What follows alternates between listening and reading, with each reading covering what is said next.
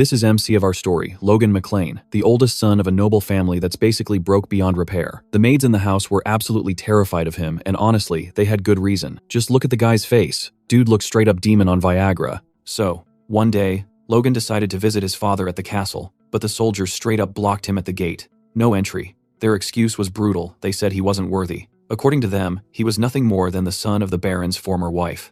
Around the castle, people either feared Logan or straight up hated him, because until that point, he really had been arrogant and completely despicable. But things were about to flip, because Logan wasn't the same person they thought they knew anymore.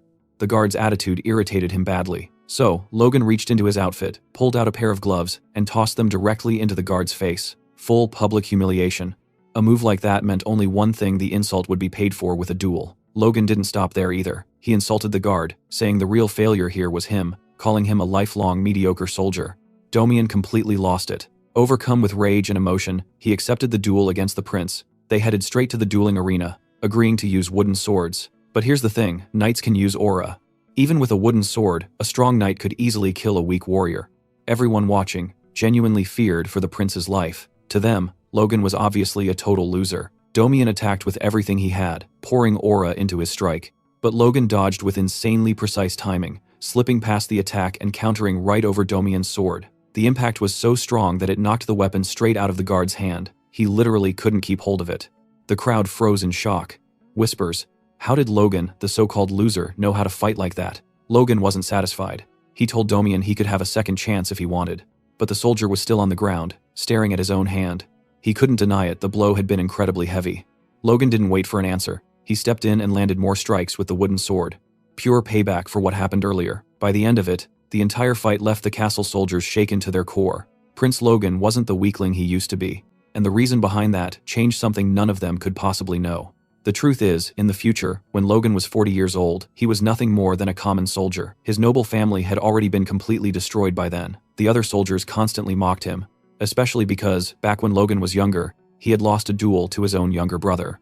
They never understood how someone like him even ended up as a soldier after his entire family was wiped out. Back then, the kingdom had been betrayed, and enemy forces invaded. Every soldier fought bravely, and Logan fought too, but none of it mattered. The kingdom still lost, and in the end, they were all eliminated. That day, Logan died on the battlefield. As his life faded, regret crushed him. He regretted countless things, especially how horrible of a person he had been. More than anything, he wanted to ask his father for forgiveness. Then, suddenly, Logan woke up in his room, completely shaken. He had been injured after taking a blow to the head during the duel against his younger brother. The realization hit him hard. The protagonist couldn't believe it. Was everything he experienced just a nightmare? No, definitely not. He remembered everything too clearly. Logan looked out the window and saw his family's castle, the same place he lived in when he was young. Soon after, his younger brother came to visit him in his room, clearly terrified of how Logan might treat him. The boy was trembling with fear, and it made sense. Logan had always been awful to everyone, especially to him. Logan remembered the last time he treated his brother like absolute garbage, and that moment was exactly why Ronanan never tried to get close to him again. Logan's head throbbed as memories flooded in. Ronanan genuinely cared about his brother, but the servants knew Logan's reputation all too well. Rick, the butler, told the young master Ronanan to leave the room, but for the first time ever, Logan didn't scream. Instead, he spoke gently and told Ronanan to come closer. The boy froze in shock. So did the butler, Rick, thinking young Master Logan was acting strangely today. Logan wanted to praise Ronanan's strength, but the words wouldn't come out. He knew words alone weren't enough after treating him like trash for so long. Then Logan hugged his brother for the very first time. He asked for forgiveness for everything he had done. He admitted that he had been a terrible brother, and that Rome was truly amazing. No one in the room could hold back their tears at that moment. After talking for a while, Ronanan finally left Logan alone. The protagonist looked out the window again, and knew for sure this wasn't a dream. He had gone back in time, and this time, he was going to do things differently. This time, he would save his family. A maid accidentally walked into the room and immediately apologized. Rick rushed in after her and apologized too on her behalf, explaining that Mary hadn't done it on purpose. The whole situation was irritating. Logan suddenly realized how ridiculous it was that everyone acted this terrified of him, thinking, just how miserable had he been back then? Logan told them it was nothing, and asked them to bring him some paper and pens. Rick and Mary instantly panicked, wondering if the young master was actually going to work now. When they brought what he asked for, Logan thanked them. Rick was stunned to hear that his master really just said, "Thank you." Now the servants felt like they were dreaming. Once again, Logan realized what a piece of trash he used to be. He asked to be left alone so he could work, but before starting, he remembered something important. The war against the Empire would happen in 10 years. That war would be what destroyed his family, because they would be weak and drowning in debt. His goal now was clear. He wasn't just going to change who he used to be, he was going to change his family's fate. On top of that,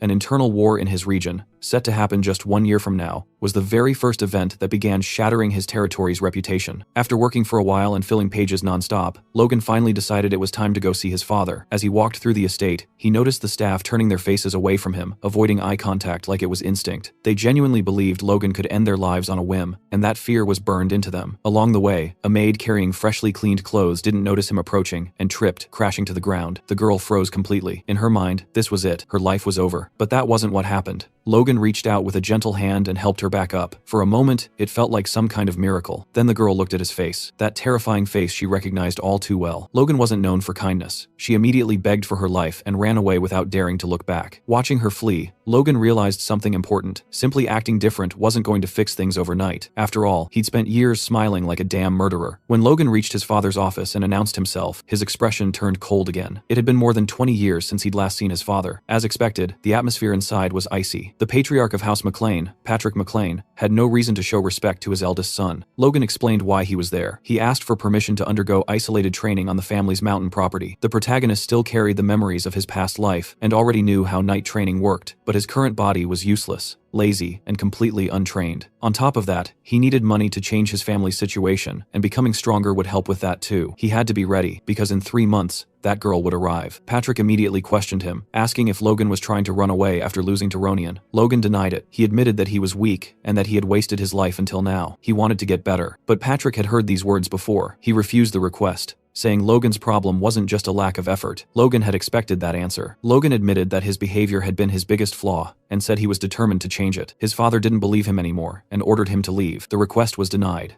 This was the consequence of everything Logan had done. Still, Logan didn't back down. He told his father that he had been foolish and immature until now, and that this training would be his first step toward real change. Even the most bitter father couldn't completely abandon his child. Patrick finally relented and said this would be Logan's last chance. Before letting him go, he asked if Logan really thought 3 months was enough to catch up to Ronian. Logan answered firmly that the training wasn't about defeating Ronian. It was about defeating himself. When Logan left the room, Patrick felt something he hadn't felt toward his son in a very long time. It's respect. And Logan noticed it. Even though his father said nothing out loud, Logan knew that changing himself was worth it. Logan went to the mountains and stayed there for 3 full months. His goal wasn't just to train his body, but to reach something greater. True warriors could defeat even dragons by using the life force stored within their cores. Day after day, Logan trained himself to absolute exhaustion. By the end of those 3 months, he managed to form his core, something he had only accomplished at 40 years old in his previous life. With it, he could push his body beyond its breaking point. On the final day of training, Logan stood before a massive tree and prepared his strongest move. He focused all his aura, channeling it into his sword and muscles. The strike was powerful enough to slice through space itself before cutting the target clean in half. This was the power he had gained at the end of his previous life, and now he could use it at this young age. Even so, the strain on his weak body was enormous. This was a technique meant only as a last resort. Now it was time to go home and start making real changes. The first change was obvious. His clothes. He smelled like a sewer. When Logan returned home and went to show his progress to his father, the guard Domian stopped him at the entrance, saying, "Only those with direct McLean blood were allowed to pass without authorization." That was the moment Logan realized his authority within the family was slipping away. Right then and there, Logan challenged Domian to a duel. He shocked every guard in the castle by effortlessly defeating a trained soldier. This was the result of his training and combat experience, and it ensured no other guards would try the same stunt. Later, inside his father's office, Logan and Patrick spoke again. Patrick admitted that what he had seen was impressive, acknowledged Logan's awakening, and asked what had happened during his training. Logan realized his father had been watching, something he never expected. He explained that he had simply abandoned his greed and let everything go. As he trained with that mindset, he eventually felt a force filling him from within. Logan reflected that even if it sounded unbelievable, this insight came from his past life. Only after giving up on avenging his family had he become a force user back then, awakening only after 40. Patrick was impressed that such a simple realization had led to such change, and said Logan had truly transformed. However, he was still furious. After achieving such a breakthrough,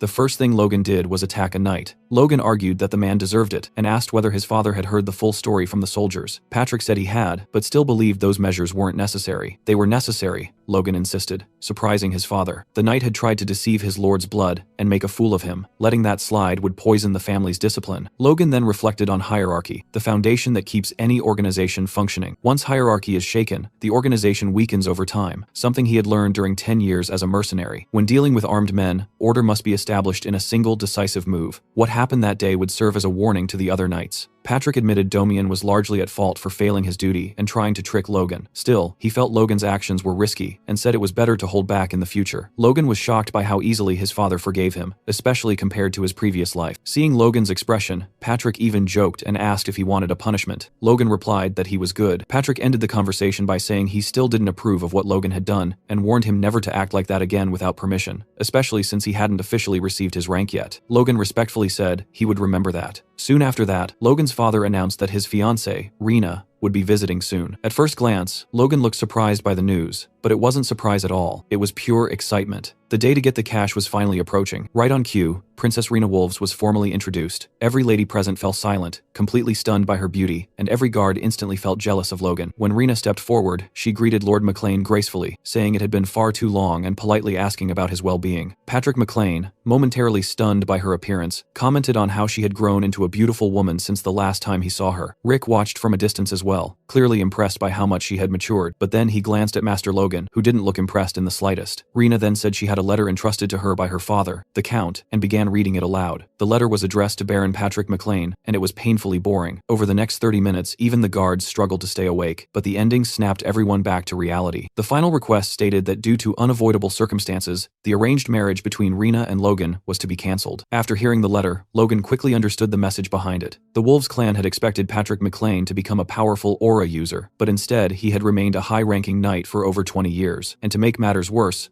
Logan himself was considered a complete loser. Joining the Wolf clan with the McLeans simply made no sense anymore, so they chose to go their separate ways. Patrick was furious. Breaking off the marriage for such vague reasons was nothing but an insult. He understood immediately that the Wolves were trying to humiliate House McLean. Rena denied that, saying she had personally asked to be the messenger because she feared Patrick would misunderstand their intentions. She wanted to clear things up face to face. She spoke about her vivid memories of spending a year at the McLean residence as a child. She recalled the peaceful days, the beautiful surroundings, and the good moments she shared with Logan. Those memories meant a lot to her, and she didn't want to let them go, but she was bound to her family's will and had no choice but to obey her superiors. The only thing she could do was come in person and apologize to Logan and Patrick. Everyone was moved, murmuring that her heart was as beautiful as her face. Everyone except Logan, his stepmother Mary, and Daddy Patrick. Mary bluntly asked Rena what the real reason behind the breakup was. She demanded to know what these so-called unavoidable circumstances actually were. Logan thought about his stepmother, Ronian's biological mother, and how she had always treated him as an enemy because of the succession issue. He hadn't expected her to interfere, but family honor was clearly a different matter. Rena apologized again and avoided the question, claiming she didn't know the real reason. She explained that since she was only meant to marry into another family, her father never discussed important matters with her. Mary grew furious and concluded that this explained why Rena had come to announce the breakup without any clear justification. Rena, visibly terrified, her white dress now stained with her makeup melted by sweat, looked up at the McLeans and announced that to compensate for the inconvenience, the Wolf clan was willing to pay 3 million gold pieces. McLean's financial manager, Dwayne Filsner, nearly had a heart attack on the spot. Logan, on the other hand, was thrilled. He thought the money was finally his, but no chance. Patrick nearly exploded with rage, demanding to know how she dared to propose something like that. A knight from the Wolf House immediately stepped in front of Rena, protecting her, and begged Patrick to calm down. Patrick asked whether he was a high-ranking knight like himself, admitting that it was impressive for someone so young to reach that level. He continued, saying that perhaps injuring the rising star of the Wolves family would be fair compensation for the dishonor inflicted on the McLeans. The knight replied that his master, Kyron Wolves, regarded Lord McLean as an honorable man and would never target the young princess or anyone younger. Rena then spoke up, saying she also did not wish to buy honor with money. She asked them to accept the gold as a sincere gesture to preserve the friendship between the two families. Patrick clenched his teeth. If he pushed further, he would lose his own honor. He realized this was exactly why Karen had sent these young people. Patrick stated that a visitor was still a visitor, even if they brought bad luck, and that House McLean would never harm its guests. However, he firmly refused the Wolves clan's one-sided offer. House McLean asked for only one thing. Princess Rena Wolf was to personally and sincerely apologize to Logan. Patrick made it clear that he would accept no other compensation. At that moment, Logan stepped in. As the person directly involved, he said he had a request. Internally, Logan knew they needed to accept the money. Letting them off with words alone was insane. 3 million gold was the entire annual budget of House McLean. Half of their current funds came from his stepmother's family, and if that support vanished, they would go bankrupt instantly. And for what? Honor. To Logan, it felt like everyone had lost their minds. Logan told his father he wanted to accept the wolves' terms. Patrick became furious again, asking if Logan intended to make him go back on his word. Logan thought about the pressure his father carried. Even without aura, Patrick was still a high-ranking knight, but that meant nothing compared to others in the kingdom. If he couldn't handle this, he would never move forward. Patrick insisted House McLean wasn't poor enough to sell its honor for money. Logan sighed deeply and replied that they were exactly that poor. He explained that House McLean already owed the bank 3 million gold pieces.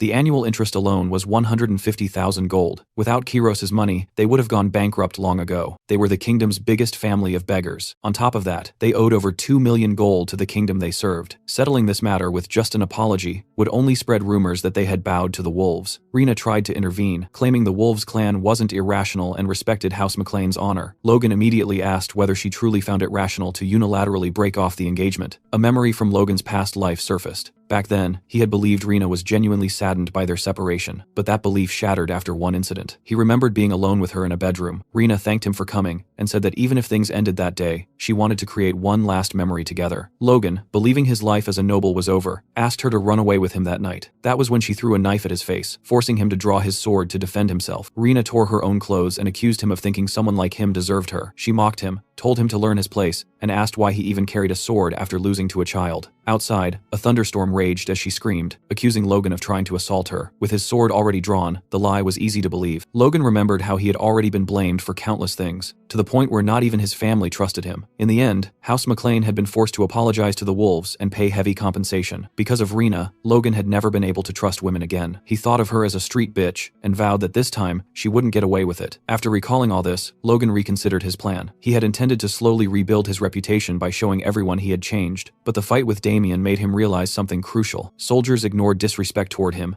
and rumors about his loss to his brother had spread while he was gone. You couldn't transform the family by winning over people like them. With only 9 months left until the regional war, reputation no longer mattered. Saving his family did. Logan swallowed his pride and told Rena he would accept the Wolves clan's compensation, even if it meant defying his own family. Rena was speechless. Patrick exploded with anger, demanding to know how Logan dared oppose his will. Logan replied calmly that he wasn't satisfied with empty apologies, leaving his father stunned. Words carried away by the wind had no value, and honor built on them was just as light. Rena tried to salvage the situation, saying the Wolf clan wished to obey the Baron's decision, and asked Patrick what he chose. Logan saw through her act, realizing she was trying to protect her father's reputation and was likely terrified of paying 3 million gold. Patrick looked down at Rena and declared that as the head of House McLean, he would accept only a sincere apology. However, he would leave it to Logan to decide whether the apology was sincere. Mary was furious. Patrick warned Logan to think carefully, reminding him that accepting money for dishonor would open the door for honor to be traded again in the future. Logan didn't hesitate. As the one directly involved in the broken engagement, he accepted the compensation offered by the Wolves clan. The decision shocked Mary and visibly upset Rena. Patrick,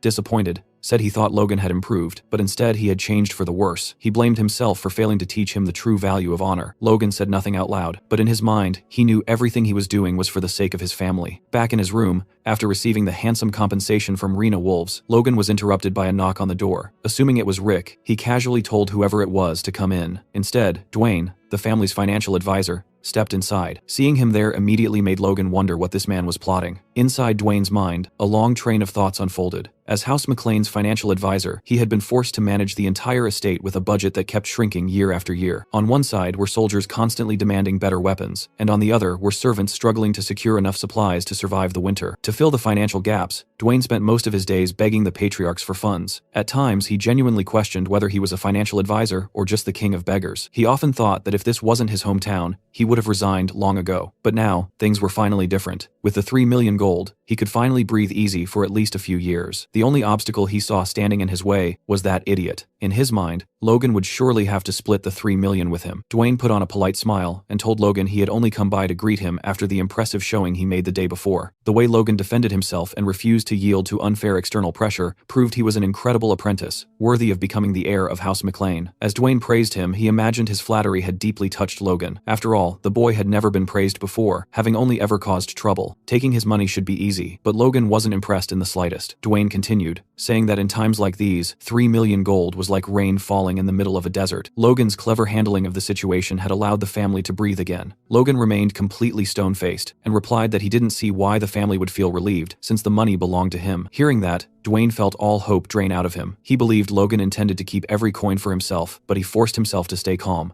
After 20 years as the McClane family's financial advisor, swallowing his pride had become second nature. This situation was no different. Suddenly, he began to cry. That reaction caught Logan off guard. He asked if the family's situation was really that bad. Dwayne explained that Logan might not know this, but House McClane already owed $3 million gold to Cooper Bank. He tried to continue, saying the interest alone amounted to 150,000 gold per year, but Logan interrupted him and finished the sentence himself. Dwayne stared at him in shock and asked if he already knew. Logan replied that the interest shouldn't be a problem. After all, it was harvest season, and the income from the harvest should cover it. Dwayne desperately tried to explain that simply running the barony cost an enormous amount of money, and that the family was always operating on an extremely tight budget. He suggested that even a little help could change things, but Logan cut him off again, making it clear he didn't want to hear it. Confused, Dwayne asked why Logan wouldn't help, especially since he had opposed the Baron earlier for the sake of the family. Logan agreed with him. He said he would use the money for the family's benefit, but not to cover the Baron's immediate expenses. Instead, he needed to prepare for the future. Dwayne grew furious inside, thinking Logan had no idea what he was talking about and should just hand over the money immediately. Logan then calmly asked whether paying off the family's debts would truly change anything. Dwayne argued that a larger budget would make managing the estate easier for at least a few years. Logan pressed further, asking what would happen after that. Even if things improved temporarily, they would eventually fall back into debt, because House McClane had no special products to sell. It was a vicious cycle, and Logan intended to break it with a plan of his own. For that plan, he needed the money. Dwayne was completely stunned. He wondered if this was really the same young master he knew. He had always thought Logan was a careless kid who had no interest in family affairs. Logan then said he had a favor to ask. If Dwayne helped him, Logan might even share a portion of the money to help cover some family expenses. Dwayne immediately asked what he needed. Logan answered simply, he needed to gather mercenaries. Later, Logan spoke with Rick. It looked like he was preparing to leave again, and Rick immediately demanded to know where the hell he was going. It hadn't even been long since Logan returned from his isolated training. Logan replied that he was leaving to make money. Rick pointed out that Logan already had a substantial amount, but Logan insisted it wasn't enough. He explained that the Patriarch would never allow him to leave now, especially with the tension inside the castle, but Logan had no intention of asking for permission. He planned to slip out quietly. Rick was shocked, but Logan didn't care. He knew that if he couldn't change his reputation now, it would never change. That meant gathering power from outside the family. Luckily, he knew exactly what was happening beyond the estate. Just like in his past life, when he had been kicked out of the family, he already knew his first step was to find a certain individual. Rick tried to reason with him, saying he wasn't thinking straight, and that becoming a fugitive at this point would only make things worse. Logan grew irritated by Rick's persistence.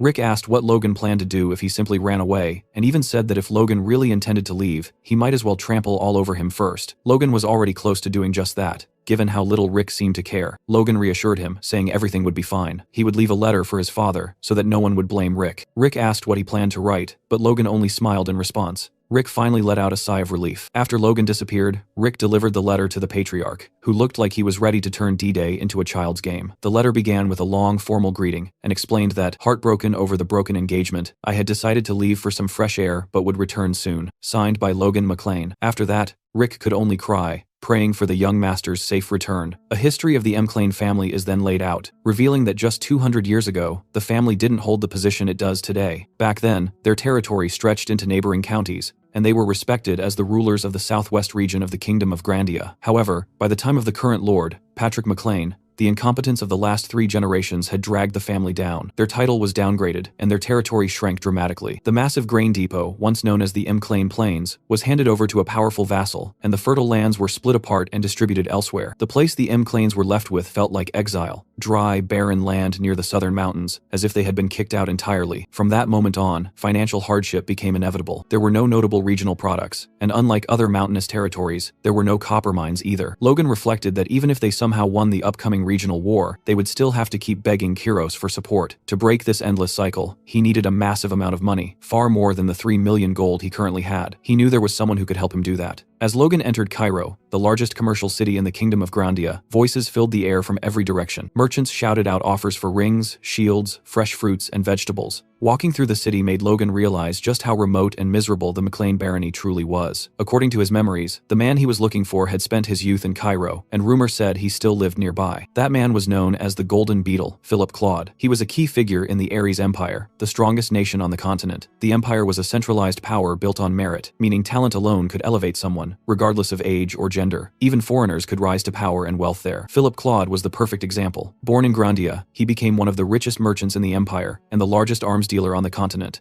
To many, he was branded a traitor to the kingdom of Grandia. In reality, however, despite being called the Golden Beetle, Philip had quietly supported people from his homeland and used his wealth to help create the miracle of Grandia's sovereignty. As Logan walked through the streets, he noticed a young man standing in the middle of the road and wondered if that could be him. The boy had just been scammed and was staring blankly ahead, clearly wondering how he would survive without a single coin to his name. Logan had heard rumors that Philip's business collapsed due to a scam, but witnessing it firsthand was far worse than he imagined. As the boy seemed to spiral into despair, even contemplating ending it all, Logan approached and tried to start a conversation, asking if he was Philip Claude. Philip confirmed it, though suspiciously, and asked who Logan was. From Logan's red eyes, steady gaze, and worn armor, Philip assumed the young man was dangerous. Logan said he wanted to talk for a moment, but Philip remained wary, questioning how Logan even knew who he was. At that moment, Philip noticed something in Logan's eyes he had seen countless times before: greed. He quickly theorized that this young man, dressed in old armor and appearing at such timing, must be some mercenary thug. Logan tried to explain himself, but Philip panicked and started yelling that the payment deadline hadn't arrived yet. He shouted that the sale of his commercial property would be finalized in 3 days and told Logan to come back then. Logan assured him he wasn't there to collect any debt. Philip, barking like a rabid dog, kept yelling that none of his sales had gone through yet and ordered Logan to leave. Logan tried again to calm him, saying he wasn't there to collect money, but to invest. That stopped Philip cold. When he asked if Logan was serious, Logan confirmed it. Philip started thinking that if this man wasn't here to collect debts, then he had to be insane for wanting to invest in someone who had completely failed. Still, part of him wondered if Logan might be telling the truth. He asked how much Logan wanted to invest. Logan flipped the question back, asking how much Philip needed and saying he would help him clear his debts and get back on his feet. Philip remained suspicious and carefully studied Logan's expression and the dirt-stained armor. He concluded the young man must have traveled a long distance. When Logan pressed again for an amount, Philip snapped, calling him a disgusting scoundrel. He accused Logan of trying to trick him like everyone else had. He went on to say that he wasn't an investor and that the crest on Logan's armor marked him as a member of the McLean barony in the southwest. To Philip, the McLeans were nothing but beggars, living off their rich relatives. How could a family that couldn't even pay its debts afford to invest? He warned Logan that impersonating a noble could get him executed,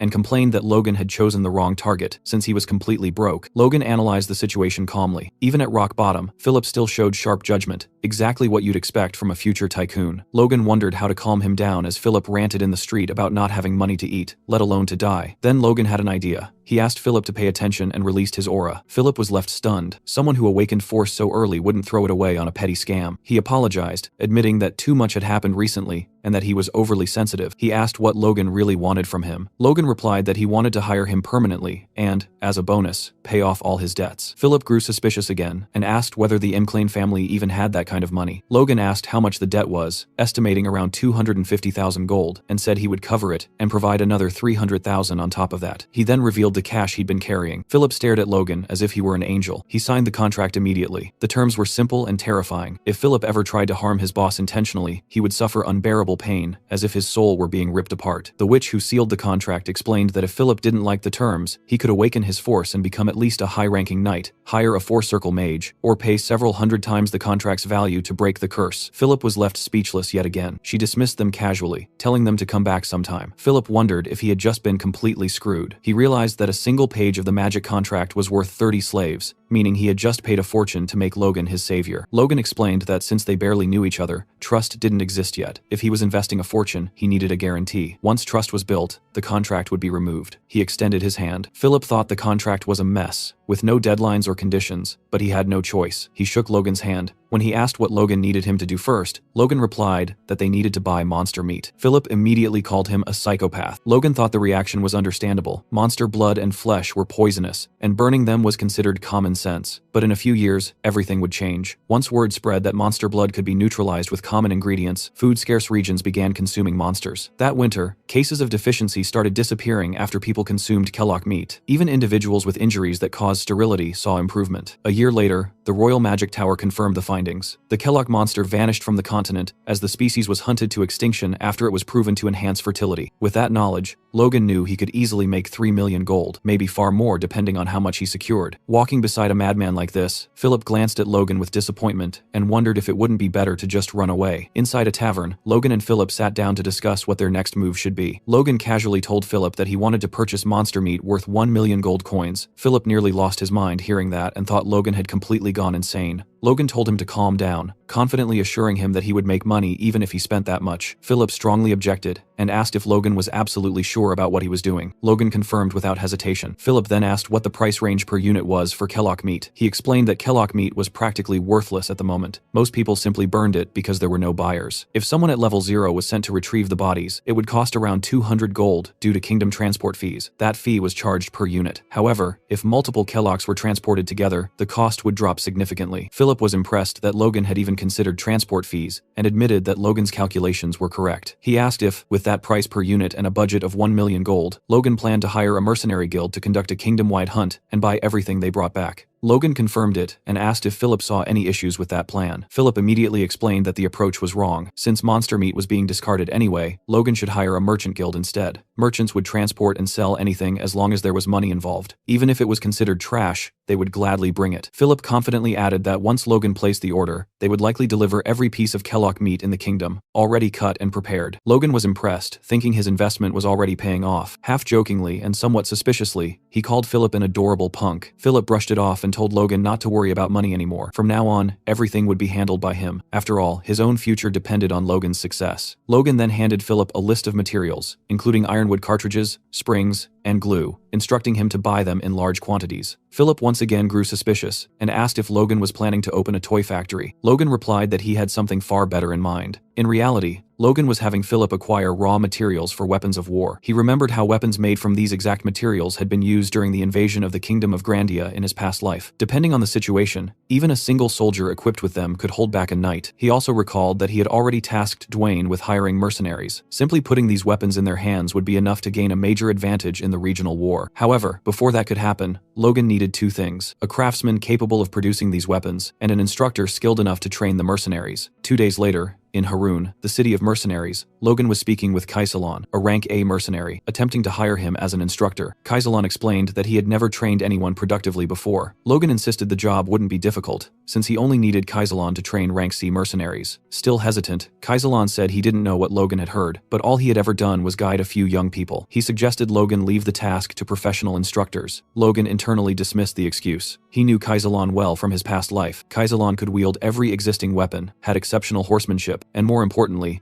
was an outstanding instructor. The mercenary squad Kaisalon trained after retiring from a serious injury had been stronger than any other. Logan offered 4,000 gold coins. Kaisalon refused. Logan raised it to 6,000. Still no. 7,000. Kaisalon continued refusing, claiming money couldn't buy everything. Logan raised it again to 8,000. That was the breaking point. Kaisalon finally accepted, even thanking Logan in advance. As they talked, Logan revealed that he was the firstborn son of Baron McLean, and asked if Kaisalon wasn't curious why he was hiring mercenaries from the countryside. Kaisalon replied that he didn't care, as long as he was paid. Walking through the streets, they witnessed a man whipping a group of people, shouting that if they were late again, he would kill them all. Kaisalon explained that Harun was known as the city of mercenaries and slaves, and that scenes like this were common. The city soon turned into a full slave market. Logan replied that he was familiar with this reality and even considered buying a slave himself. A merchant noticed him, assuming he was a clueless country bumpkin, and called him over, boasting about unbeatable prices. The moment the merchant recognized Kaisalon, his face went pale with fear. Seeing that, Logan relaxed, thinking that hiring Kaisalon had already been worth it. They arrived at a shop with far more guards than the others. Logan immediately realized this was the place. An elderly merchant greeted him and said he assumed Logan knew what he was getting into. Logan replied that he was there to buy a dwarf. The merchant confirmed he had come to the right place and explained that races from other worlds were rare, which was why they were treated carefully. He first showed a pair of elves, boasting about how difficult they were to obtain.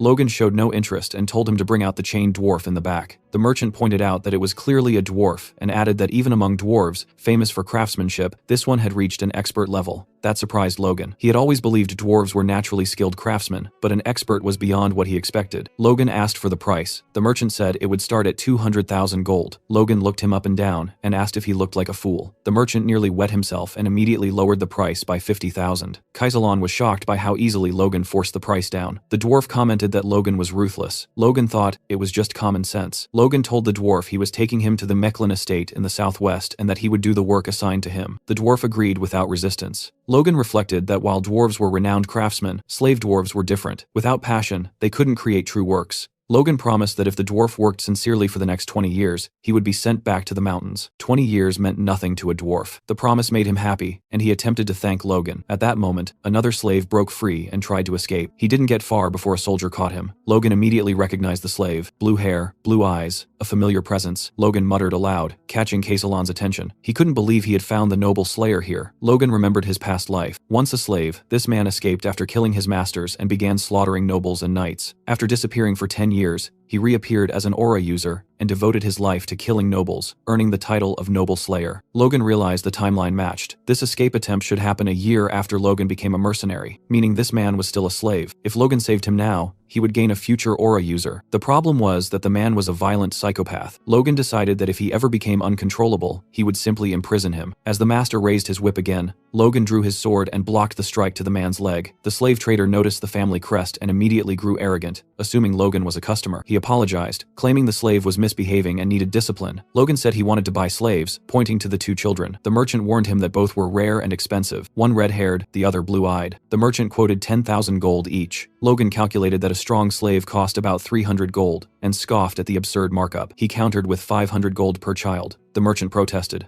but Logan snapped, asking if he thought Logan didn't know slave prices. The merchant panicked and accepted, blaming Victor for always causing trouble. Castellan carried the injured boy on his back, surprised by his fast recovery. Logan casually said it was nothing, though in truth he had been slowly releasing force to heal him. Victor suddenly tried to attack Logan. He didn't even get close. Logan grabbed him by the neck and asked if he was brave or just stupid. He warned Victor to choose his enemies better. Logan promised safety for him and his sister if he obeyed, but threatened to kill them both if it happened again. He released him and said he planned to raise Victor as a knight. Victor asked if he was serious. Logan confirmed it and explained that knights were honorary nobles and could escape slavery. Not just Victor, but his sister as well. Victor swore loyalty instantly. Watching them, Logan realized his assumption was correct. The sister was the key to controlling the noble slayer's violence. Logan stated that their training would begin as soon as they returned home. Logan then asked Hamar the dwarf to step closer for a moment. He told him he would begin drafting a contract, a magical one, and clearly explained its terms. If Hamar worked for him for the next 20 years, Logan would personally send him back to the mountains afterward. Hamar was stunned. He couldn't believe Logan was serious about returning him to his own people. Logan continued calmly, saying that it was hard to trust promises made of nothing but words carried away by the wind. He asked if there was any issue with the contract, or if Hamar didn't want to go through with it. Hamar responded immediately and gratefully. He said he wanted it with all his heart, and would do anything Logan asked of him. He kept thanking him, unable to believe that someone would truly do this for him. Watching his reaction, Logan thought to himself that if all it took to motivate Hamar was a contract, then he was the one gaining the most here. He reflected that this entire venture had already given him everything he wanted and more. Not only had he secured proper preparations for the upcoming clan war, but he had also managed to get his hands on the noble slayer. Everything was progressing smoothly. What he didn't know at that moment was that rumors about his strange behavior had already spread throughout the McLean estate while he was away. His reputation had completely tanked. Rick, meanwhile, was drowning in confusion, trying desperately to contain the situation, while wondering what the hell the young master was even doing anymore. Soon after, Logan returned home, and no one in the world was happier to see him than Rick. Logan greeted him casually and asked how he had been. Rick nearly lost it, asking whether Logan was serious for even saying that. Barely holding himself together, he demanded to know what Logan had been doing, and whether he had heard the rumors flying around. According to those rumors, Logan had become a perverted monster who spent 150,000 gold on monster meat. Rick explained what had happened. A few days earlier, someone named Philip had gathered every merchant he could find and announced that he wanted to buy monster meat in the name of Logan McLean. Even before that, people had already been gossiping about Logan, about his broken engagement, and how he had practically robbed his fiancée. Philip,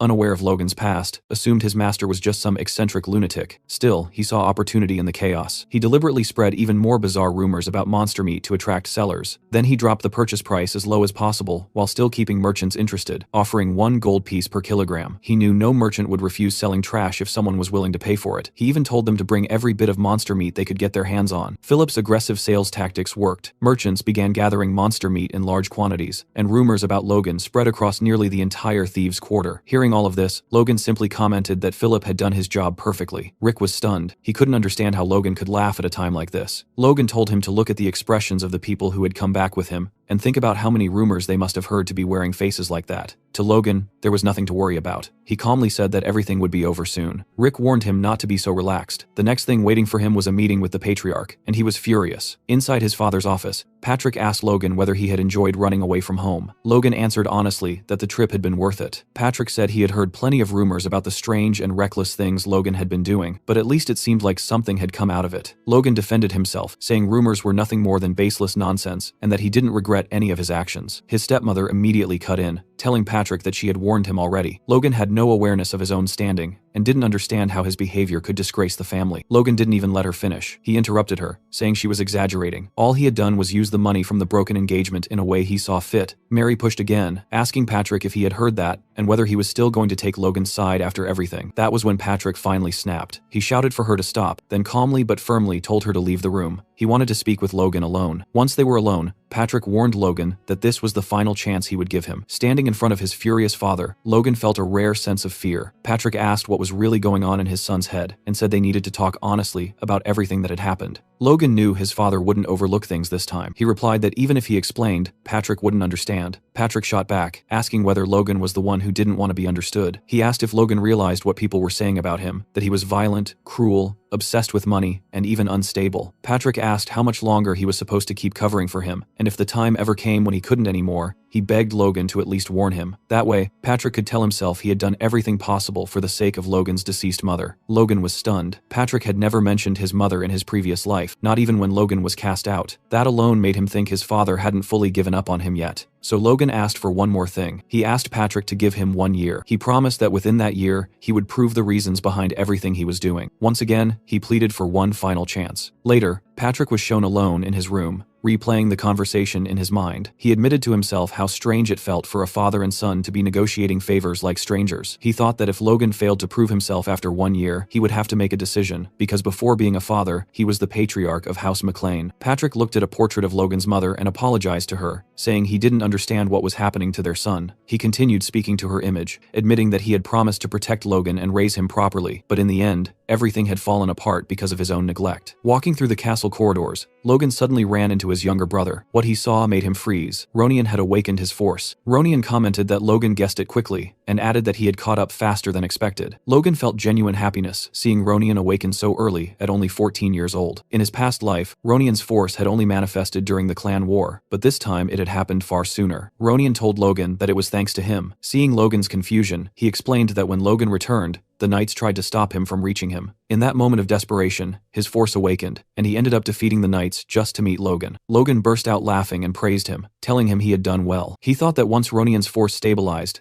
teaching him the secrets of the divine sword would make him far stronger than he ever was in the past. Later, in a cabin south of the McLean estate, Logan met with Dwayne. Dwayne informed him that all 35 rank C mercenaries he requested had arrived. The mercenaries were furious. It had been 10 days since they were summoned, and none of them had seen Logan even once. Some muttered that a petty baron's family wouldn't dare provoke a mercenary guild unless they were insane. Others said they might never find out, since the rumors surrounding Logan had already reached them and weren't light at all. They mocked his appearance, saying he wore armor and carried a sword like he was pretending to be a soldier. Hearing all this, Logan realized that if he didn't put these professional scoundrels in their place, he'd never be able to control them. He addressed one of the mercenaries directly and asked if he thought it was funny to wear armor and carry a sword. The man replied that he didn't understand and asked how Logan had even heard his comment from that distance. Logan mocked him openly, saying that way of thinking only worked if you had the talent to back it up. He called him nothing more than an insignificant C-rank mercenary and asked what imaginary skills gave him the confidence to look down on others. He sarcastically asked if he had offended him, acknowledging that even low-level men had pride, and told him to step forward if he wanted to settle it. Logan then made a clear offer. If the mercenary could land even a single hit on him, he would be allowed to leave immediately and would be paid a full year's salary. Logan swore it on his noble honor and made sure everyone present served as witnesses. The mercenary stepped forward, pleased, saying Logan couldn't take his words back now. He tried to intimidate Logan by sizing him up,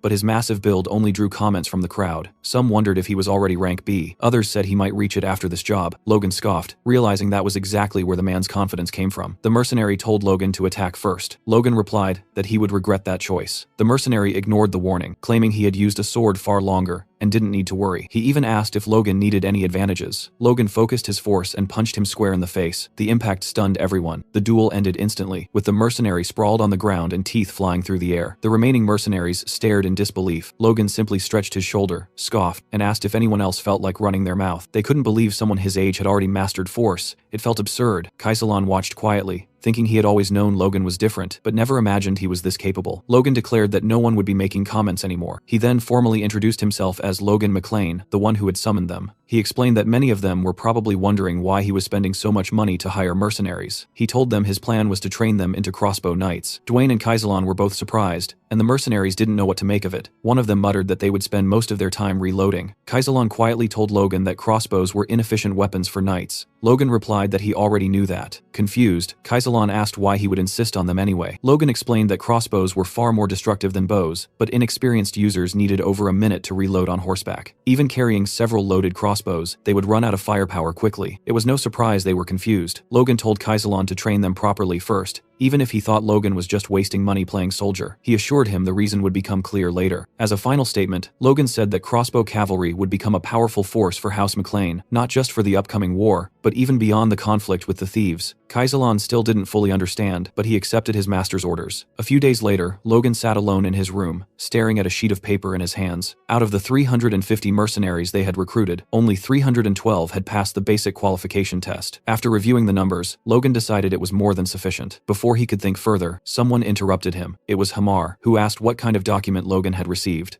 Logan explained that it was a schematic for a crossbow he wanted Hamar to build. He added that the design might look crude to a professional craftsman. In his mind, Logan knew this weapon well. He had used it for decades in his previous life, so he drew every structure he could remember. Since Hamar was a master craftsman, Logan believed he could bring it to life. Hamar studied the design and pointed out that the crossbow would need a cartridge mounted at the back to store bolts, reload automatically, and fire 3 shots in succession. He demanded to know who came up with such a ridiculous idea. Logan admitted it was his own, which immediately irritated the dwarf. Still, Hamar admitted the concept itself was brilliant. However, he warned that twisting the string in that structure would cause it to snap, and attaching a wooden box to the back would make it uncomfortable for the shooter. He asked Logan what he planned to do about those issues. Logan casually replied that it wasn't his problem and that Hamar should figure it out himself. That response made the dwarf visibly furious. Logan quickly clarified that he was joking. He agreed that the bolt size needed to be reduced to shrink the cartridge and accepted that it would be a single-shot weapon. Instead, he suggested producing preloaded cartridges that could be swapped after each shot, calling them magazines for simplicity. Hamar was left speechless. He pointed out that even a skilled shooter couldn't fire 2 bolts from a crossbow in under a minute, and that this design felt like a weapon from another era entirely. Logan thought to himself that it was exactly that, a weapon born in the future. Hamar then commented that most people believed building such a weapon only required a spring, some wood, glue, and a bowstring. To him, this was a challenge worth taking on. He said he would attempt it. Logan immediately asked when it would be ready. Hamar shot back, asking whether Logan was seriously placing a deadline on something he had never seen before. Logan responded that it was still a weapon created by humans. Hamar was confused and asked who had made it and where. Logan ignored the question and challenged him instead, saying that if he thought he couldn't do it, he might as well give up. That was enough to trigger Hamar's pride. He declared that he only needed a month and that he would produce something far superior. Watching this unfold, Logan felt satisfied. Messing with a dwarf's ego really did work wonders. Later, on the castle's training grounds, Victor was seen running laps. Logan warned him that he was slowing down again, and that he could push harder. Victor forced himself to accelerate. Logan reflected that for several days after bringing him in, all he had done was feed him properly and let him sleep. The transformation from just that alone was shocking. Eventually, Logan ordered him to rest, and Victor's little sister immediately ran over to him. Once again, Logan thought about what an incredible investment Victor had been. At only 14 years old and smaller than boys his age, Victor had managed to run 20 kilometers without stopping. The talent was obvious. But what impressed Logan even more was his perseverance. The boy seemed unbothered by pain or exhaustion. It became clear to Logan that Victor wasn't born a noble slayer. That path likely emerged because of his sister. Logan cut off his thoughts and told Victor that rest time was over. He tossed him a sword and announced that from that moment on, Victor would begin learning the sword technique of the Kingdom of Grandia, the standard style every aspiring knight was taught. Soon, Logan called for Victor's attention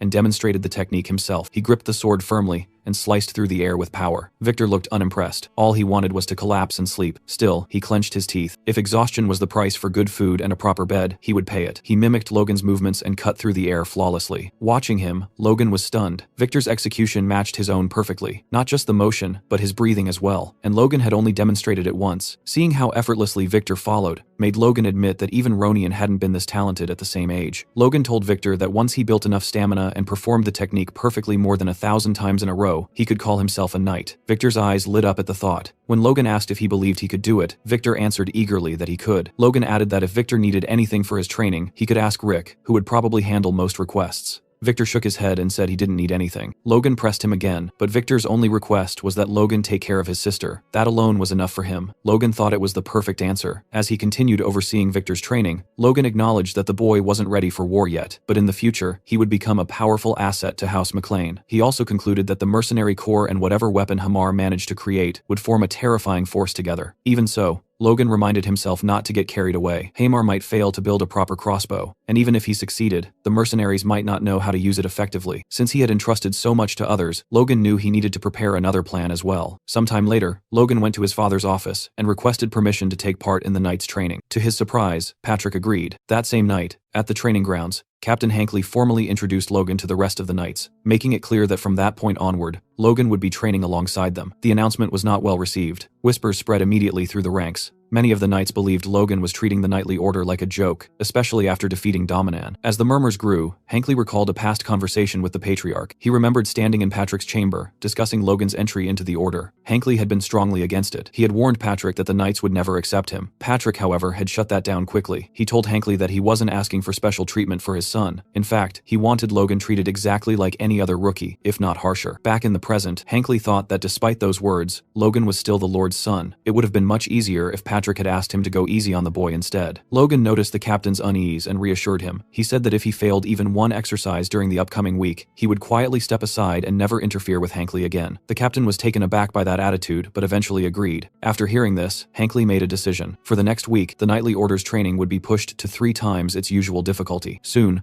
one of the knights was seen running while carrying another on his back, wondering what kind of insane training this was. Hankley shouted at them not to die, and reminded them that, as cavalry knights, they needed to understand what it felt like to be the horse itself. He told them to feel the burden of carrying armored riders across the battlefield. That was when the knights realized why they had been training in full armor the entire time. Some of them cursed under their breath, blaming everything on that troublesome newcomer. They started betting on how long Logan would last. 1 day, 2 days, maybe 3. They were wrong. Logan was sprinting at full speed, charging through the field, weaving past everyone else. The sight left the knights speechless. Even Captain Hankley was stunned. To make it worse, Logan was smiling the entire time. Hankley grew furious. At this rate, it wasn't Logan who would fall behind, it was the knights themselves. He immediately ordered everyone to stop and announced a 10-minute break. Then he walked over to Logan, asking how he was feeling after that run. What Hankley really expected was an honest admission of exhaustion, an excuse to pull Logan out of the madness. But Logan cut him off before he could finish. He said it was easy. Hankley was dumbfounded and asked what he meant. Logan replied that it was excellent training. If the knights went through this every day, there was no way they wouldn't become strong. He even added that he was looking forward to the next session. Nearby, 2 knights lay on the ground, barely holding on. Hankley realized this was not how he intended things to go. Logan, on the other hand, clearly didn't care. Later that night, Logan looked around the training grounds and realized he was completely alone. Everyone else had already gone home. Standing there, he reflected on why he was doing this. Training with the Knights was his insurance plan. If all his other preparations failed, he would still be able to join the Knights and fight on the front lines. Building bonds now would only help later. There was another reason as well. Through meditation, he could develop his force, but physical training was just as important, and the Knightly Order provided exactly that. As he imagined his force core growing stronger and his body feeling no fatigue, Logan drew his sword and unleashed a quick force, slash, clean, and sharp. He marveled at the fact that all this power came from just a 1-star core. When he reached 2 stars, he believed he would be able to rival a high-ranking knight, like his father. The next morning, Logan tested the crossbows Hamar had made and dismissed them all as failures. He bluntly asked Hamar if this was the best he could do. He pointed out that the weapon only fired once and that there was no magazine system in sight. He reminded him that the mechanism needed to be integrated. Hamar exploded in anger. Logan immediately apologized, admitting he had been too harsh. Hamar responded that Logan was right about one thing: no matter their relationship, a craftsman's pride should never be insulted. But what Logan truly meant was that if this was Hamar's limit, then their plans were doomed. That realization nearly made the dwarf lose control. Logan continued pressing, saying that maybe he had overestimated Hamar. Weeks had passed, and nothing satisfactory had been produced. That was when Logan crossed the line. He openly provoked Hamar, saying he had misjudged him, wasted money on him, and been completely wrong to trust him. That was the final trigger. Hamar demanded 1 more month and guaranteed that he would return with something worthy of the investment. In his fury, he smashed the crossbow in his hand before storming off. Logan watched him leave, thinking about how anger would consume him and force him to start over from nothing. A cruel smile crept onto Logan's face as he wondered how far Hamar could go if he was pushed even harder. 1 month later, on one of the training fields, Hamar returned to demonstrate his new creation. The improved crossbow fired 2 bolts at the same time. Logan was left speechless. Hamar explained that although it had 1 fewer shot than originally requested, it was easier to wield with 1 hand and allowed magazines to be swapped quickly. What impressed Logan most was the reload speed: 2 seconds.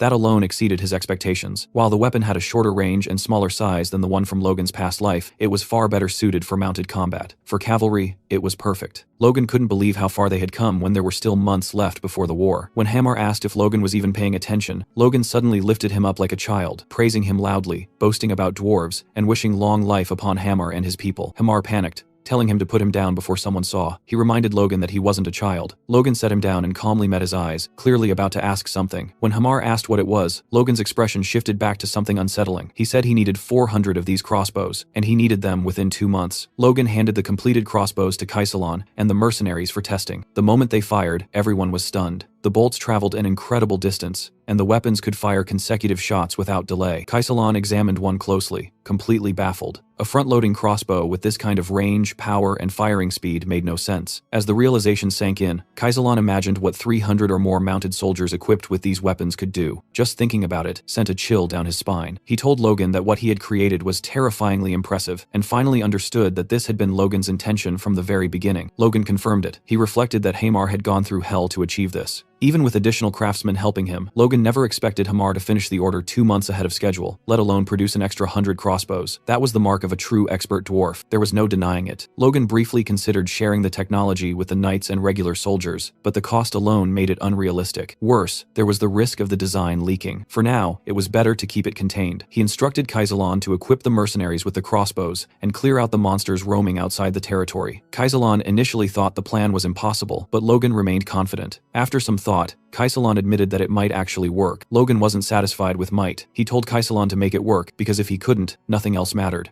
Kaisalon finally understood. Logan hadn't built this weapon just to deal with monsters. He was preparing for war. During one of the knight training sessions, a knight commented on Logan's insane physical stamina. Another joked about whether that ridiculous endurance was something he inherited. A third added that if Logan was anything like the patriarch, he was probably skilled with a sword. The conversation shifted to Logan's duel with Dominan, until one knight warned the others not to compare him to Patrick. Even before awakening his force, Logan had lost to his younger brother. Still, it was impressive that he had endured this training for over a month. What had originally been designed to make him quit had instead become the new standard for the Knight Order. The training was exhausting, but far more meaningful than pointless drills. It felt like the proper level for real knights. Unexpectedly, it motivated the lower-ranking knights who had previously been slacking off. They also began to truly understand their horses, forming stronger bonds with them. Captain Hankley realized that he had only pushed this training because the young master refused to give up. He never imagined it would produce results like this. It felt as if his good luck had walked straight up to him. That night, alone in his room, Logan reflected on his progress. After exhausting his body through training, he used meditation to stimulate his inner consciousness. The combination was working in perfect sync, and he could feel real improvement. He had already started noticing subtle changes in his force. If this continued, he believed he could surpass even the monsters he had faced in his previous life. Then something unexpected happened. Logan's core expanded. He began muttering nonsense as the transformation completed, and just like that, his core advanced to 2 stars. He realized this meant he now had the foundation required to learn the next secret sword technique, Iron Cut. Murderous Iron Cut. Just remembering the power granted by the first technique made his heart race. The second would be far stronger than he could imagine. If he mastered it before the war, even a high-ranking knight wouldn't intimidate him anymore. The next day, Kaisalon and the mercenaries encountered a group of goblins. The soldiers opened fire, killing them almost instantly. One mercenary noted the lack of recoil, while another observed that his bolt pierced one goblin's head and still embedded itself into another behind it. Logan watched as a swarm of over 100 monsters was wiped out in under 10 seconds. The mercenaries' old habits with basic crossbows had vanished. They were far faster at swapping magazines now. Logan thought the effort of traveling so deep into the territory had been worth it. Kaisalon asked if Logan was satisfied. Logan answered that he was, more or less. He remembered how disastrous their first hunt had been and acknowledged how much they had improved since then. Kaisalon then questioned why Logan had gone to such lengths, saying he had never heard of a mercenary force equipped with this level of firepower. He even asked whether Logan planned to hunt monsters across the entire continent. Before Logan could answer, a mounted knight arrived at full speed, delivering a message from Rick. The day before, Viscount Tesron had officially declared war on House McLean. Inside the McLean war room, Patrick and the other family heads watched through a crystal ball as Viscount Tesron announced his declaration. He claimed that because one of his ancestors had been unjustly killed long ago, he blamed House McLean. Patrick was left speechless. Several nobles exchanged looks, questioning whether such words justified a war at all. Hankley and Marion turned to Patrick, asking what his next move would be. Hankley explained that Tesron's Knight Order alone outnumbered theirs. Even with Patrick on the battlefield, their odds were grim. One noble suggested fortifying the city and waiting for reinforcements. Another proposed sending an emissary to negotiate peace. Patrick exploded. He ordered everyone to shut up. He reminded them that even though the royal family's authority had weakened, declaring war without permission made one thing clear. Tesron had planned this from the start. Peace was impossible. Patrick ordered immediate war preparations and demanded a winning strategy, refusing to tolerate dissent. In the heavy silence that followed, a noble asked whether young Master Logan would also fight. Patrick confirmed it. Marion added that Ronian's force had awakened and that he was old enough to take part as well. Realizing Logan wasn't in the castle, Rick hurried to send a messenger to him. When Logan received the news, he was confused. According to his memories from his past life, the war shouldn't have started for another 2 months. Something had accelerated the timeline. The messenger urged him to hurry, explaining that Viscount Tesron had already launched an attack immediately after declaring war, breaking all customs. Logan needed to reach the battlefield as soon as possible. Kaisalon and the mercenaries declared they were ready to move at a moment's notice. Logan remarked that Kaisalon didn't seem surprised at all. Kaisalon replied that mercenaries welcomed war. If none existed, they would create one, and now that they had such powerful weapons, it was only natural they wanted to use them. Logan looked at his troops and thought they were dangerously confident. Still, he didn't stop them. Their confidence wasn't unfounded. They had trained relentlessly for months and slaughtered monster hordes with overwhelming force. Logan stated that it didn't matter when the war began. All that mattered was winning. Believing they now had sufficient combat strength, Logan ordered his forces to march toward the McLean Plains, convinced that this war would end in victory. Back in the barony, the war erupted earlier than anyone expected. Just 1 day after the declaration, Tesron and his army appeared at the McLean estate. Their numbers exceeded even the vassals' worst expectations. Captain Hankley reported that Tesron's army consisted of 100 knights, over 1,000 regular soldiers, and nearly 10,000 conscripts. It was a full-scale war. Patrick thought Tesron had lost his mind. Not only was he fielding superhuman knights, but he was also throwing conscripts into what should have been a limited domestic feud. Patrick questioned what could drive Viscount Tesron to such extremes. Then things worsened. Hankley reported that House Kairos had issued a warning stating they would not send reinforcements. Patrick and Mary were left speechless. Mary argued it had to be a mistake, insisting that she and Dwayne had checked everything to prevent this exact outcome. With no other choice, Patrick ordered Hankley to gather every man capable of wielding a weapon. They would respond with full force. Patrick reflected bitterly on how Kairos, whom they trusted completely, had abandoned them at their most desperate moment. House McLean assembled everything they had: 53 knights, 552 regular soldiers, 4,418 conscripts, a total of 5,023 combatants. Still, it wasn't even half of Tesron's army. On the battlefield, 2 soldiers whispered to each other. One asked where young Master Logan was. The other answered that Logan had been gone for a long time and still hadn't returned. A few nearby soldiers muttered that he probably wouldn't come back at all, guessing that he must have fled as soon as he heard about the war. Hearing this, Ronian turned sharply and demanded to know what they were talking about. He said there was no way Logan would ever do something like that. Ronian believed Logan had already foreseen this war, and that was exactly why he had taught him that secret technique. There was no chance Logan would run away now. Some of the soldiers nearby overheard Ronian's words, but instead of reassuring them, it only reinforced the rumors spreading through the ranks that the Lord's eldest son had deserted. Soon after, Patrick appeared beside Ronian. He told his youngest son that he would have to take Logan's place on the battlefield and ordered him not to hesitate or waver. Patrick himself didn't want to believe the rumors either, but belief no longer mattered. What mattered now was victory. With that resolve, he commanded all troops to advance and crush the scum daring to attack his home. At that moment, Tesron appeared with a confident smile, pleased to see Patrick finally draw his sword. He shouted that his knights were his blade and challenged Patrick to face them head-on. Patrick gathered his aura and charged forward, attempting to smash through the enemy vanguard, but his attack was stopped cold when a knight bearing a shield blocked him completely, leaving Patrick momentarily stunned. Rick was also present on the battlefield,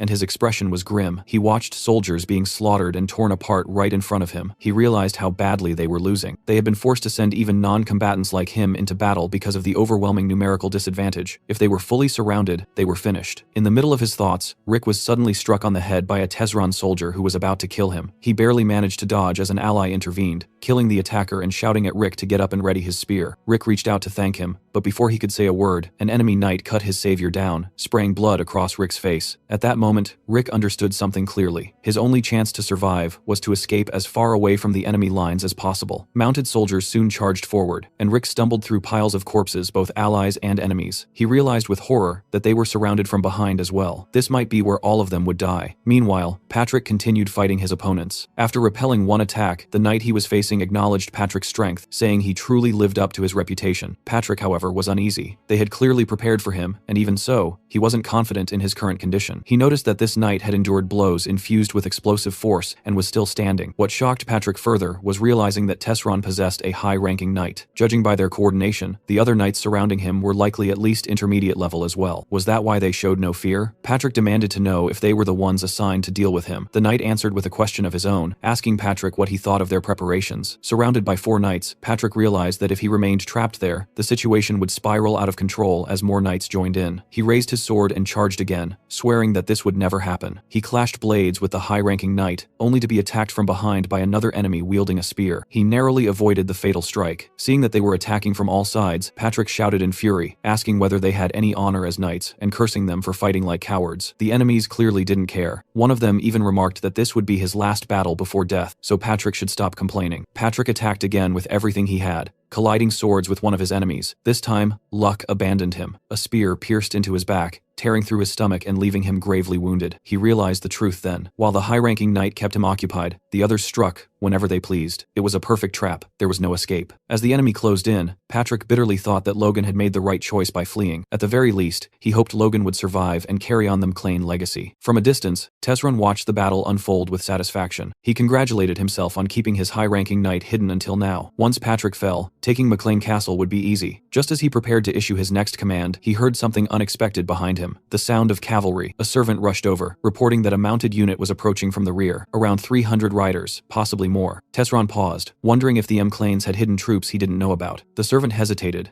then added that something was strange. The approaching cavalry wasn't carrying lances. Their only weapons were small crossbows. Tesron burst out laughing. He mocked the report, asking if those were the tiny crossbows hunters used. He ordered the rear guard and archers to wipe them out immediately, dismissing them as nothing more than fifth-rate soldiers. Before he could finish speaking, a bolt tore straight through the servant's head. Tesron froze inside his armor. Logan had entered the battlefield, and he was furious. He gave the order to fire. Instantly, a storm of bolts rained down on Tesron's forces. The mercenaries' projectiles punched through armor, shields, and flesh alike. Hundreds fell in mere seconds. One soldier realized that anyone who failed to raise a shield in time was already dead, and that he himself would have joined them if he had reacted a moment later. Tesron's archers scrambled to return fire, but their arrows fell harmlessly short. Their bows couldn't reach Logan's troops. Another volley followed, cutting down even more of Tesron's soldiers. Watching the rear collapse in seconds, Tesron couldn't understand what was happening. There was no magic involved, just those cursed crossbows. Questioning, what kind of weapon had the McLeans created? Enraged, Tesron screamed at his knights to turn back and destroy those bastards. The cavalry charged at full speed toward Logan's forces. Logan watched them coming with a smile. At the same time, another fight was unfolding nearby. Ronian was locked in combat with an enemy knight. He narrowly dodged an incoming strike, and his opponent mockingly praised him for reacting well. As weapons clashed around them, one soldier shouted to his comrade to stop playing around with the kid, reminding him that the battle had already turned deadly. The other replied that he wasn't holding back at all, adding that even though Ronian was young, he couldn't be underestimated. Hearing their exchange, something finally clicked for Ronian. This wasn't training anymore. This was real war. Compared to this chaos, he realized he wasn't some prodigy, just a boy who had awakened his force early. Even so, losing wasn't an option. Too much depended on him. He thought of his father, who had entrusted him with doing Logan's part in this war as well. He couldn't afford to hesitate here. As his thoughts raced, an opening suddenly appeared. Ronian noticed one of the enemy soldiers had turned his back, completely exposed. He had no idea why the man was doing something so careless, but Ronian knew this chance wouldn't come twice. Without hesitation, he swung his sword in a decisive arc, slicing straight through the soldier's body. It was over so easily that even Ronian was shocked. Then he noticed something embedded in the fallen enemy's chest, a bolt. Looking up, his face lit up with joy as he saw Logan in the distance, shouting his name at the top of his lungs. But that moment of relief was brief. More enemy knights were charging furiously from behind Ronian's position, rushing toward Logan under the Viscount's command. Logan watched their movement and immediately recognized the kite shield formation they had adopted. It was a strong defensive tactic, but it wouldn't be enough. This was where his real plan came into play. Logan calmly ordered his mercenaries to aim their crossbows diagonally toward the ground. The command confused them once again. Then Logan flashed that unsettling psychotic smile and gave the real order: fire at the horses. He wasn't holding back anymore. Dirty tricks were fair game if it meant winning. The mercenaries reacted instantly, grinning with the same bloodthirsty excitement as Logan. A hail of bolts tore into the cavalry's mounts. Horses screamed and collapsed, throwing riders violently to the ground and shattering the charge in seconds. Logan felt relief knowing he had arrived in time to support Ronian. But the battle wasn't over. His father was still in danger. Remembering his vow to save his family in this life, Logan knew that victory meant nothing if Patrick fell. He issued a quick command to Kaisalon and immediately rushed toward his father. Kaisalon panicked. This wasn't part of the plan. Victory was already within reach, and Logan was risking everything by charging ahead alone. Even if Logan was stronger, running into a mid-ranking knight could turn the tide. Still, Kaisalon pulled himself together and ordered Gerald to provide covering fire. As Logan cut through the enemy lines, Patrick was still locked in a brutal duel with the high-ranking knight, and the situation looked grim. The knight mocked him, saying he couldn't believe Patrick would recklessly charge forward knowing he'd be impaled. At the last second, Patrick twisted away and leapt back, barely creating enough space to breathe. As he observed the enemy's movements, something felt off. They were fighting with desperation, pushing themselves beyond reason, practically throwing their lives away. That didn't make sense. They had the advantage. Why were they acting like cornered animals? Before he could think further, Patrick deflected 2 incoming lances in quick succession. Then, out of nowhere, Logan appeared in front of him. In the blink of an eye, Logan cut down 2 mid-level knights, leaving Patrick completely stunned. Patrick remembered seeing Logan enter the battlefield with a mercenary force far behind enemy lines. There was no way he should have reached this spot so quickly. As Patrick turned his head, the sight behind him froze his thoughts entirely. The ground was littered with corpses, an ocean of bodies stretching across the field. Patrick wanted to ask how Logan had become this strong, but now wasn't the time. Nothing made sense anyway. Instead, he asked the only question that mattered: did Logan's arrival mean they were winning? Logan simply nodded. Hearing that, Patrick placed a hand on his son's shoulder and told him he had done well. The high-ranking knight stared at Logan in disbelief. A 20-year-old boy from a remote barony had just taken down 2 mid-level knights effortlessly. At that age, the knight himself had been destroying his body just to qualify as a knight. None of that mattered now. He resolved to kill Logan on the spot. He barked orders at his fallen comrades, telling them to regroup. Patrick, watching this, realized something critical. Logan was strong enough to handle most mid-level knights. If Logan took care of them while he focused on the high-ranking knight, they might still win this battle. But Logan had other plans. He stepped in front of Patrick and extended his arm, declaring that he would face the high-ranking knight alone. Patrick immediately objected, warning him it was too dangerous. He acknowledged Logan's growth, but reminded him this enemy was high rank. Patrick didn't finish his sentence. Logan punched him hard in the stomach, knocking him flat onto the ground. Logan bluntly stated that in his current condition, even he could defeat his father. He told Patrick to trust him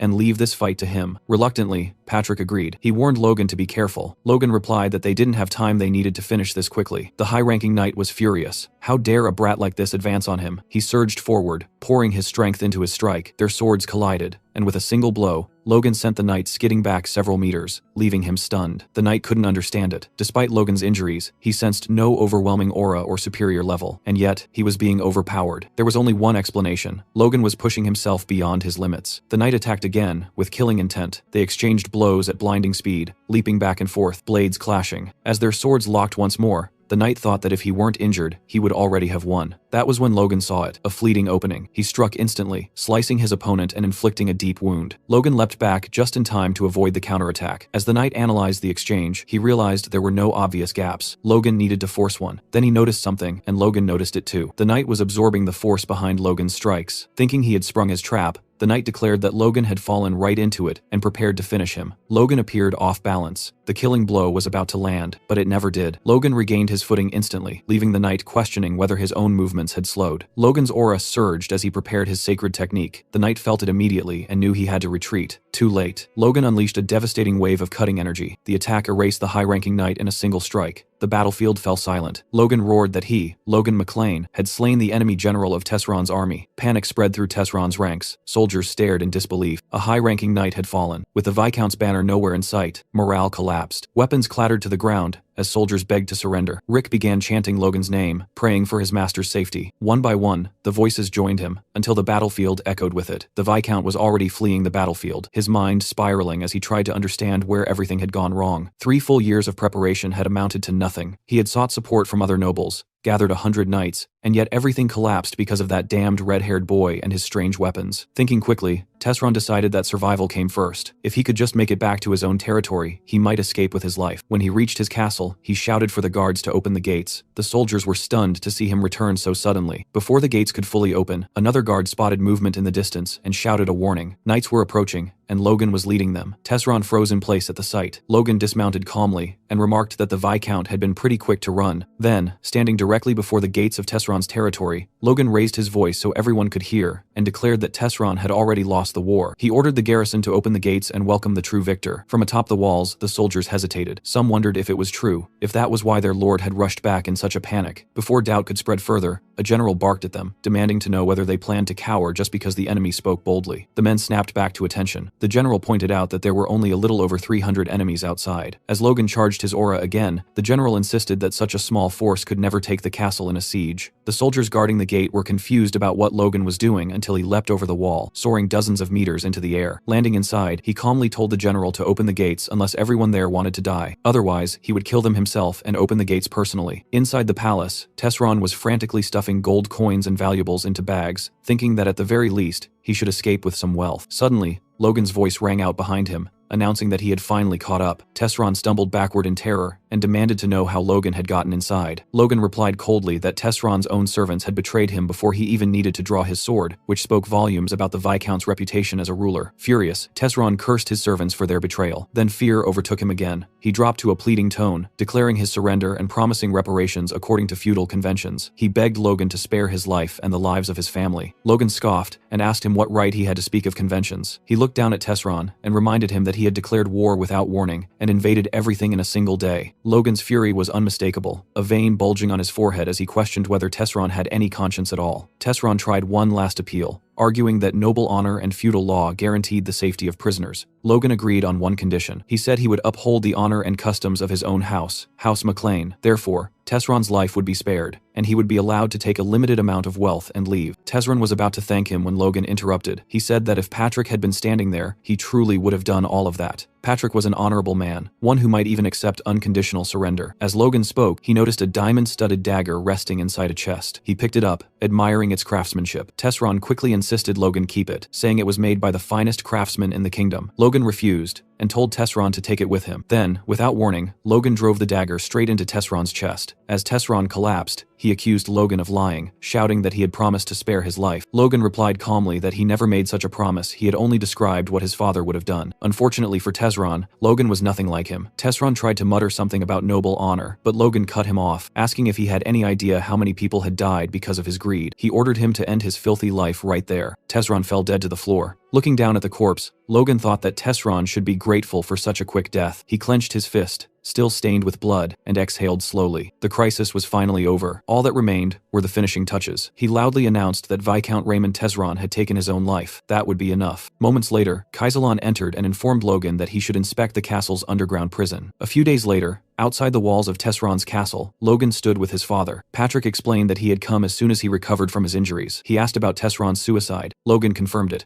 remarking that Tesron must have been driven to despair. Patrick wasn't convinced. He stepped closer and bluntly asked whether Logan had killed Tesron himself. The two locked eyes in a tense stare, as if a fight might break out. Logan finally admitted the truth. Yes, he had eliminated Tesron deliberately. He explained that sometimes they needed to take matters into their own hands, and that leaving Tesron's bloodline alive would only invite future disasters. Patrick studied his son for a long moment. Then he praised him, saying Logan was a grown man now, and must have had his reasons. He added that no matter what anyone said, Logan was the key figure in this war, and thanked him sincerely. Hearing this filled Logan with happiness. He looked at his father and smiled wide and genuine. Patrick, blushing and fumbling his words, told him he had done a good job. Then he shared even more news. Logan would be officially named the heir of House McLean. Logan smiled again, then shook his head and refused. Patrick was stunned and demanded to know why. Was Logan worried about his reputation? Patrick assured him that his achievements in the war were more than enough to silence all criticism. But that wasn't the reason. Logan explained that Ronian was far more suitable to inherit the family. The McLeans were a family of knights, and Ronian had awakened his force at only 14, 4 years earlier than Logan himself. There was no telling how strong he would become as an adult. Patrick was left speechless. He argued that strength alone didn't decide who should lead a noble house. Logan agreed that under normal beliefs, that was true. But if Ronian earned the title of the continent's youngest force user, as he had in Logan's previous life, there would be no objections at all. More importantly, Logan had no personal interest in becoming Baron. He didn't want to waste time tied to that role. As the older brother, Logan said he wanted to give Ronian the chance he deserved. He asked Patrick to delay choosing a successor until Ronian came of age. Patrick admitted he never imagined Logan cared so deeply for his brother, but agreed to his request. The decision would be postponed for 5 years, until Ronian became an adult. Logan thanked his father. Still, Patrick insisted on granting him another reward. They would return to the mansion to calculate the spoils of war, which would likely reach several 100,000 gold pieces. But judging by Logan's expression, he already had something else in mind. Suddenly, a guard shouted for the gates to be opened. The McLean Knights had returned. The townspeople immediately gathered, murmuring in disbelief. They couldn't believe the army had come back in barely a week, and that the war had supposedly ended in just a single day. Two men began discussing it, one of them wondering aloud how such a thing was even possible. He asked if the McLean Knights had always been this powerful. The other man lowered his voice and asked if he had heard the rumors that everything happened because of the young master, Logan McLean. He said that according to the soldiers who had returned first, Logan's mercenary troops completely reversed the battle. They appeared behind the enemy as if they had predicted everything in advance. Another man added that the enemies had been wiped out by some strange new weapon, and that Logan himself had even defeated a high-ranking knight. A young woman asked if the young master had always been such an extraordinary person. Someone else replied that he always thought Logan was just fooling around before. Slowly, the crowd began to piece things together. Maybe the monster meat he had bought earlier wasn't meaningless after all. Maybe the boy had always been preparing something far bigger. Some even whispered that Logan might have been acting the whole time. The thought sent chills through them. They began praising him,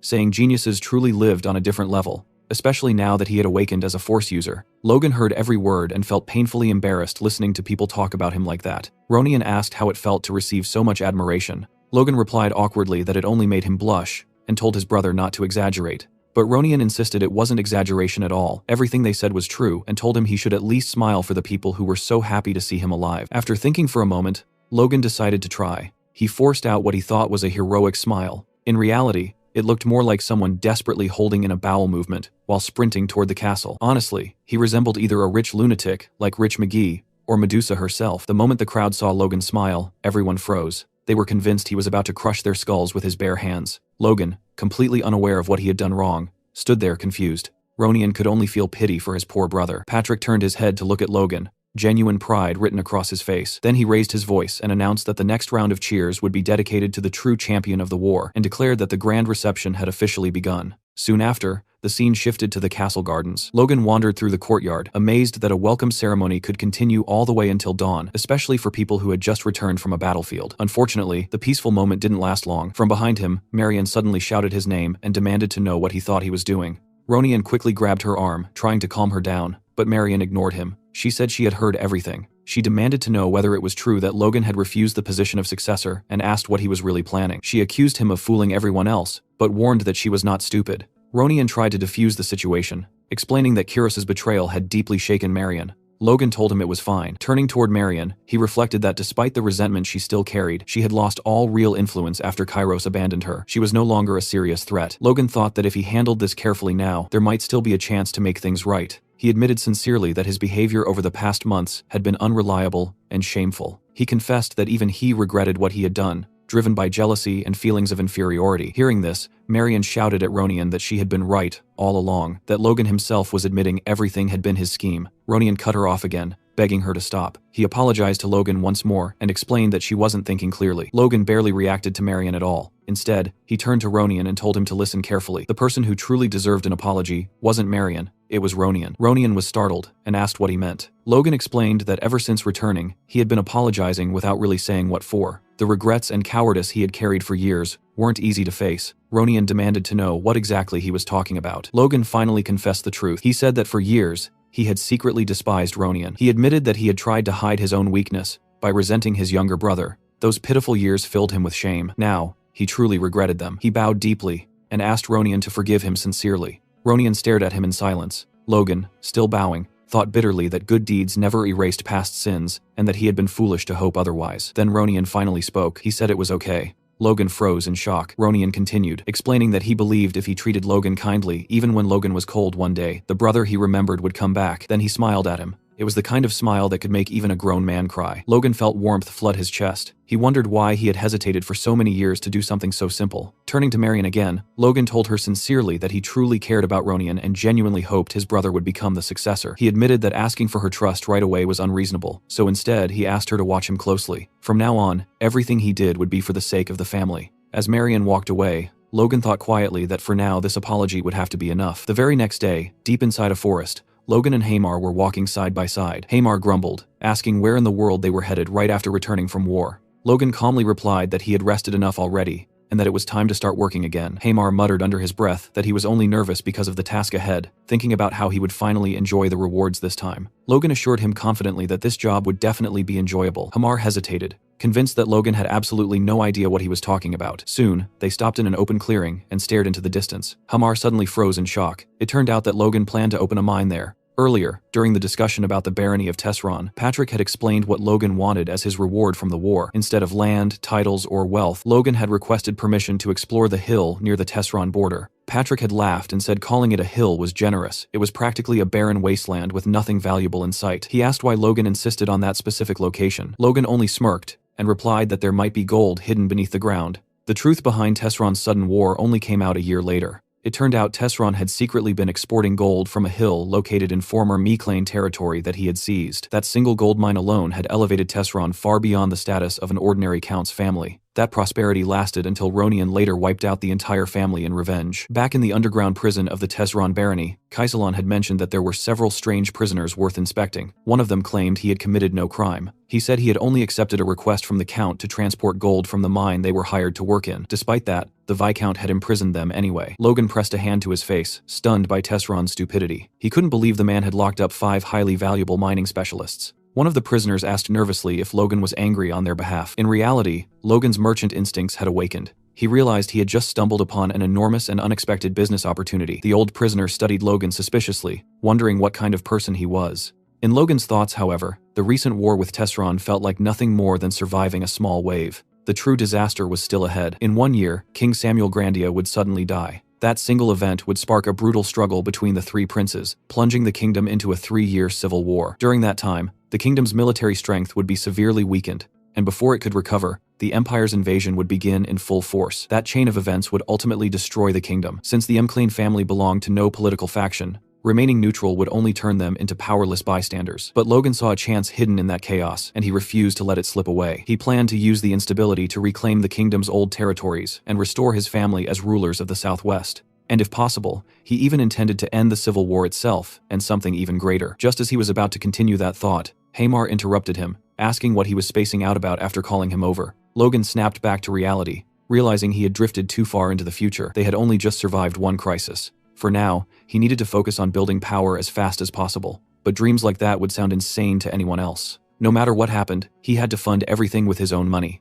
That barren hill would become the golden goose that financed all his ambitions. Logan informed his servants that there was gold buried inside the hill, and that he intended to dig and establish a mine. He asked them for an estimated cost. The servants were stunned into silence. Hamar thought it was just another one of Logan's insane ideas. The old supervisor said Tesron had paid them generously, so he agreed to the inspection immediately. But opening a gold mine felt excessive. He cautiously asked Logan if he was truly certain there was gold there. Logan nodded, and said he had seen it with his own eyes. The old man asked how that was even possible. Logan replied that it had been part of a secret operation, and for safety reasons, only the 6 people present would participate in the drilling. Hearing that, the old man grew uneasy, suspecting Logan might be planning to dispose of them afterward. He argued that 6 people could never handle such work, and accused Logan of exaggerating. He almost said that even with a dwarf involved, it would be impossible, but stopped himself and silently prayed that Hamar could somehow manage it. Hamar locked eyes with Logan and calmly said that he should prepare to die, sleep less, and give up any hope of a normal life if he accepted this task. Seeing that expression,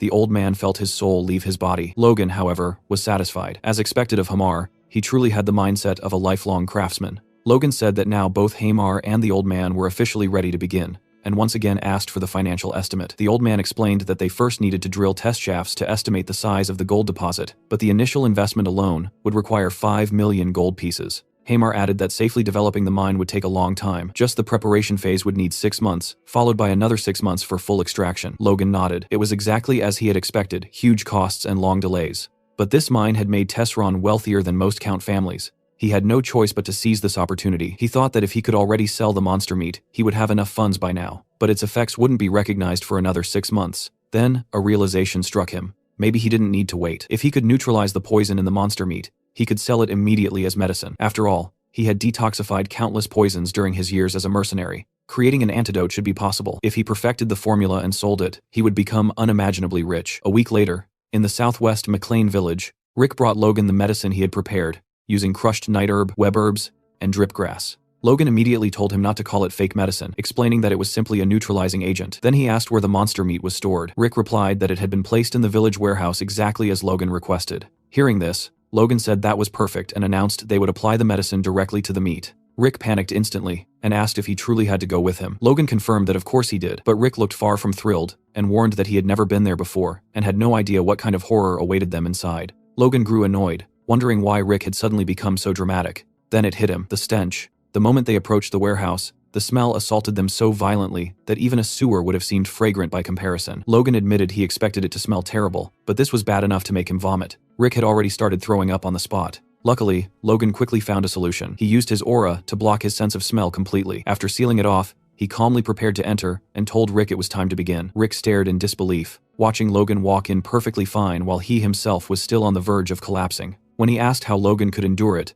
Logan replied that he had temporarily paralyzed his sense of smell using force. Rick muttered that it was unfair, and Logan shot back that if it bothered him so much, he should awaken force himself and solve the problem properly. Logan handed Rick a pouch of white powder, the neutralizer, and instructed him to sprinkle it evenly over the meat. He explained that he should apply enough for the outer layer to turn white, while the remaining black portions were still poisonous and needed to be handled carefully. After that, Rick had to chop everything finely and roll the mixture into small pellets. When a sample was finished, Logan asked if it looked like proper medicine. Rick confirmed that it did. Logan then explained that they would sell it as medication, and since Rick would be responsible for preparing everything, he needed to pay close attention and remember every step. Rick protested immediately, saying there was no way he would do something like that. Logan casually replied that he would pay 100 gold coins for every pill produced. Rick changed his mind instantly. Logan, however, felt irritated, thinking he could have forced him to do it for free. Next, Logan said they needed to test the effectiveness of the product. Rick asked what kind of medicine it was supposed to be. Logan replied that it was good for men, but Rick still didn't understand.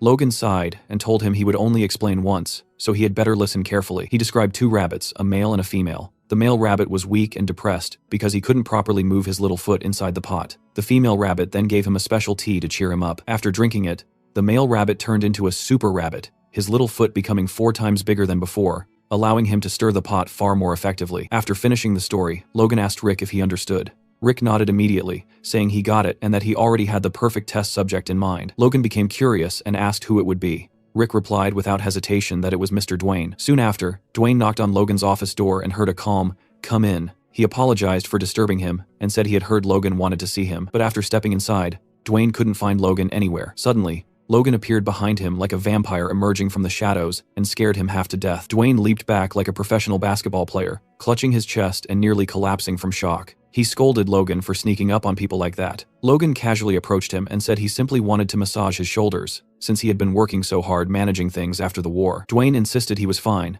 and said Lord McLean was the one truly suffering. Logan mentioned that his father had even fainted from exhaustion, but Dwayne snapped back that it only happened because Logan scared him earlier. Logan told him he understood how hard things had been. They had spent every last coin on the war. The servants and knights didn't even know it, yet they kept pestering him for money, driving the administration insane. He said he must have misunderstood Logan all this time, and never expected him to care so much about the administrators, but he didn't finish the sentence. Logan cut him off abruptly, and asked if that stress was the reason for his problems in bed. Dwayne froze. He turned pale as stone and lunged toward the door, trying to escape. Logan calmly told him to at least hear him out, and placed the medicine in his hand. He explained that it was a patented product from Philip Cale's merchantry, with guaranteed results after just 1 pill, silently admitting to himself that he had never actually tested it personally. Dwayne hesitated, stared at the pill, then reluctantly swallowed it. Sometime later, Dwayne was seen sprinting through the castle corridors at full speed, shouting Logan and Rick's names. The two turned around as Rick heard the frantic voice, while Logan already knew exactly what was happening. Dwayne had come back for more. Rick tried to scold him for running in the halls, but Dwayne ignored everything and immediately asked Logan how much he wanted for the pills. The poor man looked ready to kill for them. Seeing this, Logan flashed a predatory smile and declared the medicine a complete success. Rick grumbled angrily about being ignored again, while Logan told Dwayne to hold out his hand. Panting heavily, sweating, and barely able to stand, Dwayne dropped to his knees in front of Logan. It looked less like a transaction and more like a marriage proposal. Logan stood there as if about to accept, while Rick stared in total disbelief. Logan handed Dwayne a wooden box filled with pills. Dwayne received it as though it were a sacred treasure. It turned out that after the first successful test, men began bowing before him, and the experiments continued several more times afterward. Sometime later in an office, Logan was talking to Hankley, casually mentioning that he had heard rumors about Hankley and his wife fighting every single night. Hankley immediately denied it, demanding to know who would dare spread such nonsense. But before he could say anything else, Logan told him to shut up and shoved a pill straight into his mouth. Hankley had just become Logan's second test subject. He swallowed it, and the effects kicked in almost instantly. He turned toward the door as if to say something, but Logan cut him off again, telling him to go see his wife right now and that he would deal with everything with his father. Hearing that, Hankley broke into a grateful smile, thanked him, and bolted out of the room like a force of nature, clearly heading toward what could only be described as a legendary night. Later, Patrick was shown sitting in his office. He had become the third experimental subject, and judging by his expression, he was also more than satisfied with the results. Looking in the direction of his father's room, Logan thought to himself that he almost felt bad for Ronian. At this rate, his brother might be getting another little sibling soon, meaning he wouldn't be the youngest anymore. Watching all this chaos unfold, Rick finally snapped and angrily asked Logan why he never let him test the pill too. After all, he was the one who had worked the hardest on everything. Logan stared at him blankly, glanced down at Rick's lower half, turned his back, and started walking away. Rick shouted after him, asking what the hell that weird look was supposed to mean. Logan stopped without turning around, and replied that Rick wouldn't even get the chance to use the pill anyway, so giving it to him would just be a waste. He even told him not to follow because he stank. At this point, it was painfully obvious Logan was enjoying torturing the poor guy. Later on, Logan was seen speaking with Philip through a magic orb. Philip admitted that if the medicine really worked as well as Logan claimed, the demand would be massive. He asked how much Logan planned to charge for it. Logan replied that it would be 100 gold per pill and 10,000 gold for a box of 10. Philip hesitated at the price and asked if Logan seriously thought the nobles in the capital were idiots, warning that he could get into serious trouble charging that much.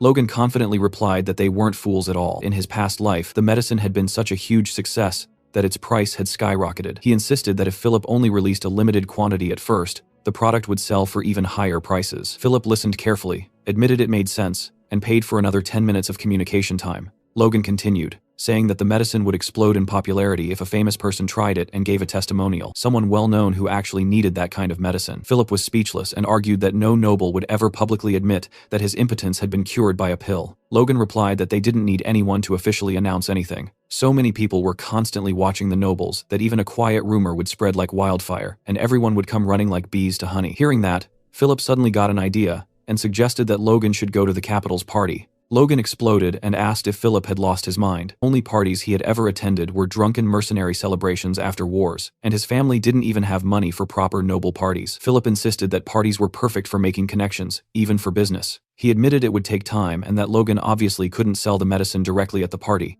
but the idea sparked something in Logan's mind. Philip quickly asked if Logan was really thinking of doing something that reckless, warning that his family would be shunned by high society. Logan replied that nothing like that would happen if he didn't actually sell anything there. He then told Philip about a great informant in the capital and asked him to find the guy and gather all the information he would need. Philip hesitated, asking what informant he was talking about and what crazy plan he was cooking up this time. Logan simply said that he would be heading to Gran soon and would explain everything once he arrived. Hearing that gave Philip a very bad feeling. A week later, Logan arrived in Gran, the capital city of the Kingdom of Grandia. Philip stared at him in disbelief that he had actually come and asked how he managed to get his family's permission. A noble's son traveling to the capital to sell aphrodisiacs was not something you saw every day. Logan assured him that he hadn't told his family the truth, although bringing 3,000 boxes without a single servant was proving to be a real problem. He thought to himself that his father had let him go much more easily than expected, probably because of everything he had accomplished during the war. Philip remarked that, now that he thought about it, Logan hadn't had a servant the first time they met either. He asked if it was really okay for a noble to walk around like that. Logan replied that servants only slowed you down,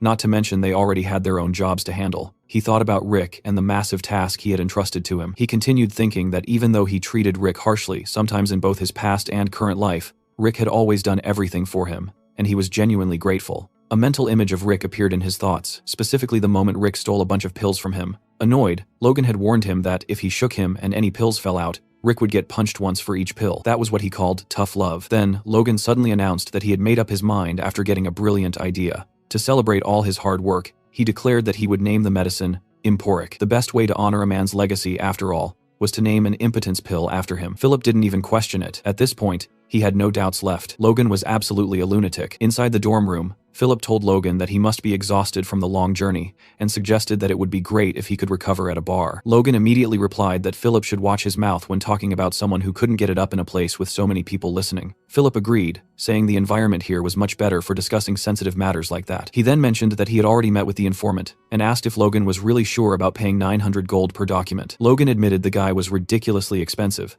but also extremely competent. He explained that as long as the request was precise, they would get flawless information. Philip reassured him that he had followed the instructions exactly. The first document listed nobles who had been married in the last 10 years, but still had no children. The second contained names of nobles with no lovers or secondary wives. And the third listed nobles who frequently sought out food, meant to boost energy. Hearing this, Logan said everything Philip mentioned was perfect, and that they were good to go. He praised him for doing an excellent job, not only on this task, but on everything he had asked Philip to handle in the capital. Philip replied that it wasn't that hard, and added that the real crisis had been the day he heard about the war. He told Logan he couldn't even imagine how worried he had been. When he heard that the war had ended that same night, Logan, who had been staring at a piece of paper, felt glad knowing Philip actually cared about his clients. That feeling didn't last long though, because Philip soon complained that just thinking about the mountain of monster meat he would have to deal with made him lose his appetite. After all, who in their right mind would buy that garbage? Logan immediately threw a piece of paper straight at Philip's face, telling him to shut up and read it. As the paper smacked into him, Philip wondered why it hurt so much.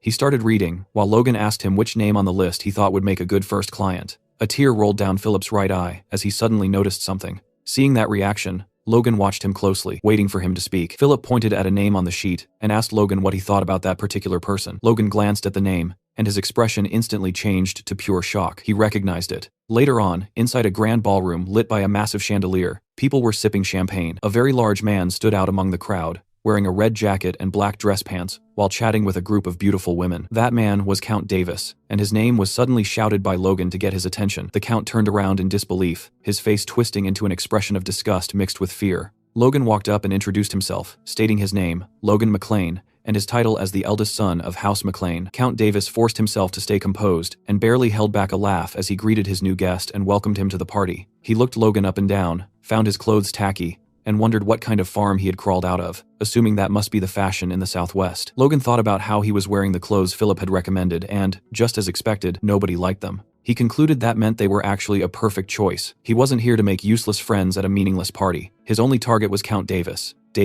the fallen one. Despite being an important figure in the Grandia Kingdom's treasury, and having married at 20, he still had no children to this day. Logan had been shocked when Philip pointed him out on the list, because in his past life, Davis had become quite famous, not for a good reason, but for being the Count who killed himself because of his wife. A memory flashed of an old argument where Count Davis's wife screamed at him during a party, calling him an impotent bastard in front of everyone. That single humiliation had driven him to take his own life. Logan thought about how reputation and public perception were everything, and that Davis fit all three conditions he had given the informant. He was the perfect first client for Emporik. Logan addressed the Count, saying he had come to the capital on a business trip and had heard about his prestige, so he wanted to greet him personally. The Count asked what kind of business Logan could possibly be running in a city that already had everything. He added that since Logan was from the outskirts, he must be carrying some fascinating rural product that didn't exist in the capital. Logan replied that he was certain the product he was selling wasn't available there, which was exactly why he had come. He said it was a specialized medicine for men. Leaning close to Davis's ear, he quietly revealed the word stimulant. Hearing that, the Count froze,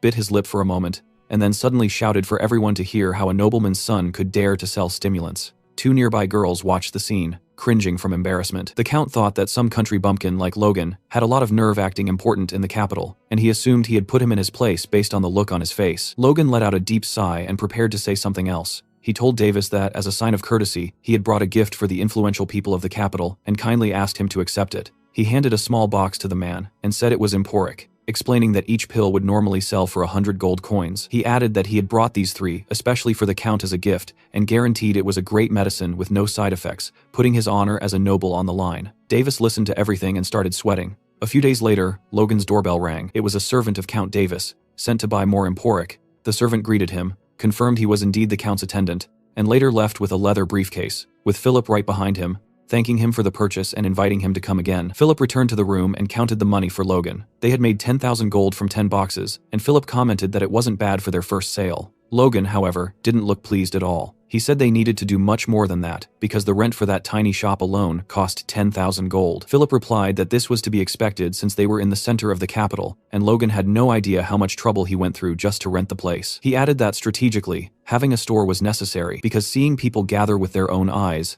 had a much greater psychological impact. Logan agreed, and announced that he was heading out to another party. Philip groaned, complaining that he had been dragged to parties almost every single day since arriving in Gran, and sometimes he even had to attend 2 in one day. Logan explained that having Count Davis as the first client wasn't enough. He needed to promote the store to as many people on that list as possible. A week later, Count Davis's servant was walking down the street, still unable to believe the Count had asked him to buy that medicine again, especially after seeing that no health foods had ever worked for him in the past. When he reached the shop, he was completely stunned. A massive line of men stretched down the block, all waiting to buy the medicine. He observed the crowd and wondered what was going on until it suddenly hit him. He recognized every single one of them. One was Viscount Talon's chamberlain, and the man in front of him was Count Hamel's butler. He adjusted his hat to hide as much of his face as possible, thinking this would generate unnecessary gossip. He decided he'd better just buy the medicine and leave. As soon as he did, Philip stepped out of the store to address the crowd. He apologized and announced that unfortunately, the stock prepared for today was already sold out. Hearing that, the servants waiting to buy medicine for their masters were horrified.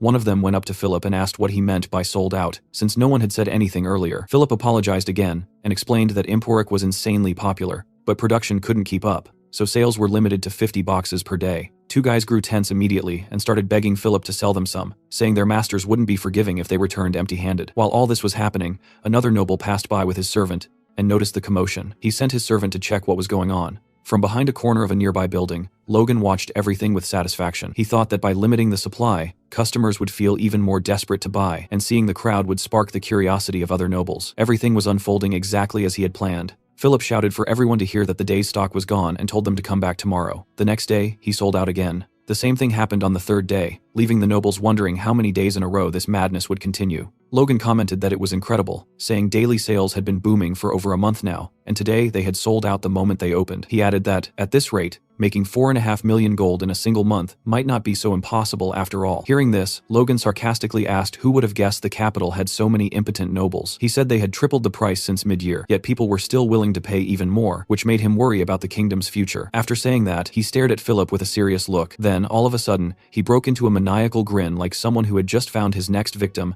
and started laughing loudly. His voice echoed out of the shop, making people on the street turn their heads. In the end, he was just ridiculously happy. He grabbed Philip by the neck and started messing up his hair, calling him an admirable brat and praising him for doing a great job. Philip, meanwhile, was turning purple from lack of air. He bowed deeply and thanked Logan for all his effort. Logan looked down at him and said it was good that Philip recognized his own work, and starting next week, he would receive 1% of the total sales as his personal cut. Philip suddenly started shouting that he would do his best, and even tried to kiss Logan. All of this happened while a mysterious figure watched from the street, his wrinkled face hidden beneath a hood and his beard glowing blonde in the light. Later, inside a sorcery shop, Logan was using the communication line and suddenly shouted from the back of the room that it would be at least 10 tons of gold per year, which instantly made everyone nearby turn their heads toward him. He froze mid-sentence, staring straight at the door, then asked the person on the other end if they were serious. That person was Hamar, who calmly confirmed the information. Hamar explained that according to the miners, there was a very high chance the gold nuggets were located in a deeper layer of the hill. Logan stared at the communication orb like a complete madman, clenching his teeth and fists so hard they trembled. Even with a rough estimate, 10 tons of gold translated into around 100 million gold coins. To him, this was the ultimate jackpot,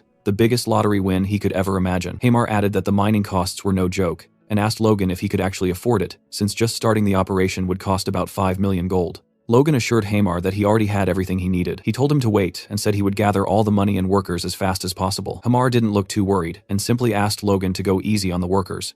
Later that night, in the middle of the city, Logan walked through the streets while thinking about how the initial investment for the mine would be around 5 million gold. If he kept selling as he was earning roughly 4.5 million gold per month. Come to think of it, even if he only sold for 2 months, he would still have money left over, since he still had about 700 boxes of medicine in stock. He started thinking about going back home to get more merchandise and beginning the mental development stuff, but something suddenly caught his attention and snapped him out of his trance. Logan looked toward a shop and sensed that someone was inside. In an instant, he rushed over, thinking it might be robbers. He violently kicked the door open, sending it slamming into the wall, and began searching the place from top to bottom, but the room looked completely empty. Logan drew his sword, wondering if the culprits had somehow vanished, then reminded himself there was only one door. They had to still be inside. Just as that thought crossed his mind, a shadow zipped past him. He realized it too late and slashed at the cloaked figure, but missed. He shouted, demanding to know who was there. When he turned around, no one was in sight. He stood still with his sword pointed at nothing, his heart pounding.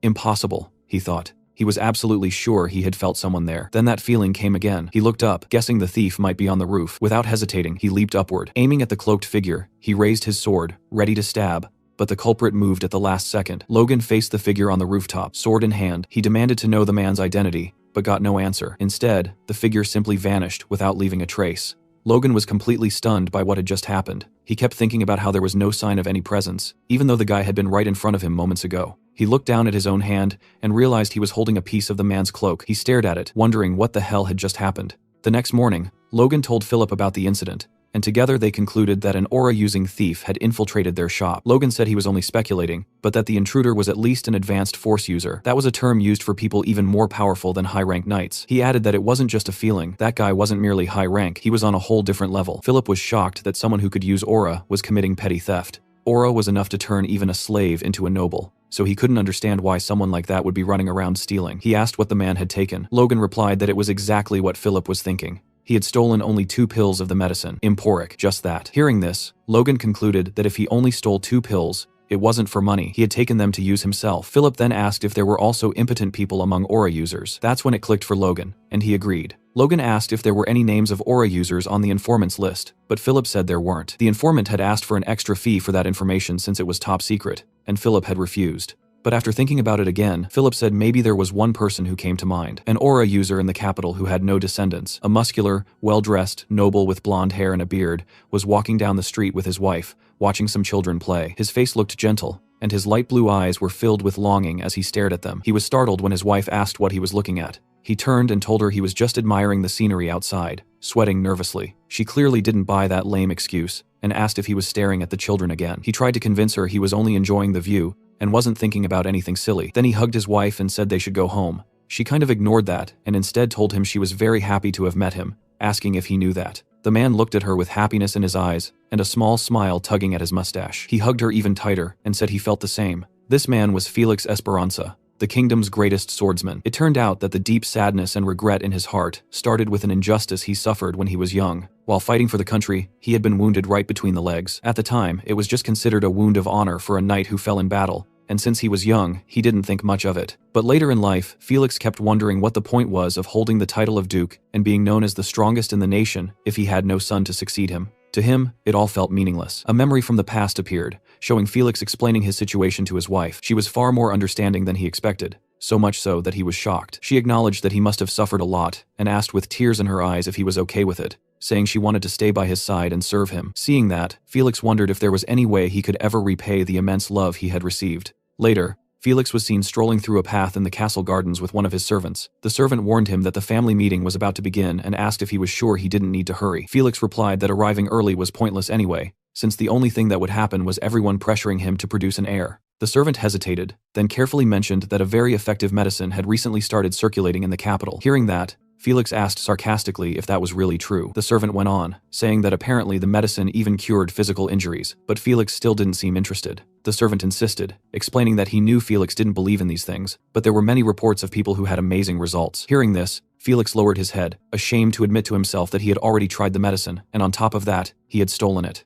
Even though his wife's tears still weighed on him, he couldn't believe he had stooped so low as theft, a disgrace to the discipline he had always upheld. Worse, after taking the medicine, absolutely nothing had happened. So he told Louise, his servant, not to believe everything he heard. He began convincing himself that he was right, that the story about the medicine working was just a fake rumor, and that there was no way it could fix something, even Aura couldn't. He thought he should have given up already. At the gates of the estate, Logan was talking to a guard who told him he couldn't let him meet Felix without an appointment. Logan calmly asked the guard to simply tell Felix his name, saying he was sure Felix would want to meet him as soon as he knew who was asking. Earlier, Logan and Philip had talked about this, and Philip had been shocked, asking if Logan was really planning to visit the Duke in person. Logan had nodded, and Philip started teasing him, asking if he was going to chase down the strongest man in the kingdom, just to ask whether he stole something, or if he was impotent. Philip freaked out and asked if that was seriously Logan's plan, but Logan calmly asked if Philip was imitating him. Philip told him he should act like nothing had happened, otherwise he'd get into trouble for no reason, warning that if things went south, they were screwed. Sitting in a chair in a hallway, Logan thought Philip wasn't wrong, but if the guy from yesterday really was the Sword Duke, he couldn't let this opportunity slip away. A butler came out of a room, opened a beautifully carved wooden door, and told Logan to enter. Inside, Felix was waiting by the window. As Logan approached the Sword Duke, he thought this was his chance to build a positive connection with one of the strongest people in the kingdom. He greeted Felix politely, stating his name and that he was the eldest son of House McLean. Looking closely at Felix, Logan noticed something strange. Even though the man was around 70 years old, he looked much younger. Logan figured he must be suppressing his aging using his powerful aura. Felix confirmed that House McLean was in the southwest and asked why Logan had come all that way. Logan thought he didn't need to reveal the real reason immediately and said he had recently opened a business in the capital, so he brought some products as a gift. He slid a small box across the table toward Felix and explained that it was an excellent medicine for men, with proven effectiveness among countless nobles. Felix studied the box and asked if that was really true, without giving any hint that he already knew something. Logan kept his head slightly bowed, feeling confused and unsure whether Felix was actually the thief from yesterday. He decided to push things further. He said that someone superhuman like Felix wouldn't need something so ordinary, so he had brought something more special instead. That finally made Felix show a small reaction. Logan was secretly happy, realizing that Felix's initial disinterest came from the fact that he hadn't felt any effect after using Emporic. It turned out that in the current version of Emporic, the poison in the monster meat was neutralized just enough for use as an aphrodisiac.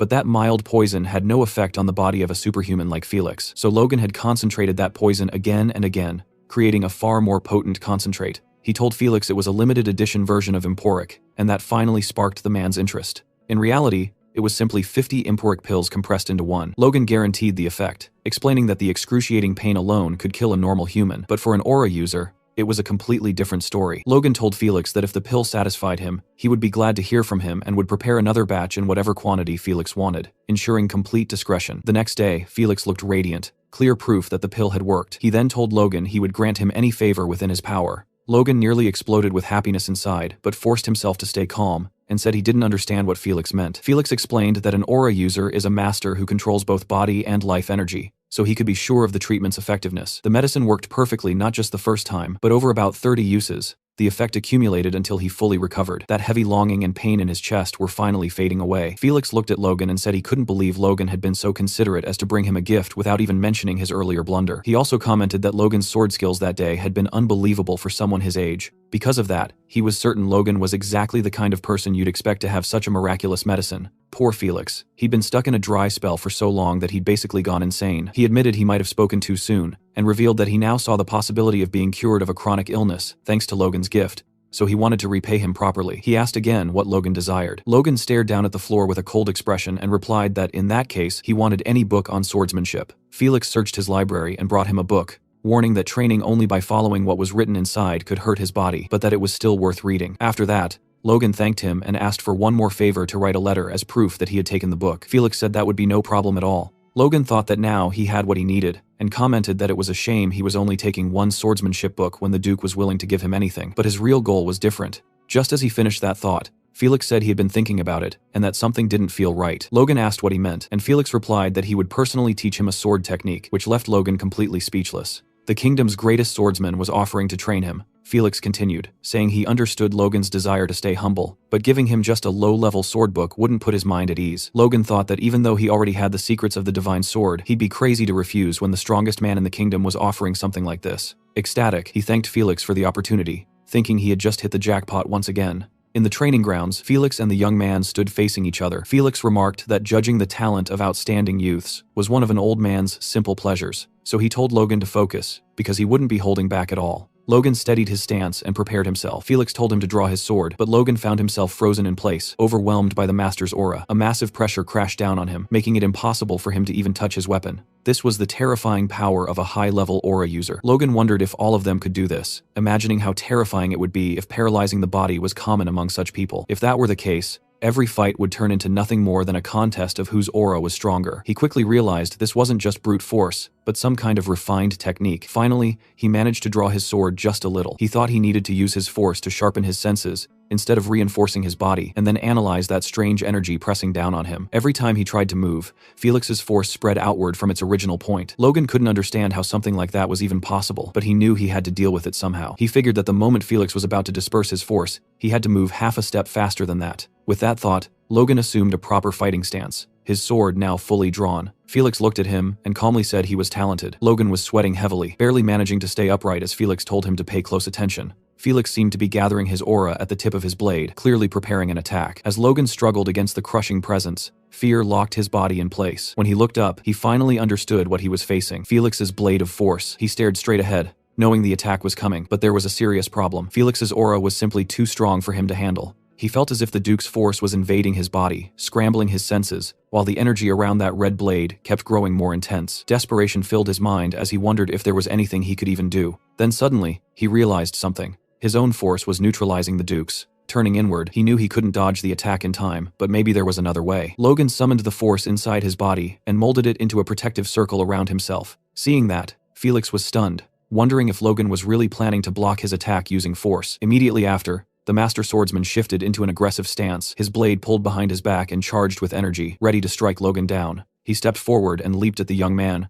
with a murderous glare. Logan braced himself in a defensive posture, his sword held in front of him and wrapped in his protective aura, while a shiver of fear ran down his spine. As expected, Felix's blow slammed into him head-on and sent him flying backward. Logan crashed into the wall, and even his sword seemed to suffer damage. Felix, meanwhile, didn't even look winded. He stood there calmly, staring at Logan with a cold, unreadable gaze. Using his shattered sword as support, Logan tried to stand up, but his body was trembling. His blade was broken into pieces, and all he could think about was what had just happened. Felix turned toward him and asked if he really thought he would teach him something Logan couldn't eventually figure out on his own. He then revealed that he had seen everything, and pointed out that without even realizing it, Logan had gone completely serious at the end. With a proud look on his face, Felix praised him, amazed that Logan had faced the attack head-on, thinking that some people were simply born to stand out. As Logan finally passed out, Felix commented that it would be entertaining to watch him grow even stronger. A little later, Felix's butler asked Logan if he was leaving already, adding that the Duke had invited him to stay until he fully recovered. Logan replied that it was fine, and that thanks to the potion Felix had given him, he felt completely okay. Hearing that, the butler said he would walk him to the door. Outside, he wished Logan a safe journey, and Logan thanked him. After that,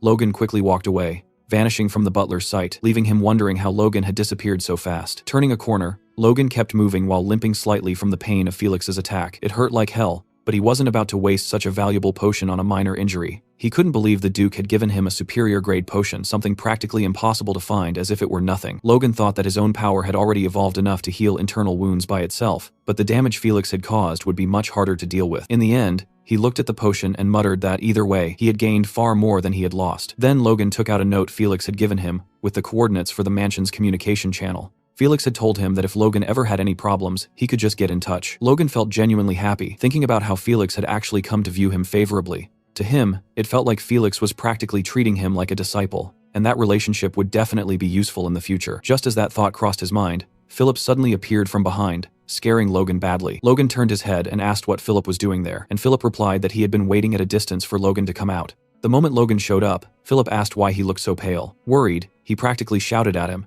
asking if Logan had done or said something rude to anger the Duke. Logan replied that it was the complete opposite, and that he had just had a small swordsmanship lesson with the noble. Suddenly, he coughed and blood sprayed from his mouth, terrifying Philip. Seeing that, Philip panicked and said he was going to prepare everything for them to flee, and would get the fastest horses available. Logan tried to explain that Philip was completely misunderstanding the situation, but Philip kept muttering and didn't listen at all. A week later, at Logan and Philip's shop, a notice on the door announced that Emporic was out of stock and asked customers to come back later. Inside, Logan appeared with a victorious expression and declared that their total profit from Emporic sales had reached an impressive 4.1 million gold coins. Impressed, Philip replied that if sales kept going at this pace, surpassing 4.5 million gold in a month wouldn't be difficult either. They exchanged confident looks and let out a cheer of joy that echoed outside the shop.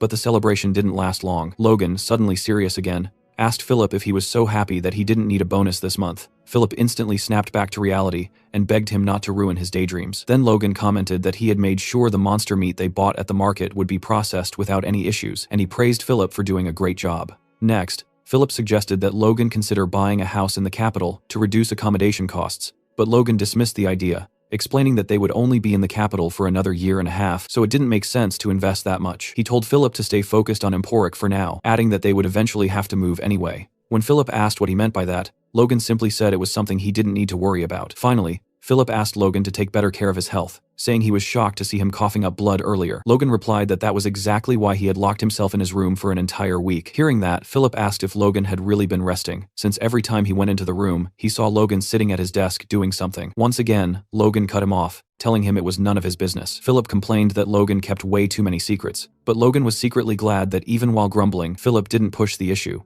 If Rick had been there instead, he would have dug until he found out everything. Philip then asked if Logan was going home already, and Logan confirmed it, asking him to find a way to calm the customers until he could send more Emporic. On top of that, Logan said he had one more thing to tell him. He instructed Philip to send food rations worth 100,000 gold coins per month to both the Tesseron and M'Clane estates. Hearing that, Philip was stunned, and asked if Logan planned to feed the entire region with that much food. Logan cut him off, saying that was enough muttering, and that they needed to do this for a whole year, so Philip should start looking for a supplier. Philip realized Logan was completely serious, and commented that he never imagined Logan valued his people so much, but that wasn't quite true. As he prepared to leave, Logan thought that it wasn't about valuing them, it was something he absolutely had to do. It would take at least a year to solve the food shortage in M'Clane. He knew the people's labor was a crucial part of his plan, so he couldn't let them starve. Logan got ready to leave and casually told Philip he had work to do, so he was heading out. Philip didn't even bother asking for details, already knowing it was just another one of Logan's secrets. Elsewhere, a group of poor people were huddled together on the cold floor of what looked like a warehouse, using whatever scraps of cloth they could find to keep themselves warm. One guy, his face bleeding, just stared down at the floor in silence, completely broken. Meanwhile, Logan was inside a magic shop, handing a piece of paper to a sorcerer. The wizard glanced at the list and asked if Logan seriously intended to track down all the people written there. He hesitated, explaining that with only names and a few traits, the task would mean searching the entire continent. Logan didn't even flinch, and calmly asked if he could do the job or not, adding that he would pay very generously. The sorcerer looked at the paper again, clearly unsure, then after a short pause reluctantly agreed. As Logan left, He thought that just as expected, it wouldn't be easy to find them. After all, even the names he had might be fake. Still, he had no other choice. He needed to gather every independent superhuman he could find, no matter the cost. These were the people who had reached that stage in his past life but never joined any organization. Every single one of them would become a critical ally in the upcoming war against the Empire, especially one specific mercenary who had once fought on the Empire's side. While walking, Logan suddenly stopped. He let out a sharp breath and realized he'd been rushing things way too much. With everything going smoothly in the capital, he was moving too fast. He looked up at the sky and reminded himself that he actually had plenty of time. He could afford to slow down, but that belief that he had plenty of time might not be true at all. In a dark room that looked like a dungeon, a man tried to calm down a furious elder chief. The old man was completely possessed by rage, shouting that someone was mistreating his disciples, and demanding to know if the man had other henchmen, even mentioning some tower master. The man explained that he was only there to deliver information, but the elder didn't care at all. His fury stayed uncontrollable. Then the elder demanded to know why his disciple had been summoned this time. The man replied that the young man had been sent to the far southwest countryside, to the Mlan region, for a 6-month business trip. Hearing that, the elder slammed a heavy hand on the man's shoulder and declared that he wouldn't let the magic tower master get away with this. This time, he insisted, the matter would be settled once and for all. Next, the scene shifts to the massive and imposing Earth Magic Tower in the Kingdom of Grandia. Inside, a man approached a desk where another man was fast asleep. He greeted him, and the sleepy attendant blinked and looked up. The moment he recognized the visitor, he stood up cheerfully and welcomed him. Curious about who this young man was, the employee silently wondered what Logan's deal was. At first, he assumed he was a noble, but seeing him now in a cheap suit made him start doubting that. The attendant figured there was no way he was there to meet a high-ranking mage and hoped Logan would just buy some basic scrolls. Smiling politely, he listened as Logan asked for 150 scrolls of destruction magic, which instantly caught him off guard. Even so, he kept his face cold. Then, Logan pulled out his Cooper bank account certificate and asked the attendant to take a look. As the man began counting the funds, his disbelief only grew. The total came to a ridiculous 4 million gold, leaving him completely stunned. He looked down, visibly shaken, then stammered and offered to personally escort Logan to the upper floor. Logan listened calmly. Destruction magic was a fourth circle, area of effect spell capable of bringing down stone walls. However, because of drawbacks like slow activation time and very obvious casting signs, it was rarely used in combat. Even so, Logan saw massive potential in it for construction, believing it could speed up development by a crazy amount. Logan soon found himself speaking with an older man who asked if he really wanted to buy 150 scrolls. Logan replied that he absolutely did. The man, Radius Great, the master of the Earth Magic Tower, didn't hide his nervousness, since it had been ages since they'd had such a wealthy client. Logan remembered how just minutes earlier, the master had come running the moment he heard Logan wanted 155 scrolls, which was a pretty strange reaction for someone of his status. It turned out Radius had been Tower Master for 5 generations, yet he only had 1.5 million gold to his name, showing just how bad the tower's finances were. Logan immediately realized that this weakness worked in his favor, so he told Radius that his own house, McLean,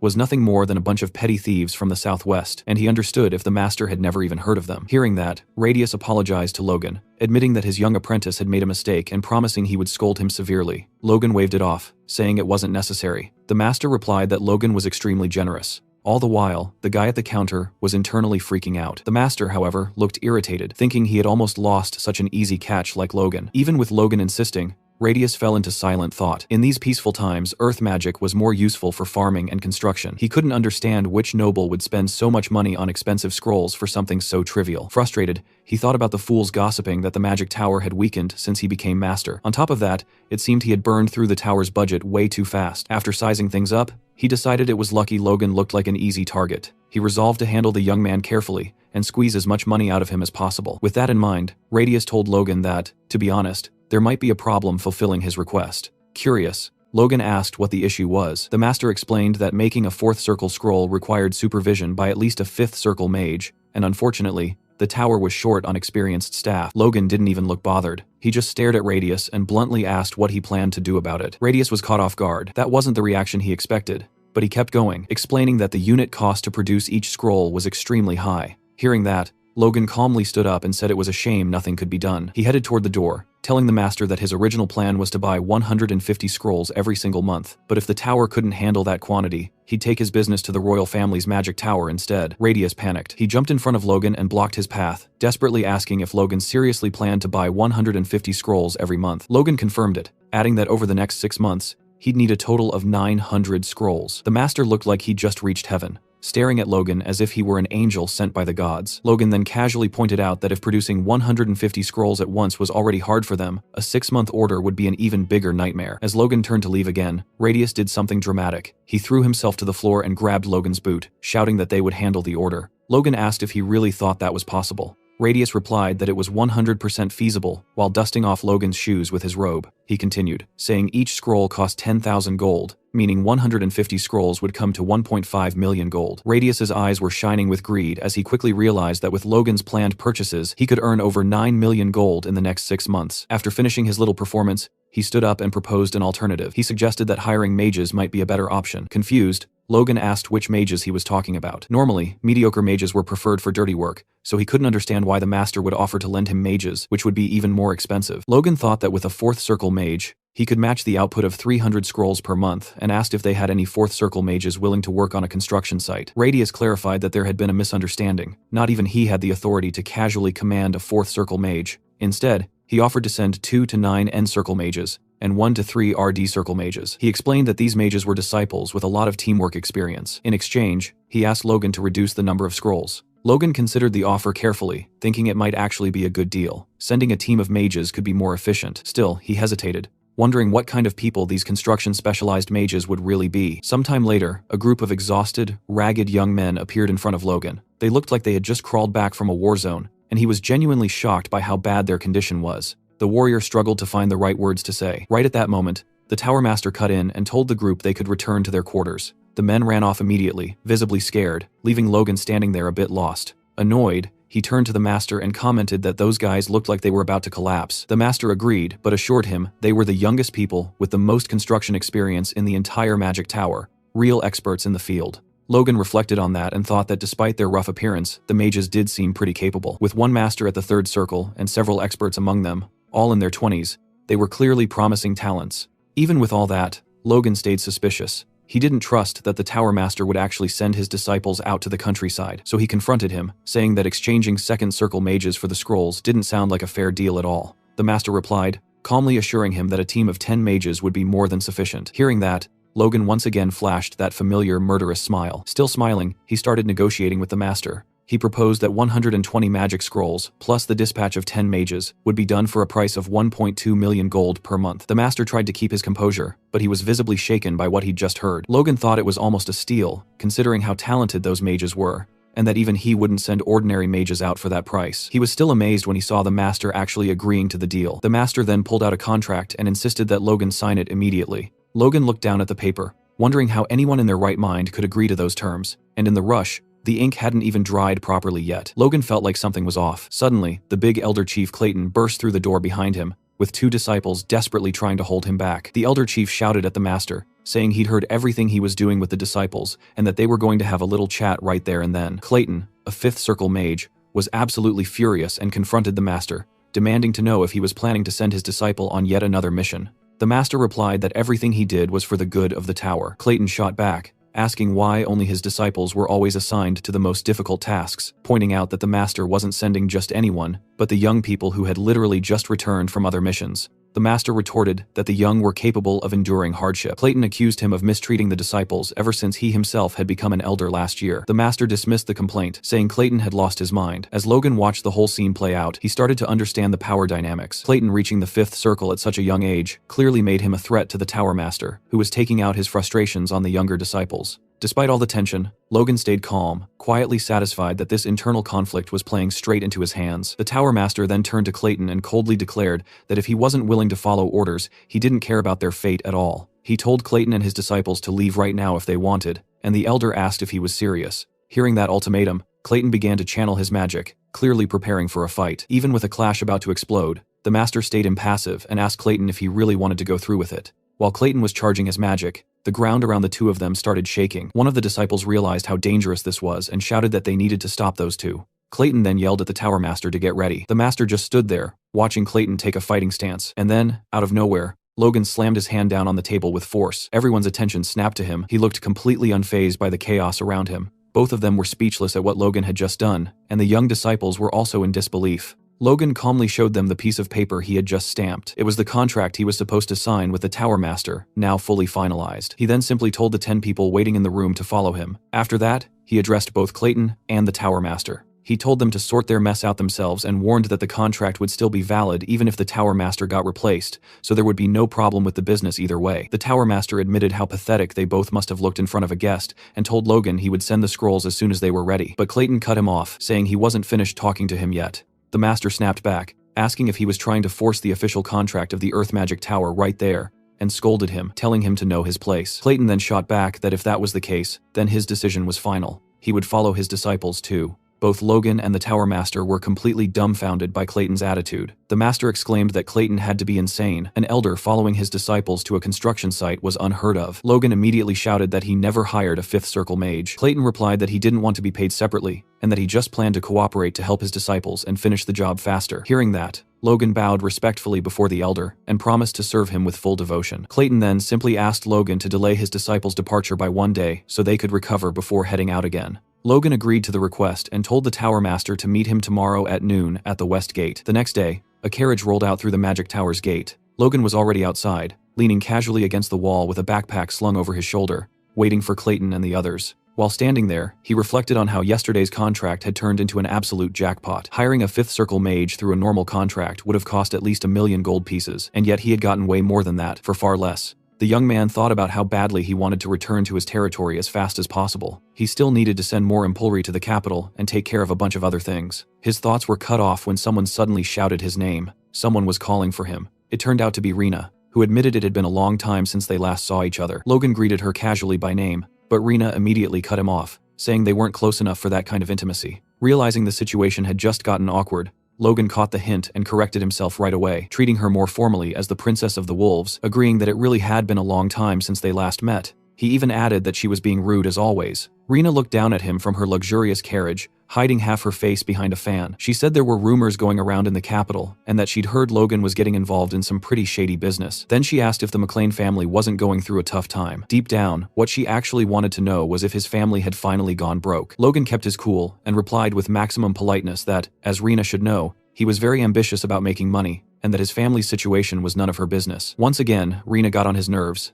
and said she knew the amount she gave him. When they broke off, the engagement wasn't small, but that it was probably normal for a thief like him. Logan honestly felt like slapping her just for fun. Anxious to get rid of Rena as fast as possible, he agreed with the comment and tried to walk off in the opposite direction, tossing out a dismissive remark about her being so filthy he'd rather avoid her. But just as he was about to leave, Rena stopped him again, mentioning she had heard about his deeds in the feudal war, about how he had used some special weapon. She then asked what he would think about selling it to her. Trying to stay polite, while desperately wanting to escape this conversation, Logan downplayed the weapon's importance, saying it was no big deal, and that while he was embarrassed, he'd have to decline the offer. After that, he basically fled from Rena's carriage, which honestly felt like the smartest move. She watched him with pure disgust from the window as he walked away. Logan thought about how even after becoming famous in the capital for selling impotent medicine, not a single noble had shown any interest in the feudal war in the countryside, not even Rena. If anything, the wolves were way too involved in this. He reflected that the structure of the crossbow he built was very simple, so he only hoped to use it a few more times before the plans fell into the wrong hands and everyone started manufacturing it. Right then, a voice interrupted his thoughts.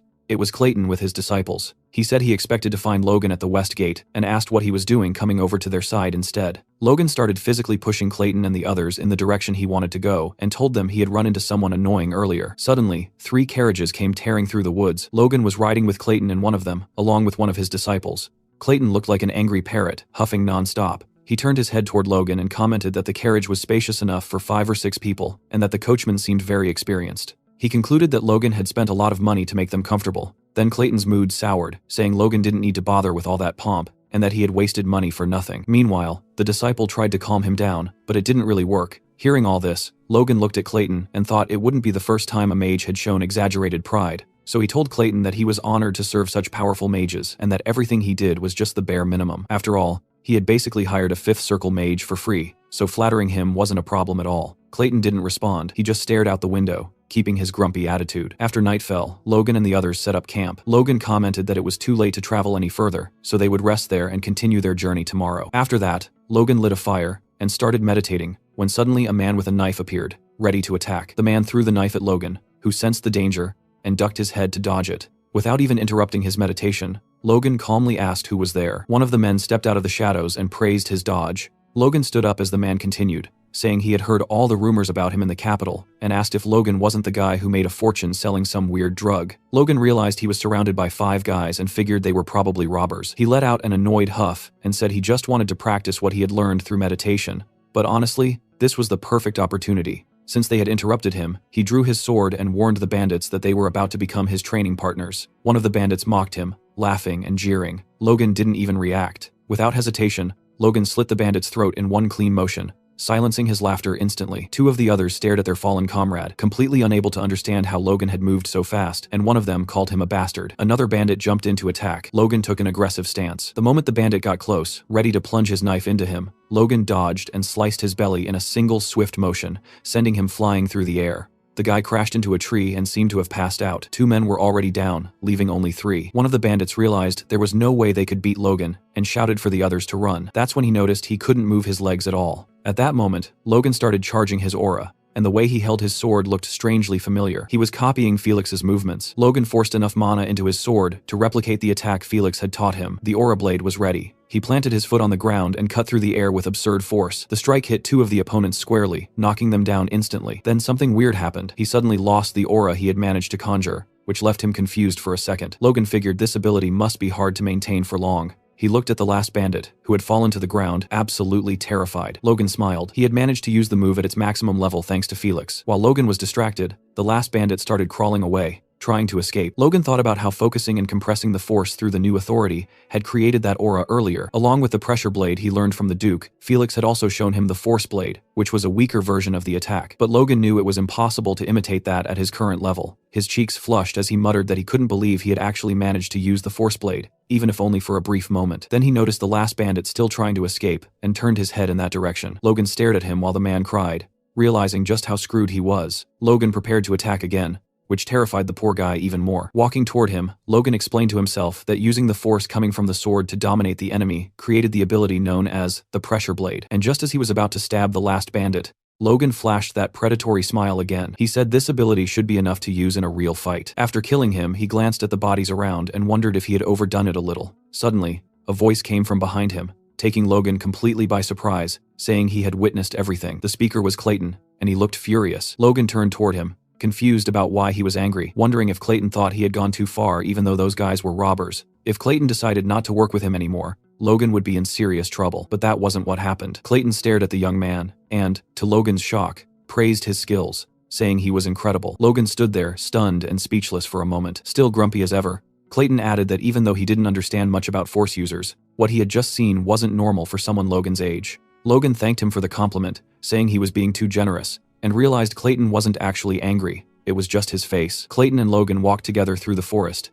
and an awkward silence hung between them. Logan glanced sideways, thinking about how he had purposely moved away from the camp to avoid exposing his powers. He wondered if Clayton had followed him all this way just to find him. Breaking the silence, Clayton commented that his disciples were struggling because they didn't have the best teacher, and that was why he was trying to teach them as much as he could. Logan reassured him that he was already doing a good job, and asked why Clayton felt the need to share this with him. Hearing that, Clayton stopped walking, turned his head toward Logan, and warned that even after they reached Logan's territory, he wanted his disciples to take breaks and have chances to train with him. Clayton then said he would work as much as necessary to make sure they got this opportunity, and asked if they could have an understanding. Logan agreed immediately. Logan looked down and noticed something strange. He saw mana flowing up from the ground behind Clayton, wondering where it was going. It turned out the mana was flowing toward the tent where the mages were sleeping. Once again, Clayton looked at Logan and asked if they had a deal, while Logan kept wondering why Clayton would go to such extreme lengths to share his mana with his disciples. Logan acknowledged that Clayton was taking great care of them. Clayton replied that as a teacher, he had to do the bare minimum. Logan questioned if fighting the Tower Master for them wasn't doing more than the minimum, but Clayton shot back that the Tower Master was the one who picked the fight.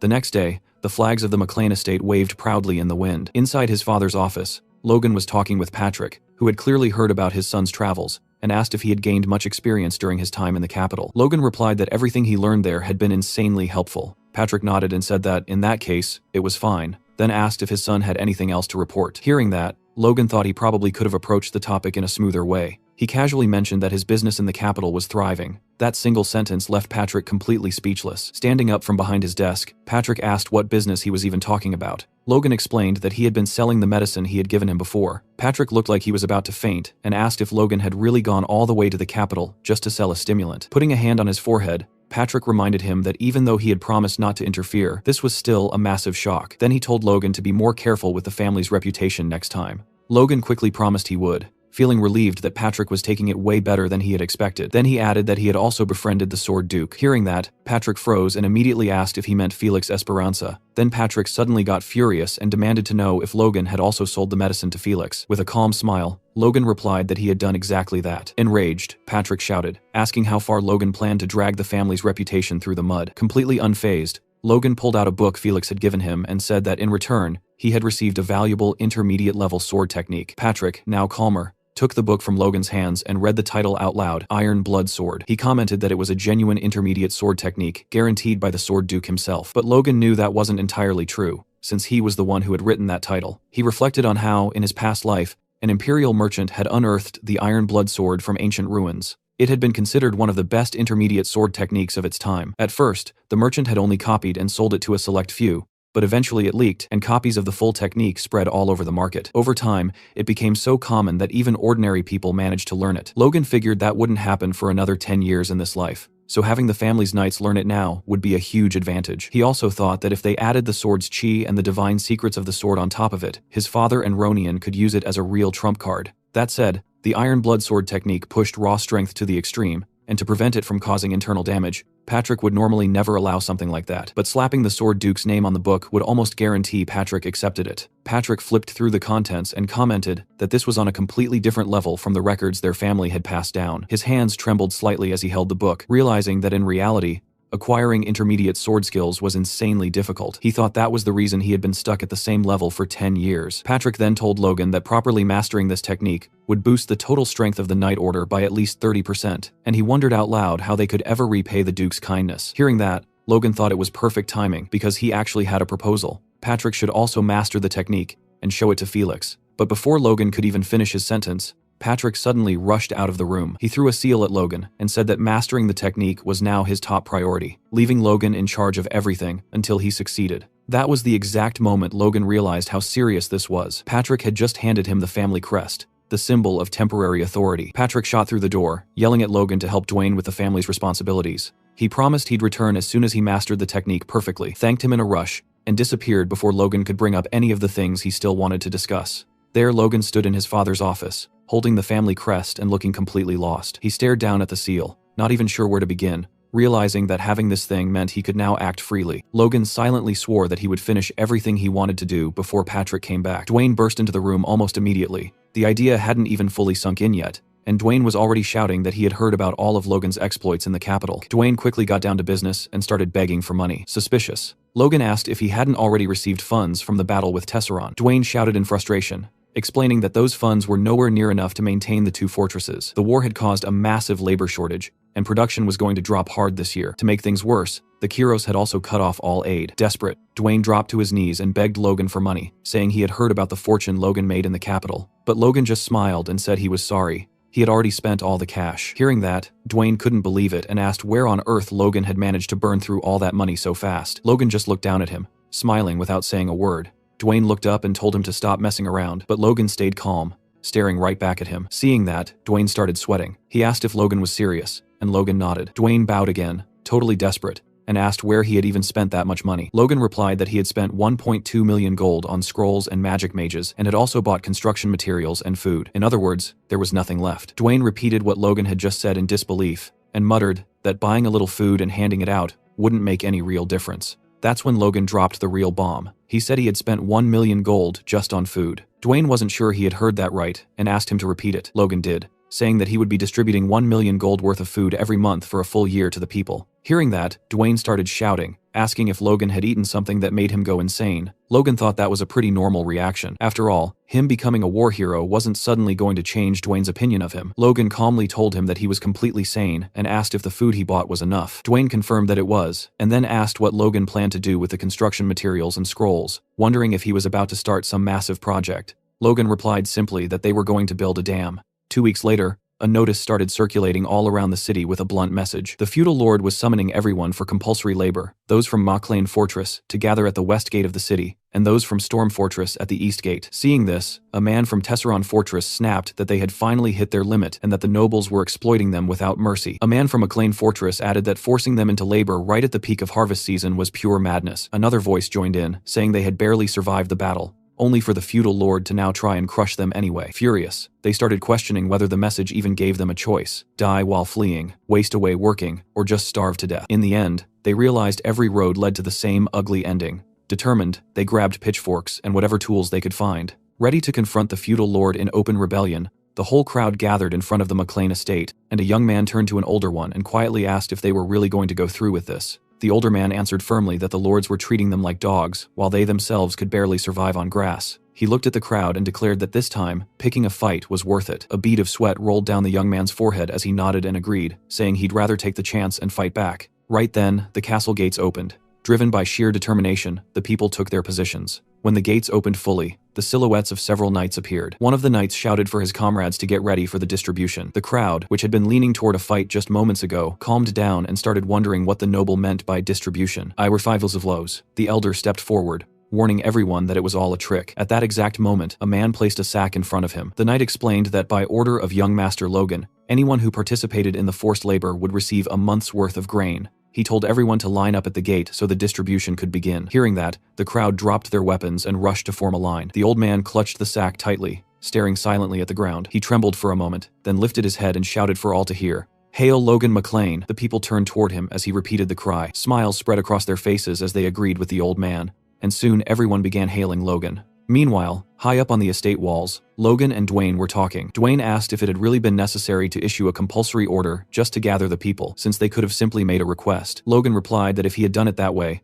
not even a quarter of them would have shown up. After all, no one there trusted the nobles. He explained that nobles saw their people as property, but life as a mercenary had taught him that for common folk, between good nobles and bad nobles, there's really only one difference: which one takes more. Logan told Dwayne that even his own father thought more of the knights than the people, believing knights were the true strength of a nation. That was why, even without money, Patrick still maintained an order of 50 knights. That was exactly why Logan had forced them to gather like this, so they would truly believe. Logan then turned to Dwayne and asked why he was staring at him. Dwayne replied that he was just surprised, saying the young master had been surprising him a lot lately. Logan told Dwayne he was being silly, and that since Dwayne listened to him and trusted him so much, he could go ahead and start the construction. Dwayne got annoyed hearing that again and asked Logan to think it over one more time, saying it made no sense to spend 2 million gold on that construction. He then asked if it was even possible to build it in the first place. Logan replied that Dwayne was starting to sound just like Hamar and Clayton. He said he had already revealed his plan to the two of them, and both had been left speechless at the idea of building a dam. During dinner, they had asked if his intention was to divert the water and build gates. Logan confirmed it,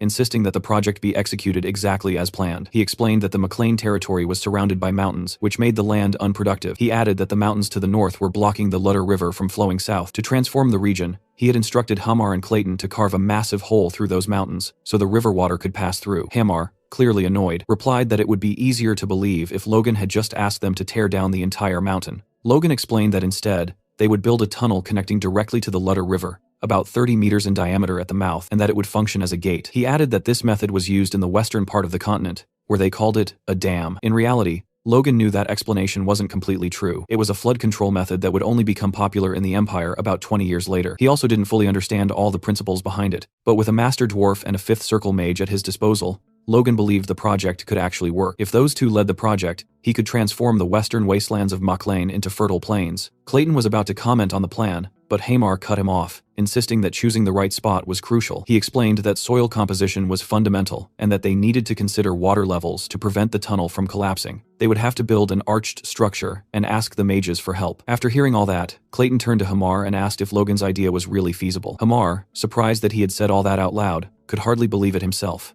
Hearing everything, Logan held his wine glass and confidently acknowledged that the plan was possible. That made both Clayton and Hamar start sweating. Hamar, trying to backpedal, began to say that he was already busy with other tasks, including the new mining operation. But before he could finish, Logan interrupted him, explaining that was exactly why he had prepared magic scrolls and mages. Logan then told Hamar that he would leave the task of finding the right mountain to him. Hearing that, Hamar replied somewhat reluctantly that he had suspected something when Logan suddenly decided to take him out for a massive meal. Watching all of this, Clayton wondered if everything that was happening was really okay. At the construction site, Clayton took his position and began concentrating his magic. From a safe distance, 2 workers watched nervously. One of them brushed it off, telling the other that with Logan there, they'd be fine. Omar then shouted to Clayton, saying he could start whenever he was ready. Clayton pressed his magic-infused hand against the mountain, and with a sudden surge of power, the surface shattered into millions of pieces. The people instantly scattered to avoid the flying debris. Seeing the chaos, Hamar rushed over and pushed Clayton aside, reminding him that he had told him to take it easy. Logan, watching the whole thing, started explaining that besides physical strength, there was another power humans could use: mana. In his past life, Logan could barely feel mana at all, but now he could see everything clearly. He was blown away by the power of the earth flowing from the mana circle in Clayton's heart, weaving intricate patterns that stimulated and broke apart the stone wall. Impressed, Logan realized that the development of his force core had supercharged his senses to an absurd level. Clayton turned toward him with a small smile and told the young man to pay attention to the next trick, saying this was just the beginning. At first, Logan wasn't that impressed, but he watched closely as Clayton raised his hand and then suddenly clenched his fist. In the blink of an eye, all the stones from the previous explosion came together and began floating in front of him. Instantly, Logan understood what was happening. The debris was merging to form a gigantic structure. The sheer size of the thing was insane, and the young warrior could only stare upward with his jaw dropped while a completely terrified Hamar hid behind Logan's leg. Clayton transformed the scattered stones into a massive rock golem. Logan, stunned that Clayton could create something so colossal without any tools, started pondering the possibilities. He muttered to himself that if they could make a few more of these golems, the construction would be finished way faster, and they could even use them in war. Overwhelmed by Clayton's power, Logan grabbed his hands excitedly and asked how many golems he could create. Clayton, also hyped, asked if his students were capable of creating golems too. He then confirmed that since they were from the golem school of the Earth Magic Tower, they definitely could. Logan was glowing with excitement, but Clayton quickly cooled his enthusiasm by pointing out a major limitation. He explained that the magic formula needed to create a golem's core could only be executed by 5th circle mages. His students, even though they were skilled, weren't strong enough and would need mana stones. Even then, the golems his students created would be much smaller and weaker than the one Clayton had just summoned. Hearing that, Logan's expression shifted hard. He explained that mana stones were a mineral as rare as calcium or mithril, making them a rare ore that couldn't be produced artificially, and since they were used for magical assistance, they were insanely expensive. That made Logan think mana stones really weren't worth it for this job. But then another thought hit him. Was he really thinking about cost-effectiveness when it came to war? After all, what if he could win by investing just a little money? He asked Clayton if his golem would also get stronger with mana stones. Clayton confirmed, explaining that its strength and speed would increase, and it would last much longer. However, since he was a 5th circle mage, he would need the highest quality mana stone. Even so, for a 2nd circle mage, a low-quality mana stone would be enough, would last about 24 hours, and would still be much stronger than an adult man. Hearing this, Logan thought a low-quality mana stone must cost about the same as a gold piece. Their cost-effectiveness didn't justify the expense for this project, but for a short war like the last one, they could produce way bigger results. Dwayne arrived at the construction site, and the moment he saw the giant golem punching into the mountain, he completely freaked out. Logan tried to calm him down, explaining that the golem was digging a tunnel as part of the plan, but fear took over, and he couldn't even hear him. Without listening to Logan, he panicked and ran off, shouting that he needed to warn the patriarch. Logan turned to Hamar, telling him to take the workers and start building the water channel. He said there was no need to leave anyone to work on the tunnel, since the golem could handle it alone. Hamar nodded and started giving orders to the workers. Meanwhile, Logan reflected on how he now had 3 construction projects running at the same time, feeling both excited and locked in. First, the tunnel for the dam. Second, the water channel. And third, the mine, for which he already had the drilling results. Because of that, he had sent workers there before anywhere else. The young man thought that ever since returning from the capital, he'd been so busy with the dam that he hadn't been able to keep an eye on the mine. For that reason, he decided he was going to visit it tomorrow. The next day, Logan saw people constantly going in and out of the mine, with Hamar stuck in the middle of everything, looking especially irritated. Logan walked up to him and casually commented that they hadn't seen each other in a while. Hamar snapped back, asking what the hell he was talking about, accusing him of making him run from one end to the other non-stop. In a burst of rage, he yelled that he couldn't keep up this pace anymore, and said it would be better if Logan just killed him already. He complained that he couldn't even take a proper break, and demanded to know why he had to shoulder all this burden alone. Throughout the entire outburst, Logan stayed completely silent. Meanwhile, one of the other workers noticed how frustrated Hamar was, and told the others they needed to step in. Logan gently put a hand on his shoulder, trying to comfort him. He acknowledged how hard Hamar had been working, and told him that from now on, he would let him manage and administer everything by himself. Hamar's expression shifted to pure disbelief,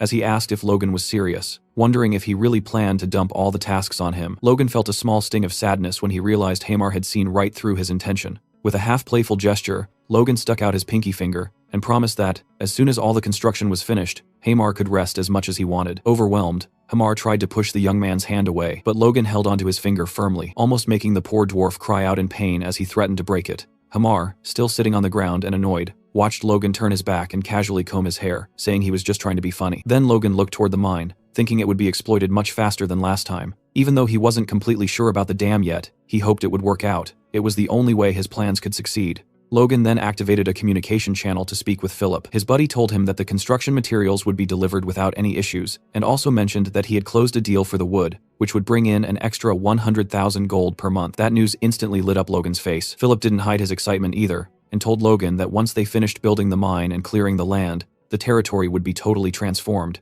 and that he'd love to see it in person one day. Logan stared at the orb for a moment, thoughtful, before replying that Philip should visit next year. Curious, Philip asked why, then quickly added that he probably wouldn't get an answer anyway. So he switched topics and revealed that rumors were spreading in the capital about a problem with the royal family. Philip asked what that problem could be, and Logan replied that he had heard about it at the Sword Duke's house, but didn't know the details, only that it seemed serious. He advised Philip to try to dig up more information. Inside his head, Logan drifted into memories from his past life, remembering that the following winter, the king would suddenly die, which would trigger a civil war. Still, he knew the information he had might not be perfectly accurate. If the king's death really was sudden, things would follow the same pattern as before. Otherwise, the timing could shift. Logan understood he couldn't start preparing seriously until he confirmed what was really happening. His main priority was getting the McLean family ready. So Logan instructed Philip to allocate the remaining budget into an emergency fund, and to buy as many weapons and armor as possible, specifically enough to equip 500 men. Hearing that, Philip started sweating, saying this wasn't going to be easy at all. He questioned why Logan needed so much equipment when the McLeans only had around 100 knights.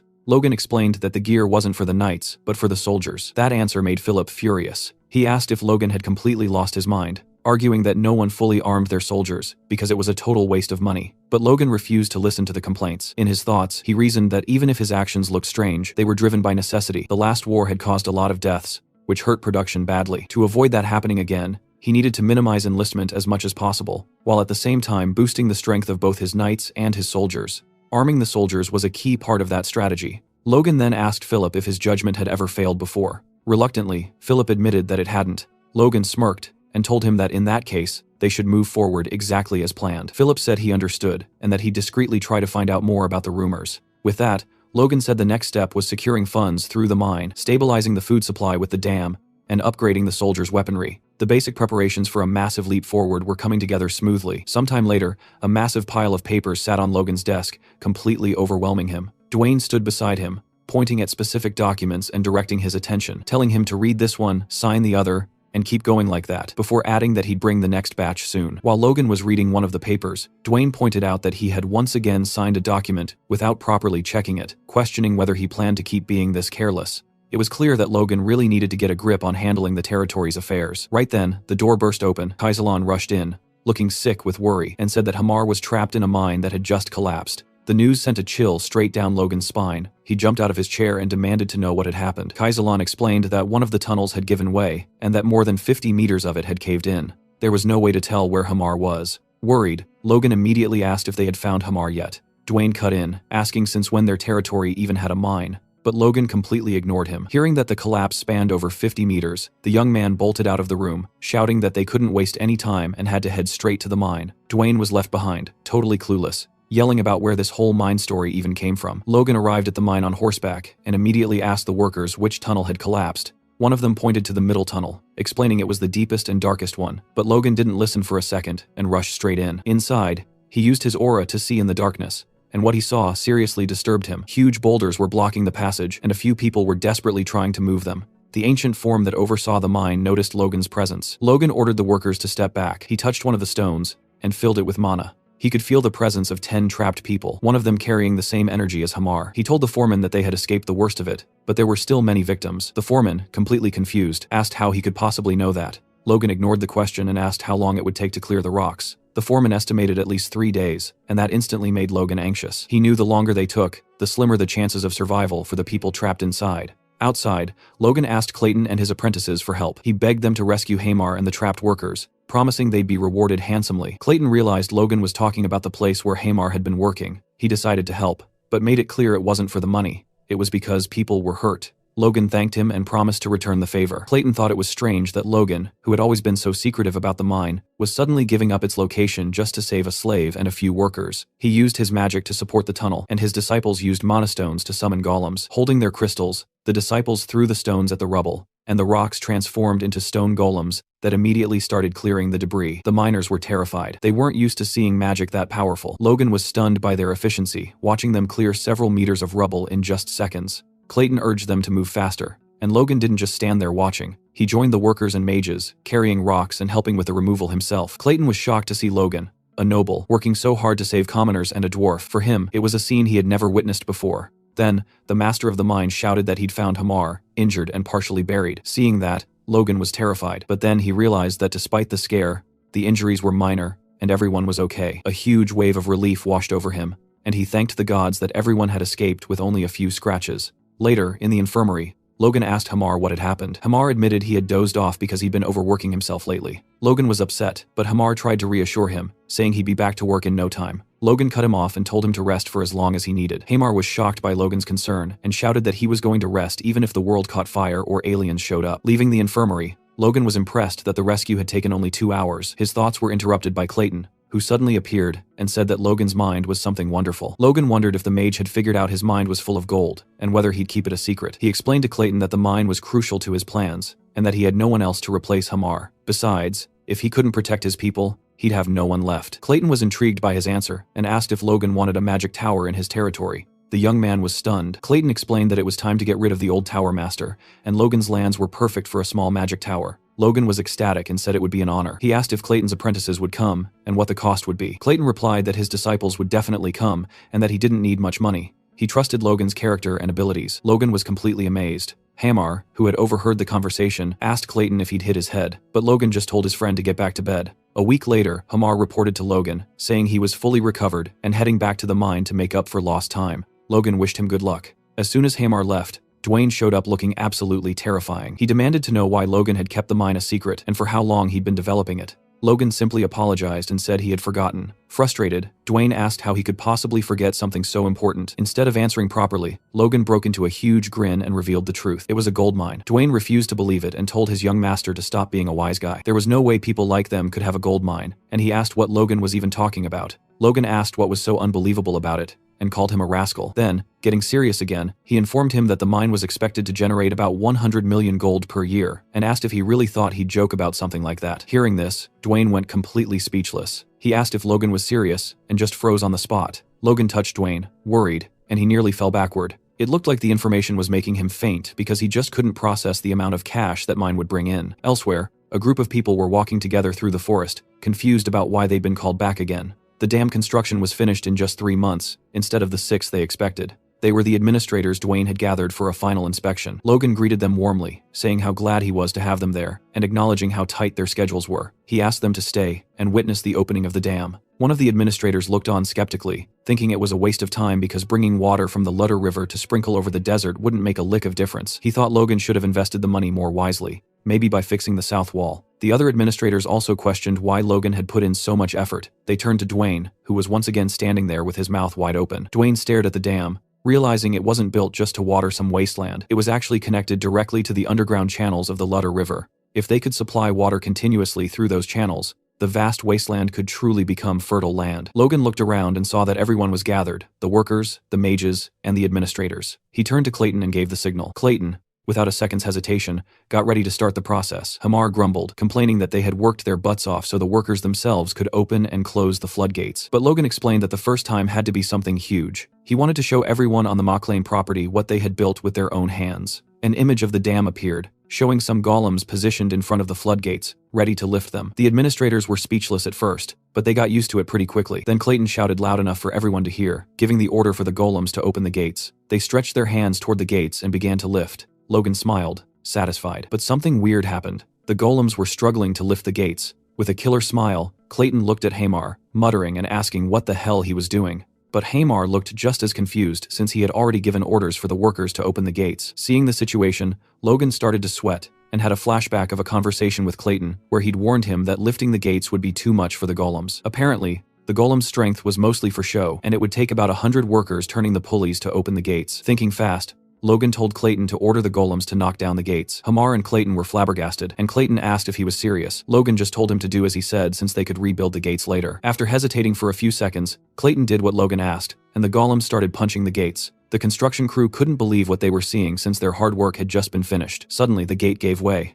and the water came rushing down with insane force, dragging the golems with it. Everyone was confused, but Logan just grinned from ear to ear, totally thrilled. The townspeople, who had worked so hard on the construction, couldn't hold back their tears at the sight of the water, finally understanding what it truly meant. In that moment, Logan thought this would solve their food problem during the Civil War. They could start planting next spring. Even Dwayne was happy and jumped on Logan's back, scaring the daylights out of him, saying how wrong he was about the dam and begging for forgiveness. Logan told him it was all good and started teasing him, asking why a big guy like him was crying so much. But not everyone was happy. Hamar was over in the corner crying and asking how long it would take to rebuild the gates. Clayton came over and said he'd help rebuild them one more time. Logan then said they didn't need the gate urgently, and that they could take a week off and finish the mine construction first. After that, he told Hamar that once this project was done too, they'd have a long vacation again. That lit up Hamar's eyes, and he asked if Logan was serious. Logan reassured him, but what Hamar didn't know was that they'd be busy again soon. Lots of farmers would want the fertile land, and they'd need to build a new village for people to live in. Logan turned to Hamar, about to praise him,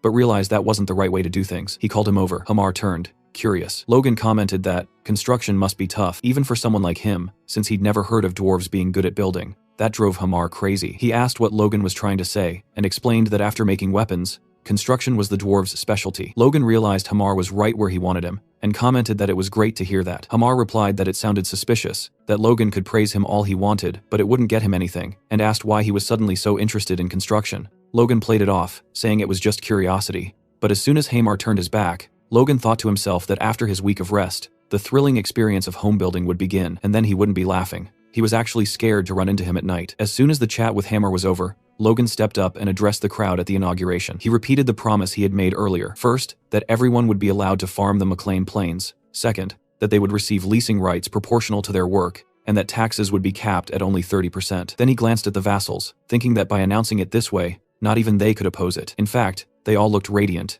realizing that the territory might finally be changing for real. 4 weeks later, Logan was back in his office with Rick, reviewing a plan sent by Hamar, who had already finished the village layout and even a model house. Logan commented that he knew he'd chosen the right person for the job, and Rick agreed, saying Hamar was amazing. Logan thought about how he never imagined Hamar would accept the task when he first approached him a few weeks ago. Hamar had planned the streets in a cross pattern and placed houses of the same size, complete with wells, community bathrooms, and sewers.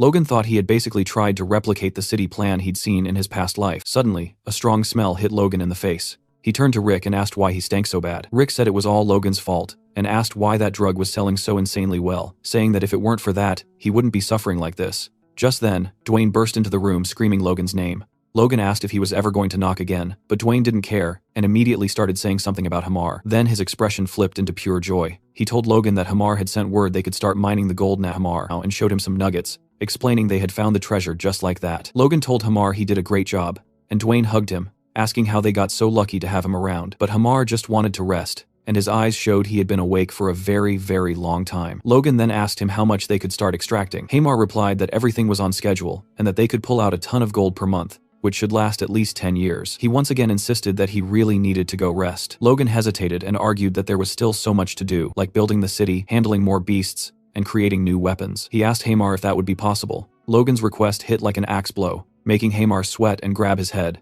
Then he just lay down flat on the floor to rest. Dwayne bent over him and called him the treasure of the territory. Logan thought he'd be the only one moving forward now since there was still so much work left to do. He told Hamar he'd keep his promise and that he could take his time off. Hamar suddenly started screaming with happiness and bolted out like a flash of lightning. Logan wondered if he'd awakened some kind of power because the dwarf was way too fast. Behind him, Dwayne started crying with joy. Logan asked what happened, and Dwayne explained that the mine would bring in about 100 million gold a year. Dwayne told Logan to hell with the Kairos, and that their territory was saved because they wouldn't have to worry about anything anymore. Logan teased him, saying he was crying more than when the dam was finished. Then the young man looked calmly at Dwayne and dropped a crucial fact. He told him that the only one he should fear was him, and warned him to stay sharp because that mine was also his. Dwayne was instantly terrified. Logan explained that of course he'd pay 30% in taxes to the family, but that was it. Dwayne got up, completely bewildered, and knelt before Logan, saying he trusted his judgment. Logan then warned Dwayne that they had to keep the mine a secret, because if word got out, the Bifrost, Kalia, and the Margrave would cause trouble.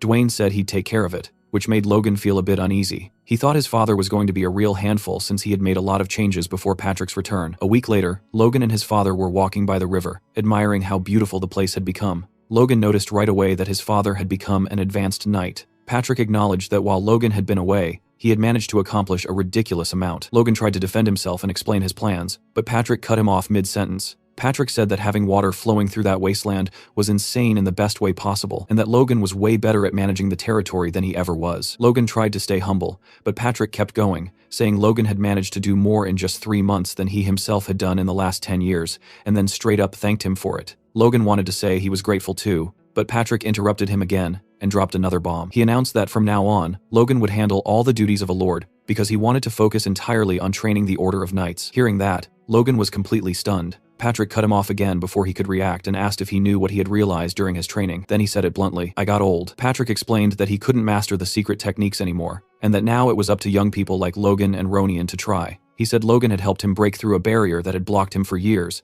and that he now wanted to step back and become a guide instead of staying in the front. Logan nodded and accepted the proposal. Patrick then turned and called for Marion, asking her to help Logan fulfill his role. Marion agreed without hesitation. Patrick gave Logan a small nudge, clearly encouraging him to talk to his mother. The young man walked up to Marion, who was standing there in a beautiful dress, holding a parasol. She started by saying that Logan's achievements were more than enough to prove his ability to be the successor. She called him young master and said that now she only wished for Ronian's success. Logan tried to apologize, but she interrupted him, saying she was the one who should be sorry. She admitted her vision had been limited and said she hoped Logan would be generous. Marion continued, saying that Logan had been teaching Ronian how to fight and that he had never been happier. She asked him to continue looking after his brother. Logan didn't like where this conversation was heading at all, and suddenly shouted that parents shouldn't use respectful titles with their children. He told her to call him Mom instead. That made her stop, completely emotional. She turned and said goodbye, then walked toward Patrick. Patrick signaled to Logan, clearly approving of what his son had just done. Logan stood there and watched his parents walk away.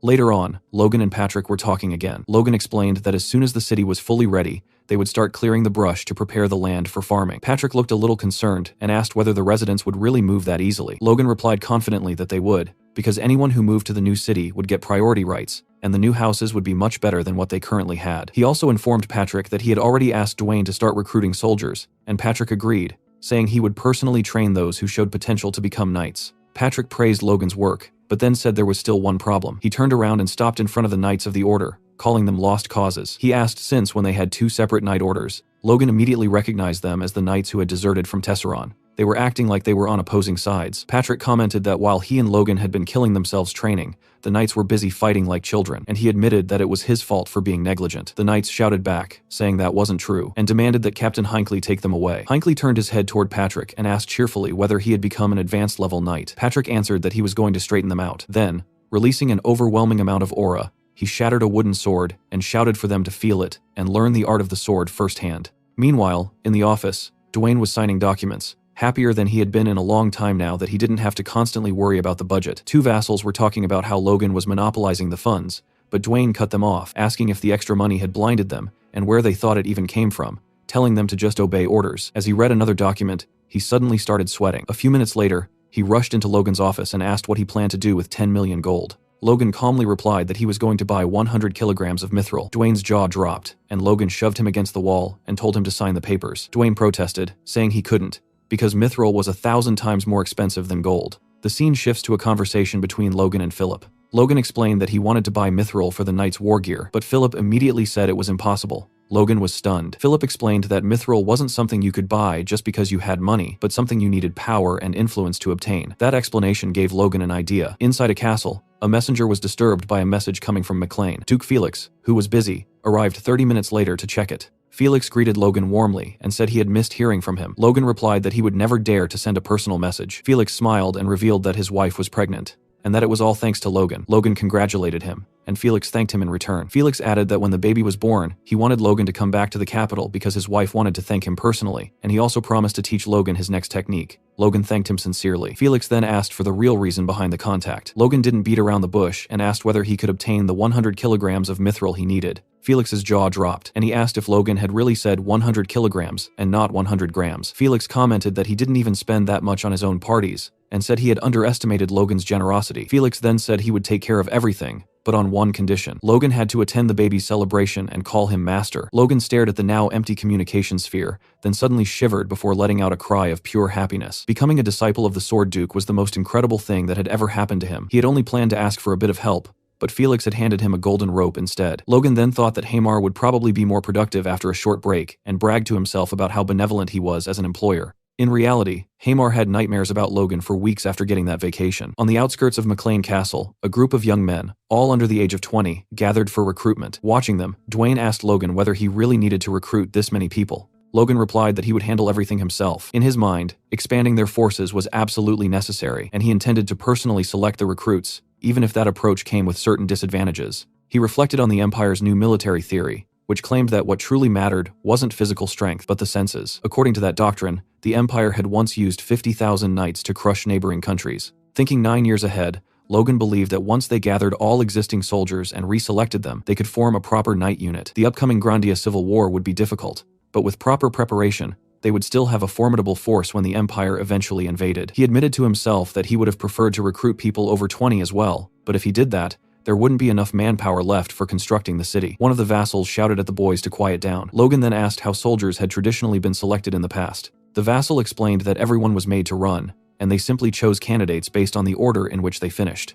Logan immediately realized how crude that method was. He issued new instructions, ordering them to select only those with good eyesight, sharp hearing, and quick reflexes. The first test he devised required the candidates to walk toward an image until they could see it clearly. Some of them stopped quite early, and one boy confidently announced that the picture was of a chicken. Logan told the knights to take note of the kid who had just called him handsome. From the back, another boy raised his hand and said that, judging by the comb, it had to be a rooster. Logan was impressed by that observation. For the second test, Dwayne repeatedly shouted the same word over and over, while the participants were instructed to move forward only once they understood the word clearly. One boy suddenly shouted back at Dwayne, saying the answer was, the world's sparrow, then added that Dwayne had also called him a son of a bad, and asked whether that was part of the test too. Dwayne panicked, convinced he had been muttering to himself. Logan calmly told Dwayne to select that boy immediately, and added that he also needed a beating. Later, while reviewing the documents, Logan could hardly believe his eyes. 250 people had passed with flying colors. He started thinking bigger, deciding that he would select around 500 people without holding back,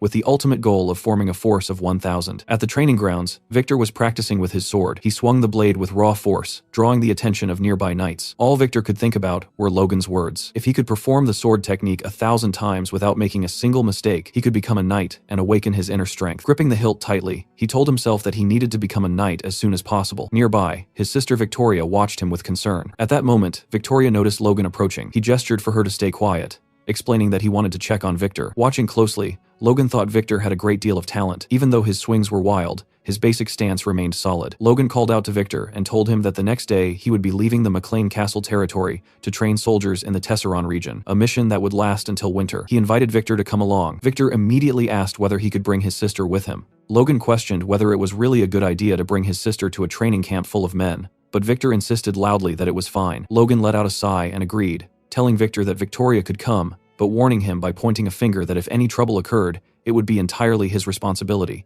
Victor replied firmly that he would take very good care of his sister. Logan then asked whether Victoria was really that precious to him. Victor hesitated, then finally let everything spill out. He explained that his parents had died because of him, and that Rhea was left without parents because of him as well. Because of that, he felt it was his duty to protect her no matter what. Logan looked at him silently for a moment, then placed a hand on Victor's shoulder, and told him that it was okay, and that he should keep up the good work. A few days later at Tesseron Castle, Kaisalon was putting the kids Logan had selected through brutal training. He ordered them to run 5 laps around the wall, announcing that the last 100 would have to run 2 extra laps as punishment. Terror spread across the recruits' faces, but Kaisalon shouted at them to stop messing around and start running. Watching this, Logan complimented Kaisalon, saying he had a natural talent for being a sergeant. Kaisalon replied that since he was being treated like a knight, he had agreed to renew his contract. Lowering his voice, he whispered into Logan's ear, asking whether he was planning to start some kind of war within the next 2 years. Logan simply smiled without answering, but Kaisalon already knew that war was inevitable. Their attention was suddenly pulled away when one of the recruits shouted that someone was a monster. They were talking about Victor, who was running far ahead of everyone else and leading the race.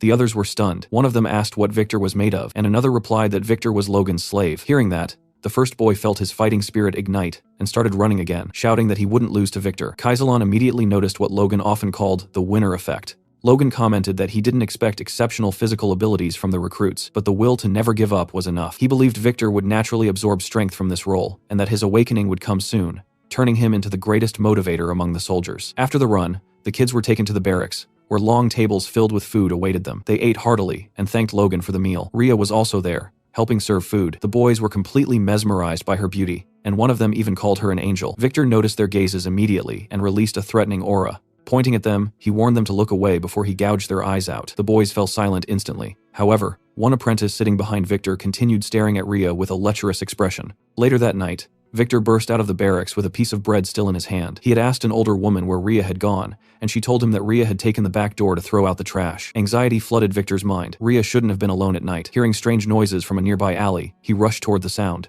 What he saw froze him in place. The apprentice with the lecherous stare was trying to take advantage of Rhea. Tears streamed down her face. The rookie tried to stammer an excuse, but Victor was already moving. He drove a powerful knee into the man's face, shattering his nose and slamming him to the ground. Standing protectively in front of Rhea, Victor prepared to strike again. The apprentice spat blood and called Victor a bastard, demanding to know how a mere slave dared to touch him. Victor answered with another brutal blow, nearly knocking him unconscious. Rhea frozen in place, as Victor grabbed the man by the hair and began beating him relentlessly, snarling for him to die. Around the corner, another apprentice witnessed the scene and ran to get help. Victor saw nothing but red. Each punch brought back memories of the night he and Rhea lost their parents. Suddenly, a voice shouted from behind, snapping him out of his rage. Victor turned and saw Logan standing there. Logan ordered him to get a grip and look around. A maid quickly arrived and gently led Rhea away. Kaisalon struggled to process the chaos unfolding before him. Logan calmly pointed at the lifeless body on the ground and told Kaisalon to handle it. Victor lowered his head, waiting for punishment, and apologized. Logan asked whether he regretted his actions. Victor answered that he didn't, but he apologized for killing one of Logan's soldiers without permission.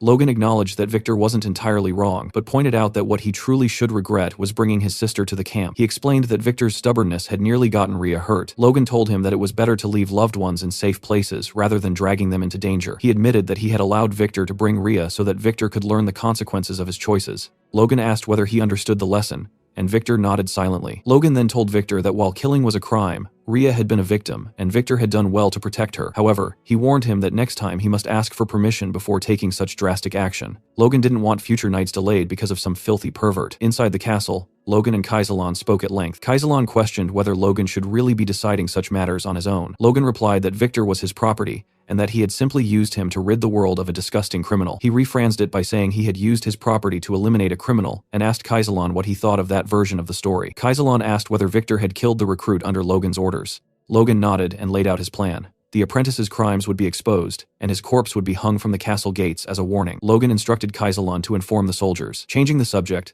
Kaisalon noticed Logan marking something on a map and asked what he was doing. Logan replied that it was a surprise. The markings highlighted areas where monsters had recently been spotted. News of Victor's actions spread quickly. When people learned what the dead recruit had intended to do to Rhea, shock turned into rage. Many wanted to dig up the body and kill him again. Logan listened to the conversations and thought that the situation had resolved itself quite nicely. 3 months later, snow covered the trees, signaling the arrival of winter. Logan and Kaisalon stood together, observing the frozen landscape. Logan remarked that the new year was approaching, and Kaisalon reflected on how quickly time had passed. Out of the original 1,000 apprentices, only 987 remained after 90 days of training, with 1 death and 12 dropouts. Kaisalon was satisfied, noting that no one else had quit. Logan concluded that basic training was finally complete. He mentioned that he had already ordered Hamar to produce 400 more crossbows. Logan then asked whether the apprentices were ready for combat training. Patrick confirmed they were and suggested the forest at the base of the mountain range as the perfect location. He said it was time to advance their training, as the knights needed real combat experience. Logan asked whether they had mastered the iron bloodsword technique. Patrick replied that true mastery could only be achieved through battle. Logan's smile widened, carrying a distinctly psychotic edge, and he agreed. Seeing the terrifying expressions shared by father and son,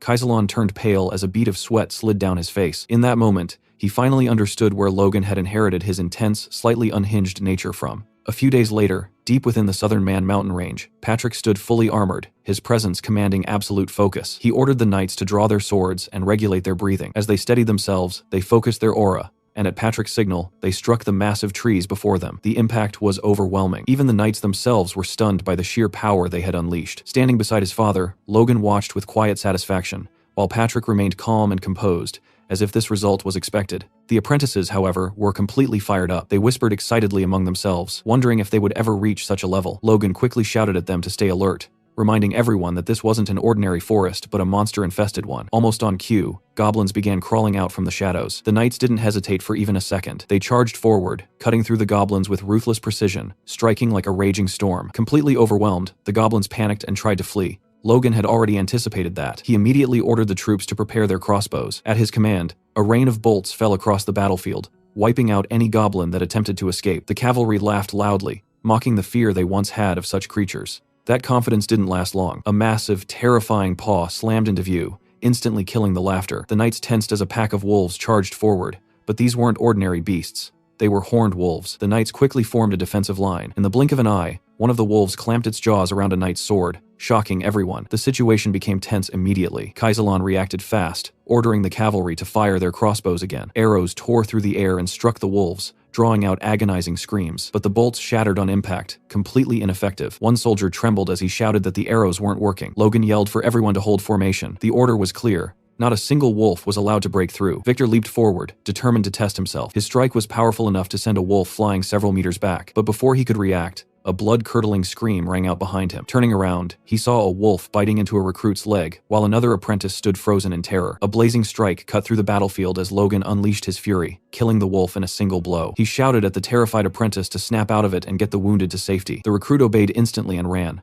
Logan observed the battlefield and realized his suspicion had been right. Most of the apprentices weren't ready for chaotic combat. However, those who ranked within the top 100 in the census test were clearly different. One apprentice, cornered, noticed another wolf creeping in from behind. Before it could strike, Victor appeared out of nowhere and slit the beast's throat. He looked down at his blood-soaked blade, a faint smile forming on his face. The other apprentices stared at him in shock. Watching this, Logan realized that Victor had finally broken past his limits. The fight was nearing its end. Patrick personally brought down the final wolf. Logan asked the captain if that was all of them, and the captain confirmed it. Patrick remarked that it had already been a month and a half since combat training began, yet clearing all these locations had taken far longer than expected. The captain agreed, explaining that discovering 3 cities infested with thousands of monsters was no small matter. If those monsters had invaded the castle all at once, the damage would have been catastrophic. He silently thanked fate that they had discovered the threats in time. Logan continued coordinating the knights and soldiers, urging them to endure just a little longer. He ordered them to finish cutting down a massive tree trunk and transport it to the construction site. The knights complained, grumbling about fighting monsters and chopping trees non-stop without a single break. Logan ignored them completely and commented on how ridiculous it was that such valuable trees had been left untouched just because monsters lived nearby. With his usual killer smile, he thought the situation was perfect.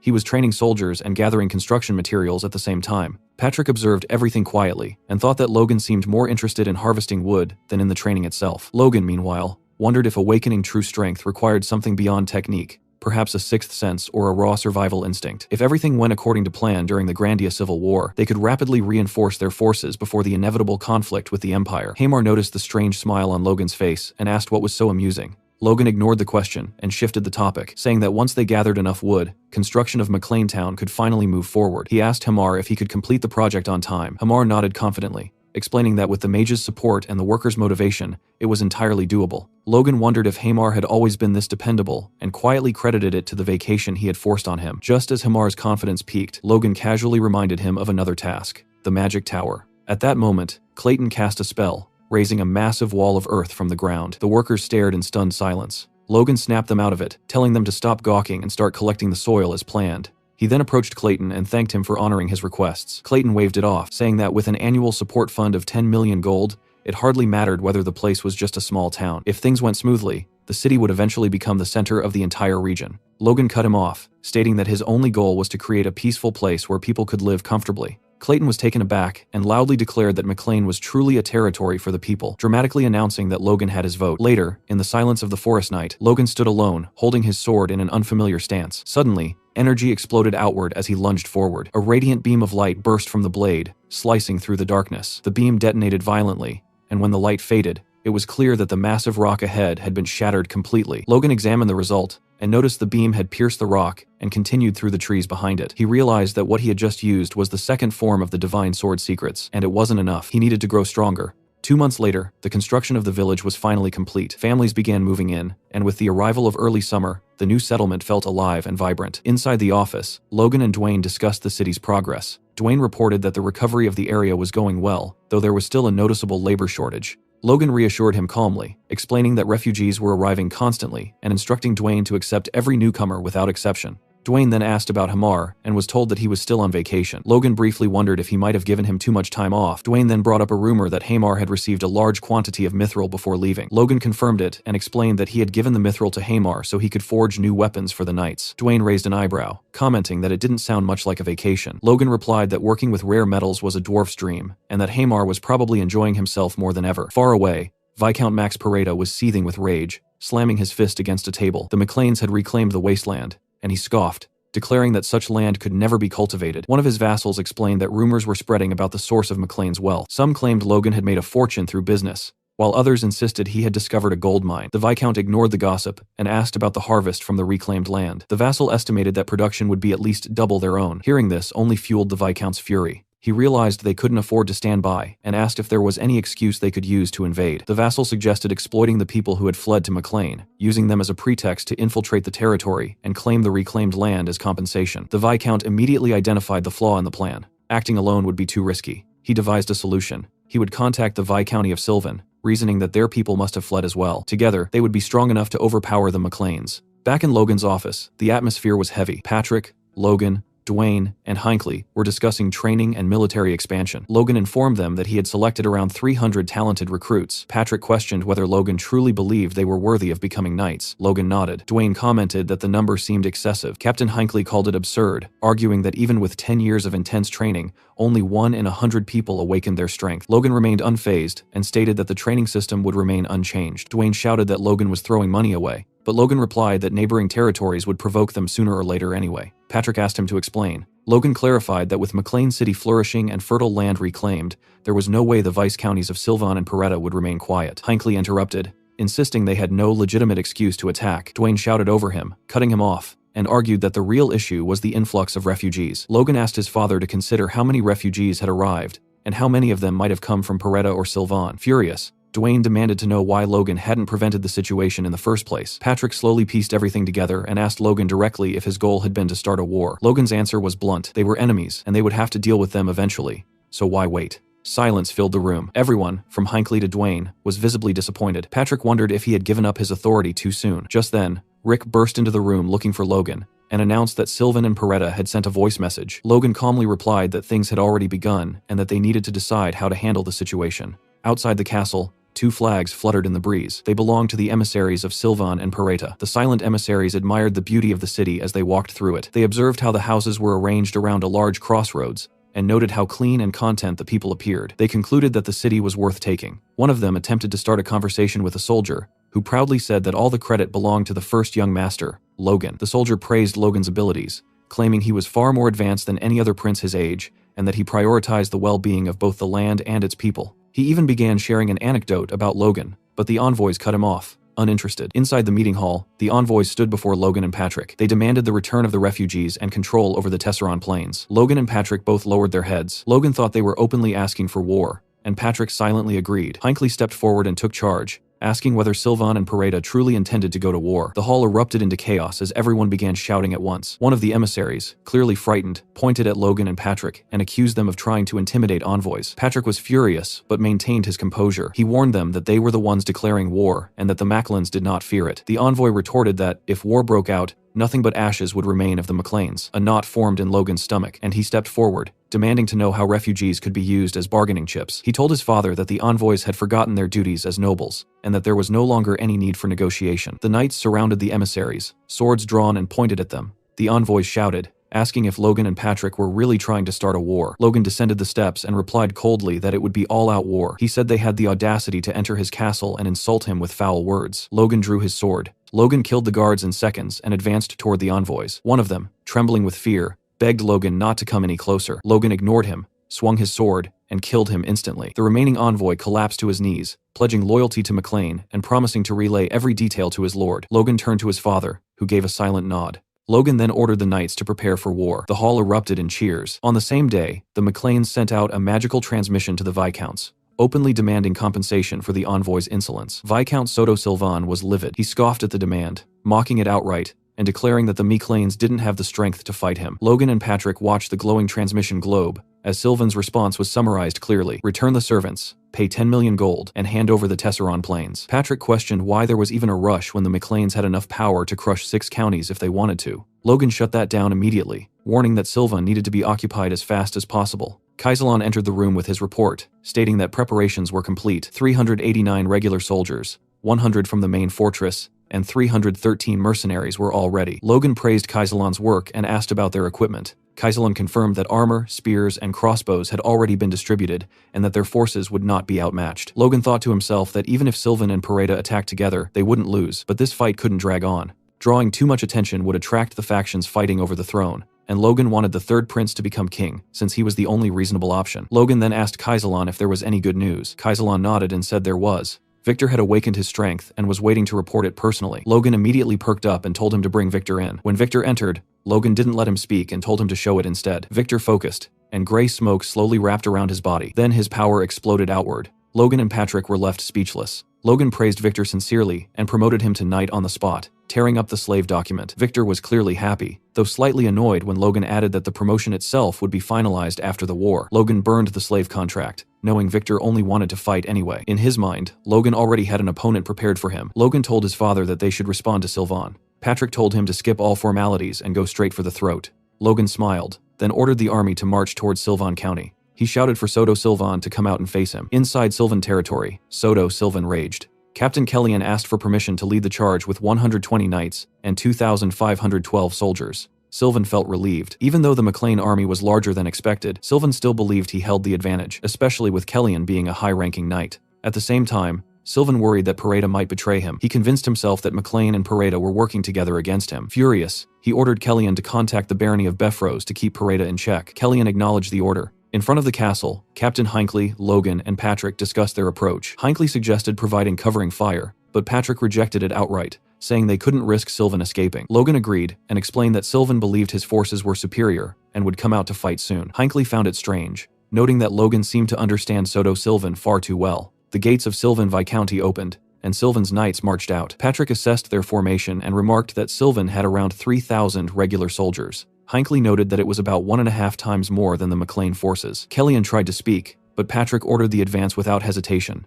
Kellyan shouted insults, calling the McLean soldiers rabble. Kaisalon calmly ordered the mercenaries to ready their crossbows. Kellyan couldn't understand Patrick's plan and ordered his men to raise their shields. Kaisalon gave the firing order. A rain of arrows fell from the sky. Kellyan smirked at first, confident they'd be blocked, until the bolts punched straight through the shields. His expression twisted with fury as he screamed for a full advance. Kaisalon immediately ordered the troops to spread out, confusing Kellyan completely. The crossbow cavalry split apart and began targeting the Sylvan soldiers directly. Kellyan felt genuine fear for the first time. Retreat crossed his mind, but it was already too late. Patrick stepped forward and challenged the Sylvan knights head-on. Kellyan froze as Patrick cut down 4 knights in a single exchange. In that moment, Kellyan understood Patrick had reached the advanced level. Patrick then gave the order to annihilate the enemy. The Macklin knights surged forward and tore through the Sylvan forces without mercy. Hinckley watched it all unfold, realizing that just 2 months ago, the Sylvan knights would have been an even match. Now they were being crushed. Hinckley smiled proudly and commented that their lord's brutal training had truly paid off. On the battlefield,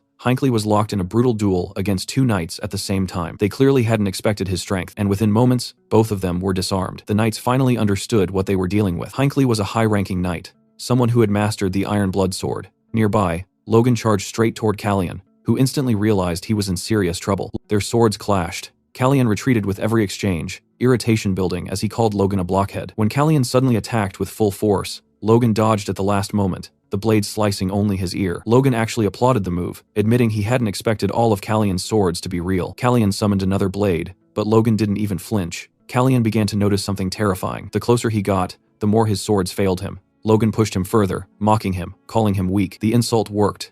Kellyan snapped and prepared to strike again. Logan closed his eyes, and something inside him shifted. His core evolved, becoming a 2-star core. He avoided Kellyan's attack effortlessly and reappeared behind him. From that moment, the fight completely tilted in Logan's favor. He landed a devastating blow, badly wounding Kellyan. The realization hit hard. Logan had become a high-ranking knight. Logan raised his sword and gathered his aura, preparing to end it. He bent his knees, poured raw power into his body, and leaped high into the air, choosing to finish the battle in the most overwhelming way possible. His aura surged as he unleashed his secret technique, the Divine Ripple. A massive wave of aura crashed forward. Kellyan tried to block, but it was pointless. The attack crushed him. The Sylvan troops immediately understood the battle was over. Logan landed, standing tall, and shouted that the enemy leader had fallen. Moments later, Patrick announced the capture of Soto Silvan and ordered all remaining forces to surrender. Logan smiled to himself as the outcome settled. After the war, Sylvan County had lost 42 knights and 1,223 soldiers. The McLeans, in contrast, had lost only 5 knights and not a single soldier. Elsewhere, a man was informed by his vassal that Sylvan had fallen to the MacLanes, and he concluded that it was finally time to act. Back in Sylvan County, Soto Silvan knelt before Patrick, who gave him one final chance. He could apologize, take only the bare minimum of his belongings, and leave the land with his family. Soto Silvan looked up and declared that the takeover would never be tolerated by the royal family. From behind him, Logan immediately knew that was the worst thing he could have said. The fall of the McLeans in the past had been blamed on poor management, but the one who had truly caused rebellion to profit from the chaos was Befros. Logan remembered that royal intervention had once prevented Befros from forcing them into servitude, but even hearing that name darkened Patrick's expression. Patrick asked Sylvan calmly if he wanted to die. Soto tried to speak, but Logan stepped forward and cut his throat without hesitation, leaving him to bleed out. Logan told Patrick that this was respect, an honorable death instead of humiliation. Patrick nodded and said Logan had done well. Logan, however, knew the truth. He could only hope that other nobles wouldn't use this incident as a reason to strike, especially Befros, an enemy they still couldn't afford to face. A few weeks passed, and inside Sylvan Castle, Logan and his father Patrick were talking quietly. Logan mentioned that even though they had stayed on high alert, Peretta still hadn't shown any signs of attacking. Patrick asked calmly if there was any real reason for her to make a move. Instead of answering directly, Logan raised another possibility. What if Peretta attacked Tesseron Castle instead? Patrick brushed it off, telling him to relax since Clayton was stationed there. Logan agreed that brute force alone wasn't what had allowed them to defeat Viscount Sylvan. The truth was that Sylvan had underestimated them, while the Macklins had gone all in, using every resource they had. On top of that, they had their hidden trump card, Clayton himself, along with his stone golems stationed inside Tesseron Castle. Even with all of that, Logan knew the current situation wasn't sustainable. Managing 3 castles simultaneously like this would eventually break them. They needed a better system. Logan proposed moving the administrative center of their territory to the cities instead of the castles, which would make managing all 3 locations far more efficient. 2 nearby vassals supported the idea, pointing out that the monster-infested forests had already been cleared, and leaving minimal forces behind in the mountains wouldn't be an issue. The knights could remain stationed in the cities, ready to march toward either Tesseron or Sylvan at a moment's notice. Patrick considered it carefully and agreed that it was a solid plan. Logan felt relieved, joking that now he wouldn't have to carry everything alone anymore. Patrick congratulated him and asked how many knights they had captured after the war. Logan replied that there were 75 prisoners, all held in cells, with 8 of them being intermediate knights. He then asked if Patrick would allow him to try persuading them to serve the McLeans. Logan reflected that a single battle had yielded more knights than years of carefully selecting young talents, but he also knew this success came from Sylvan's arrogance. If Sylvan had been more cautious, they would have suffered heavier losses and captured only a fraction of those knights. It wasn't something they could rely on happening again, and he reminded himself not to grow attached to this victory. Patrick, however, was visibly pleased. He said that with forces like these, even Peretta no longer seemed threatening. He praised Logan openly, saying that everything they had achieved was thanks to his son, his face glowing with pride. Logan felt his face heat up and fell silent, embarrassed by the praise. Patrick chuckled and told him to enjoy the moment, at least for that day. Their brief happiness didn't last. A vassal suddenly arrived with urgent news from Befros, leaving both Logan and Patrick stunned. The vassal began reading the letter aloud. Befros referred to himself as the Lord of the Southwest and expressed his dissatisfaction with the McLean family's constant annual wars. Patrick nearly exploded just hearing Befros claim such a title. The vassal continued. According to the letter, at Viscount Sylvan's request, both Peretta and the McLeans were to immediately cease hostilities. With every word, Patrick grew angrier, shouting that they were the ones who had been attacked, and now they were asking for intervention. Logan restrained himself and insisted they hear the letter to the end. Befros went on to admit that conflict in the region had persisted because he himself had failed in his duties as a lord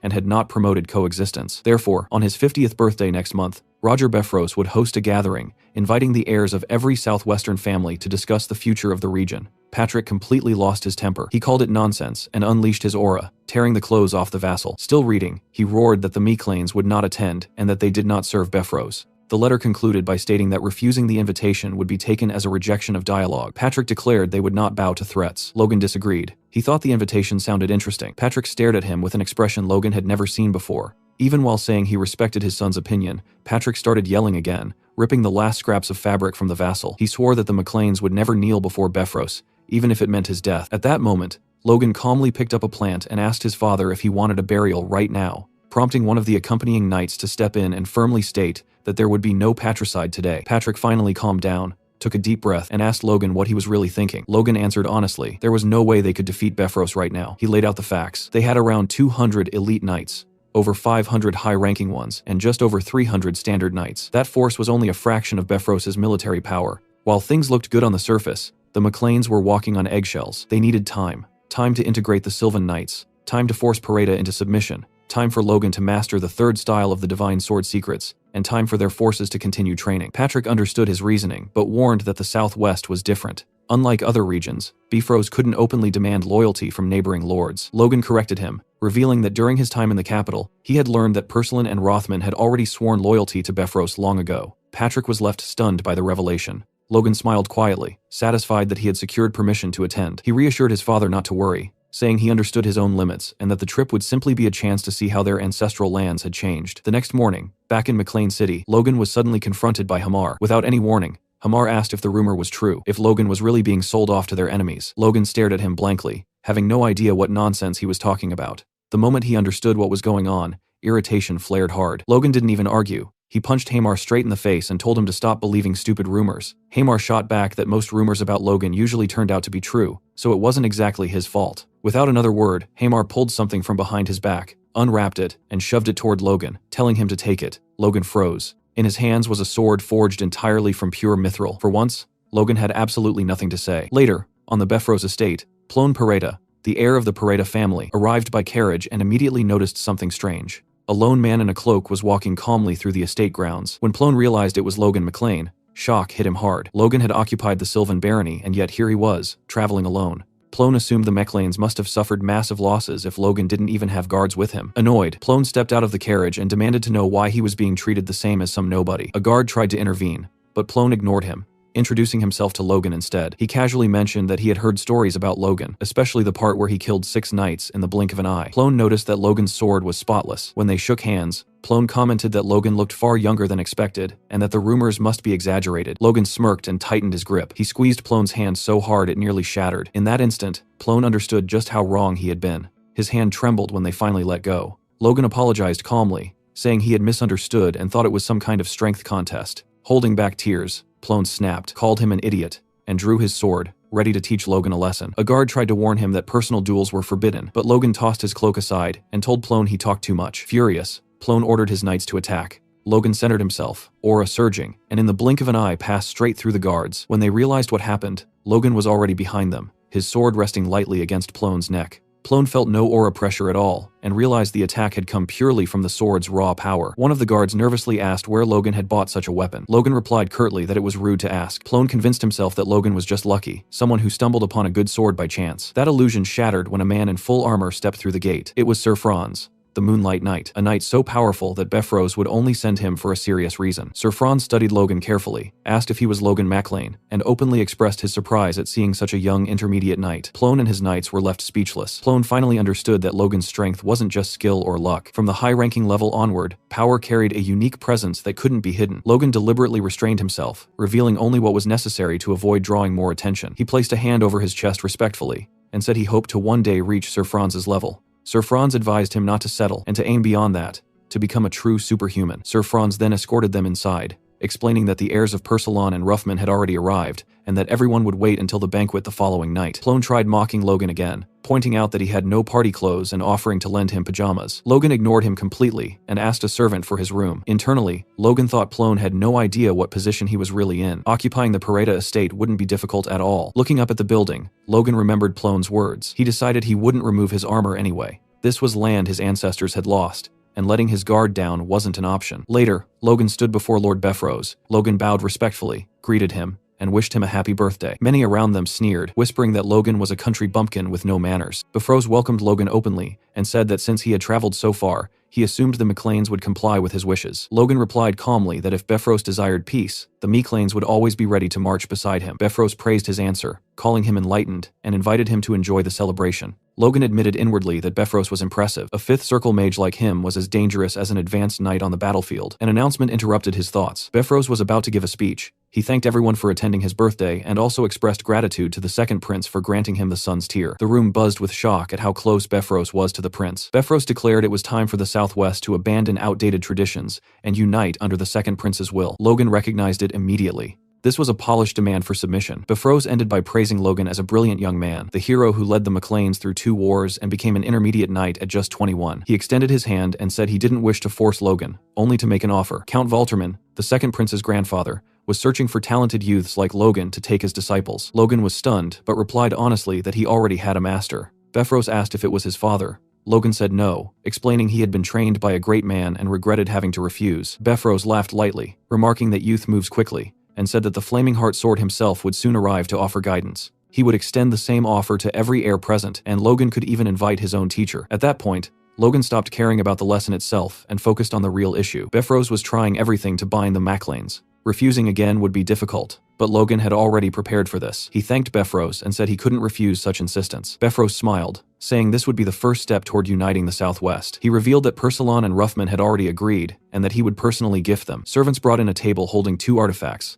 a sword and a hammer. Logan immediately recognized their value, at least 12 million gold. Befrose called Ramon Persilon and Eric Ruffman forward. When asked to swear loyalty, both knelt. Befrose bestowed the sword of Lambton to Ramon and the hammer of Jackson to Eric, promising rich rewards to those who served him. Drunk, Plone Peretta staggered forward and loudly commented that Logan's sword looked better. He repeated it, openly insulting Befrose. Logan realized Plone had just dug his own grave. Lux, Logan's sword, rivaled most artifacts in power. Logan had planned to use it as leverage if things went badly, but Plone had destroyed that option. Befrose asked if Logan's sword was truly that special. Logan replied calmly that he was fortunate enough to receive a weapon forged by dwarves. Befrose asked to inspect it, but Logan knew that once handed over, he would never get it back. He said that even if he was young, it was hard to part with his partner. Befrose smiled and suggested an alternative. Instead of handing over the sword, Logan could demonstrate its worth in an exhibition match against Ramon. Logan smiled, acknowledging how unexpected things had become, but saw no reason to refuse. He drew Lux and calmly stated that he would comply. Inside the training room, Logan stood facing Ramon.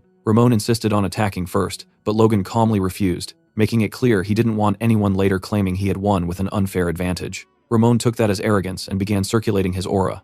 Around them, the women whispered in admiration, commenting on the elegance and beauty of Ramon's sword. Compared to Ramon's flashy weapon, Logan's sword crafted by Hamar looked almost plain, but its balance, sharpness, and durability were flawless. Ramon mocked him, questioning whether such a delicate-looking blade could survive against an artifact. Logan inwardly judged Ramon as even more foolish than Peretta. When Ramon finally lunged forward, Logan briefly scanned the audience and spotted Sir Fram. That was when he decided his approach. He couldn't show his real strength. He needed to make it messy. A stumble here, a shallow scratch there, a few exchanges that looked close, followed by a solid counter. Enough effort to look impressive, but not threatening. Then end it cleanly with confidence. Before anyone could react, Logan had already pinned the blade to Ramon's neck. Ramon panicked, shouting excuses, claiming he wasn't accustomed to the sword. Befrose openly expressed his disappointment in Ramon's performance. Logan felt disappointed as well. Befrose then apologized to Logan and offered compensation, promising to open his treasury and allow him to choose any artifact he wished. Logan immediately understood the motive. Befrose was trying to bind him, confident that whatever Logan selected could later be reclaimed. Before the situation could settle, a servant rushed in with urgent news. The Sword Duke had made contact to deliver birthday wishes. Befrose froze. Felix Esperanza praised Befrose as one of the kingdom's pillars, and apologized for not attending in person. Befrose responded politely, but then Felix noticed Logan standing among the crowd and asked if it was really him. The room fell silent. Befrose began to sweat. Logan stepped forward, realizing his gamble had paid off, and respectfully addressed Felix as his master. Shock rippled through the hall. Logan knew then that asking for Felix's backing had been the correct move. As a neutral superhuman, Felix's wishes couldn't be rejected. Felix gave Logan a knowing wink and mentioned he expected to see him again in the capital. Logan bowed in gratitude. Befrose looked like he was on the verge of collapse. The following day, Logan entered Befrose's artifact vault. A guard informed him he had exactly 1 hour and could choose only a single item. Around 30 artifacts were displayed. Logan ignored the weapons entirely. Instead, he felt his force being subtly drawn toward a pair of armored boots, sealed inside a glass case. There was no visible magic, yet they continued siphoning his energy. Curious, Logan began feeding them more of his strength. The pull intensified, draining him like a tide. Refusing to back down, Logan poured in even more power, challenging them outright. Suddenly, the boots released a violent surge of energy that threw him backward. His strength rushed back into him all at once. That was when Logan realized something important. That night, Befrose asked whether Logan McLean had already left. With 3 days still remaining before the party, he immediately understood what that meant. The young man had no intention of staying. Furious, Befrose concluded that Logan had deliberately played him and ordered his knights to pursue him and retrieve the artifact at any cost. Logan was resting beside a campfire when a sudden wave of murderous intent surged toward him. He sprang to his feet at once and scanned the trees. In the darkness, he sensed movement. A pursuer. Moments later, a hooded man stepped out from the bushes, and Logan instantly realized that Befrose had sent 4 people. The man at the front casually warned his companions that they were free to do whatever they wanted, as long as they didn't kill Logan. The other three lunged at him, but Logan didn't wait to be surrounded. He moved first. The attackers panicked, unable to comprehend how an intermediate knight could move with such speed. Logan felt a flicker of satisfaction. Choosing those boots had been the right call. Not only did they allow triple jumps in midair, they adjusted to his size automatically and even repaired themselves. Judging by their performance, they were at least a 4th grade artifact, if not higher. A fitting name came to mind almost naturally: Boots of the Wind God. As the fight escalated, one of the men asked for permission to strike Logan's vital points. The hooded figure responded with open disgust, calling such behavior shameful. In the next instant, that man moved. He attacked from behind, his aura shimmering silver. Logan barely managed to block and was still forced backward by the sheer power. His expression hardened. This was no ordinary opponent. He gathered his aura, bracing himself for a brutal fight, and remarked that he never imagined the title of Moonlight Knight was earned through ambushes and sneak attacks. That was when it clicked. The stance, the aura, the presence. Logan recognized him. Sir Franz, the Moonlight Knight himself. Franz openly acknowledged that Logan had not only concealed his real strength, but exceeded expectations. He added that he was already aware of the artifact Logan had taken, and declared that he would claim it as payment for the lesson he was about to teach. Logan scoffed, asking what kind of lesson that was, and pointed out that Sir Franz should be ashamed of the title he carried. Franz replied that this was precisely why the lesson would be harsh. As Logan studied his posture more closely, he realized Franz's stance resembled someone wielding a whip rather than a sword. Then Franz attacked. A blade of force lashed out, moving like a whip through the air. Logan blocked again and again, remarking internally on how relentless the assault was. He knew he couldn't last long like this. Deciding there was no room for hesitation, Logan pushed everything he had into his aura and maneuvered behind Franz, striking with full intent. The result shocked him. Not even a scratch. In that instant, Logan understood. He flipped backward just in time, narrowly avoiding another deadly blow. Franz questioned how Logan was dodging his attacks, and wondered aloud if those movements were secret techniques from the Sword Duke. Logan didn't bother answering. If Franz was still standing, then the attack hadn't been enough. He realized that without the boots of the Wind God, he would have been forced to take those attacks head-on. Logan calmly told Franz that he wasn't using any secret arts and asked him to wait a moment, promising to show him a real secret technique. Franz, arrogant to the end, agreed without hesitation. That arrogance made things easier. Logan focused entirely on his sword, pouring his aura into it. He knew what was at stake. If he lost, he wouldn't just lose Lux and the boots. Franz would make sure he never held a sword again. Franz struck first, lunging forward, aiming straight for Logan's heart. The moment his blade descended, everything exploded. Franz had completely misjudged the depth of Logan's power. Logan unleashed the third form of the Divine Sword secrets, conjuring a blade of pure aura that tore through the battlefield. The shockwave was so violent that the knights accompanying him began frantically searching for his location. Franz coughed up blood. He had managed to dodge the worst of it, but even so, he muttered bitterly that it might have been better to die alongside Logan than to return defeated. Logan mounted his horse and rode off, his thoughts heavy. He remembered the moment Franz had attacked while he was charging the third style, and the coin-sized hole that had been torn through his chest. All the bravado, the confidence, the talk it had all been a facade. Still, one truth was undeniable. With his current skills and the treasures he possessed, he could now defeat an advanced knight. Suddenly, his vision blurred. Logan slipped from the saddle and fell to the ground as the horse continued forward without him. Back at the mansion, Rick and Dwayne were left speechless when Logan returned in tatters. They demanded to know what had happened. Logan casually said he had fallen off his horse. His battered appearance caused an uproar, but the matter was quietly set aside. Patrick was visibly ashamed, saying that Logan had endured all these hardships because the family lacked sufficient power. Logan reassured his father that they would soon repay everything in kind, but to do that, he needed to reorganize their forces. On the training field, Ronian swung his sword again and again, his movements sharp but restless. He remembered what Logan had told him before the war, that it would be easy, and that Ronian wouldn't be needed yet, that he should focus on polishing his skills. Back then, Ronian had accepted it, but now he couldn't stand being treated like a child anymore. He was just about to push himself harder when Logan suddenly interrupted him, telling him to take a short break. Logan then introduced the person Ronian would be training with from now on. Victor stood there wearing brand new gleaming armor. Ronian asked if the armor fit properly, but his thoughts were elsewhere. Victor looked to be around the same age as him. Was he also a Force user? Logan confirmed it calmly, saying that Victor had recently awakened his Force and was the same age as Ronian, which would make him perfect motivation. Ronian then asked what Logan meant by training together, and Logan answered without hesitation, fighting. The two stared at each other, tension rising instantly. Logan gave the signal, and Victor moved first, aiming straight for Ronian's neck. Ronian barely dodged, and immediately realized what was happening. Victor was using the Iron Blood Sword. That was enough. Ronian charged forward, determined to take him down. Victor sensed the danger just in time. Ronian unleashed a powerful wave of energy, but Victor leaped high into the air and avoided it, preparing a counterattack. He slammed his sword into the ground, creating a crater, but Ronian slipped away at the last moment and called him a monster. Victor didn't even flinch. Logan burst out laughing, asking Ronian who exactly he was calling a monster. Ronian reset his stance, deciding he would go all out. Victor smiled, completely relaxed. Watching from a distance, Logan felt satisfied. His judgment had been correct. The two had natural synergy. Victor had fully absorbed the Iron Blood Sword and was adapting it to his own style, while Ronian, already experienced, fought freely without being chained to rigid forms. Ronian shouted that Victor wasn't allowed to use punches. Victor replied that anything was allowed in a real fight, making Logan laugh again. Logan told them not to push too hard, and thought to himself that there were still 7 years before the Empire's war began. Ronian and Victor would be ready in 5 or 6. He briefly wondered how terrifying Victor would become if he learned the divine sword secrets, but that would require a proper catalyst to keep him close. Later, inside Logan's office, Clayton and his disciples were completely shocked by what Logan told them. Victoria, standing nearby, calmly stated that she could see the mana band. Logan tried to convince her to learn something she enjoyed, so she would stay in the castle. When Victoria said she wanted to learn how to move clay dolls using the yellow thread, Logan was stunned. Clayton interrupted and asked if she could really see where he was sending his mana. Victoria pointed at one of the disciples, calling him old, and said that was where the mana was flowing. They tried again, and she pointed at a water bottle instead. Clayton grabbed Victoria by the shoulders, trembling, and declared that she was special, that not even legendary great mages could see mana with their naked eyes. Logan wondered if seeing mana was really that extraordinary. He asked Victoria if she truly wanted to learn magic.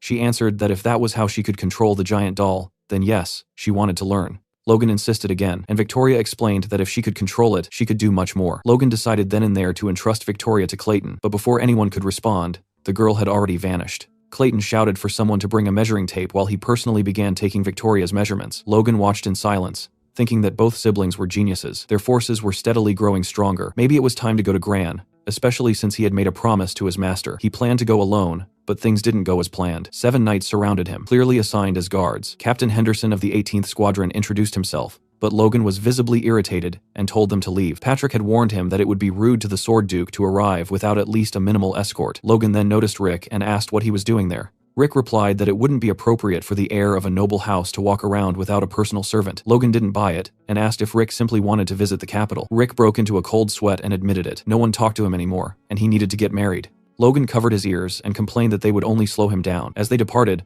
Logan focused on his real goals. First, identifying changes in the future. Second, finding the third prince and forming a connection. He recalled the royal family's history. King Samuel von Grandia had no heir until the age of 40, so he had 2 sons with concubines. 10 years later, the queen gave birth to the third prince, who surpassed his brothers and became the successor. Logan remembered that winter, just before the third prince came of age, the civil war would begin with the king's death. The first prince, von Doblus, a 6th circle mage, and the second prince, Jordan Valtermine, would both have the backing of their grandfathers. Logan had once seen the third prince on the verge of execution before Felix intervened, claiming the king's will demanded his survival. Despite surviving, the third prince would lead the country to ruin within 5 years. Logan decided long ago that he would never allow that man to become king. The second prince wasn't much better either. He needed to see the third prince with his own eyes to judge whether he deserved the throne. Inside the castle, Logan's servants were speechless. Rick approached again, suggesting that Logan should make connections and asking for help getting close to one of the maids. Annoyed, Logan smacked Rick on the head, knocking him to the ground. A man then arrived to escort Logan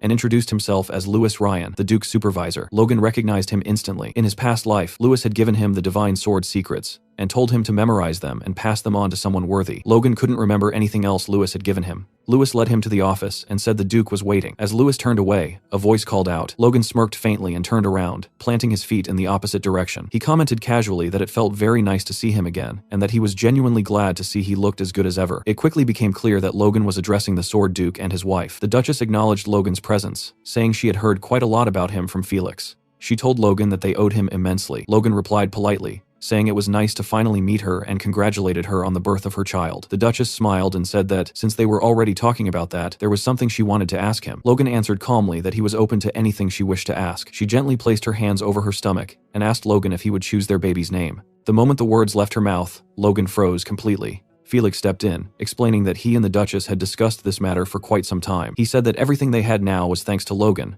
which was why they wanted him to be the one to choose their child's name. Logan, however, was still stunned into silence. Inside his mind, Logan reflected on the meaning of names. In Grandia, a name was believed to decide and illuminate the path a child would walk in life. Since ancient times, nobles had sought out respected figures to name their children, sometimes holding feasts solely to celebrate the naming. But leaving such an important task to him felt different. He and the Sword Duke had only met twice, yet it was undeniable that they had already influenced each other's lives in profound ways. Logan realized how heavy the responsibility was, but at the same time, he saw no reason to refuse. Logan finally spoke and said that it would be an honor for him. Hearing this, both Felix and the Duchess were overjoyed and thanked him sincerely. Felix then turned to his wife and gently told her to go rest, reminding her that she was with child and should not strain herself. The Duchess protested lightly, saying that manners still mattered and that this was an important request. Felix glanced back, thinking to himself that this arrangement was beneficial for Logan as well. After all, being known as the one who named the Sword Duke's child was no small distinction. With some effort, Felix managed to escort his wife out of the room.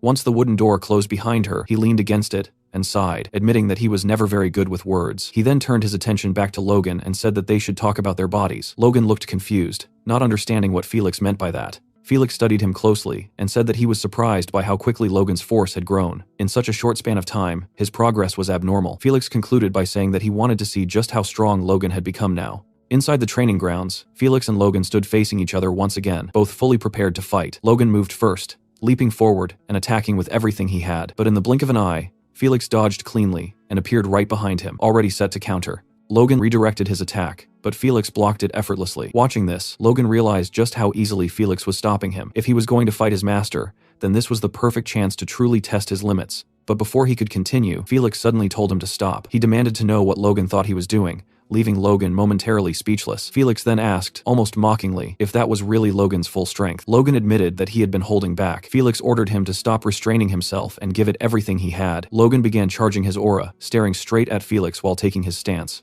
This was the first real training session since they had officially become master and disciple, and Logan knew he could not afford to disappoint him. He unleashed a powerful attack that even shook the Sword Duke, yet Felix still blocked it with ease. The resulting explosion was so intense that the two of them vanished behind the blinding light. Logan thought quickly. After using the rippling divide, there was only one move left. He gathered his strength and launched the killer iron slash straight at Felix. Felix scoffed, calling it nonsense, which shocked Logan. In the next instant, Felix had already dodged the attack, moved behind him, and placed his sword against Logan's neck. He remarked that with strength this weak, Logan would probably collapse after just 2 moves. Felix then kicked Logan's knee, sending him crashing to the ground. Standing over him, he asked whether wasting his force like an idiot was all Logan knew how to do. Logan clenched his sword tightly, anger flaring. Being told that his Divine Sword Secrets combination was idiotic enraged him, especially since he had used that very combo to wound the Moonlight Knight. Felix stared him down and demanded that Logan show him everything he had, his real swordsmanship, warning him not to disappoint him again. Gritting his teeth, Logan promised he would demonstrate properly this time. He leaped backward and prepared another attack,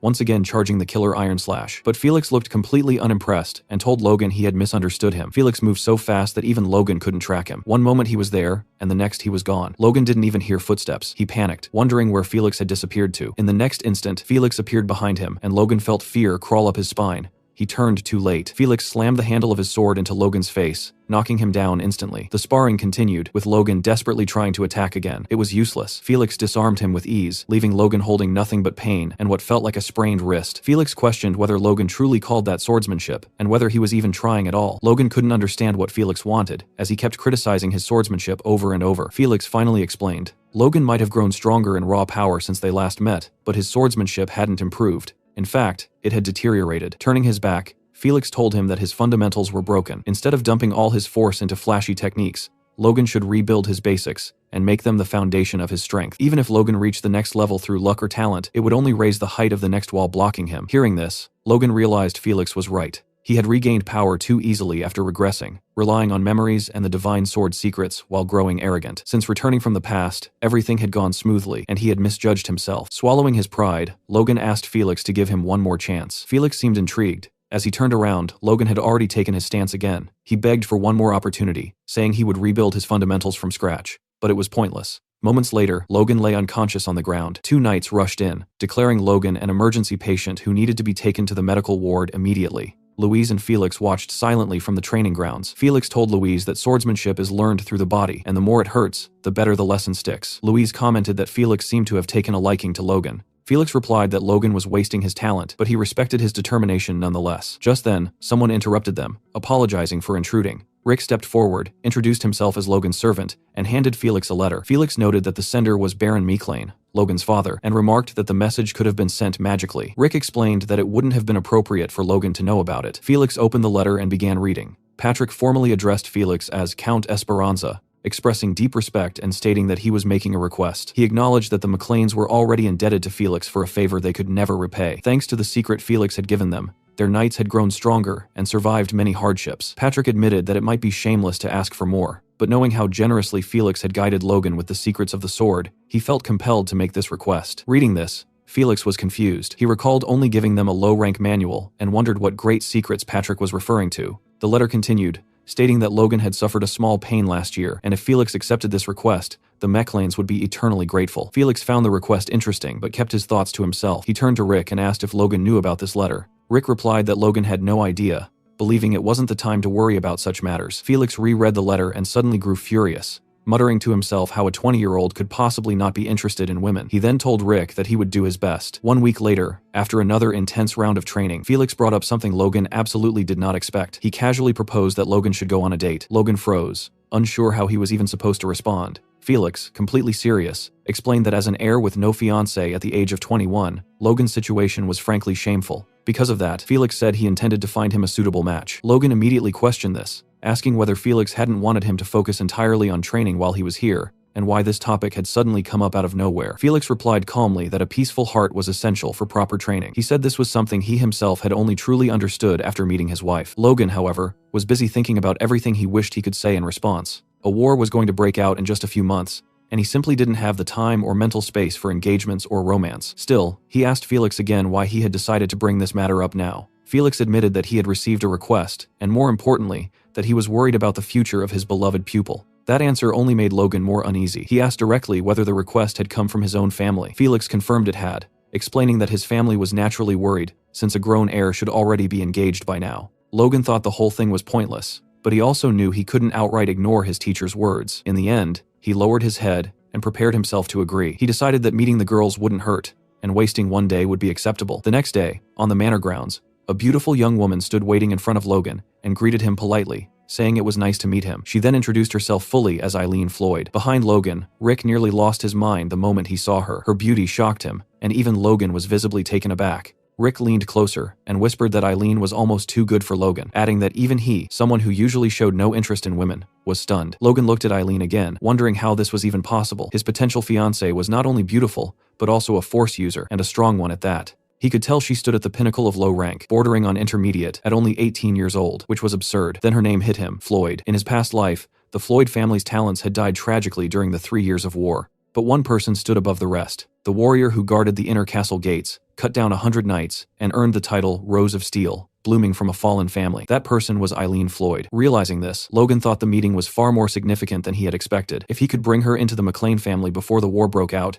it would change everything. He even considered that if this became a proper marriage instead of a simple engagement, he could use that to bring her to McLean immediately. But he had never heard of nobles marrying their fiancée just months after meeting, and he wasn't sure what to do. Eileen looked at Logan, a bead of sweat forming on her cheek as she prepared to speak. Eileen asked Logan whether he had also been forced to come here. It seemed like a fair question, but Logan wasn't really listening. She continued, saying she understood the embarrassment of the situation and that she didn't want to waste any time. She stepped closer and told him directly that they should go and spend some meaningful time together. A memory surfaced. Shifting to what looked like the Floyd family's training grounds, Eileen was speaking with her father, asking whether he still hadn't given up on finding her a fiancé while she was taking a break from sword training. Count Robert Floyd replied that her beauty alone still made her desirable, and that this time the recommendation had come from Felix Esperanza himself. Hearing that name, Eileen immediately realized he meant the Sword Duke and found the situation interesting. Robert explained that the potential match was Felix's own pupil. Not many people knew that yet, but word was spreading that he would soon become famous. Still, Robert added that Logan probably wouldn't surpass Eileen,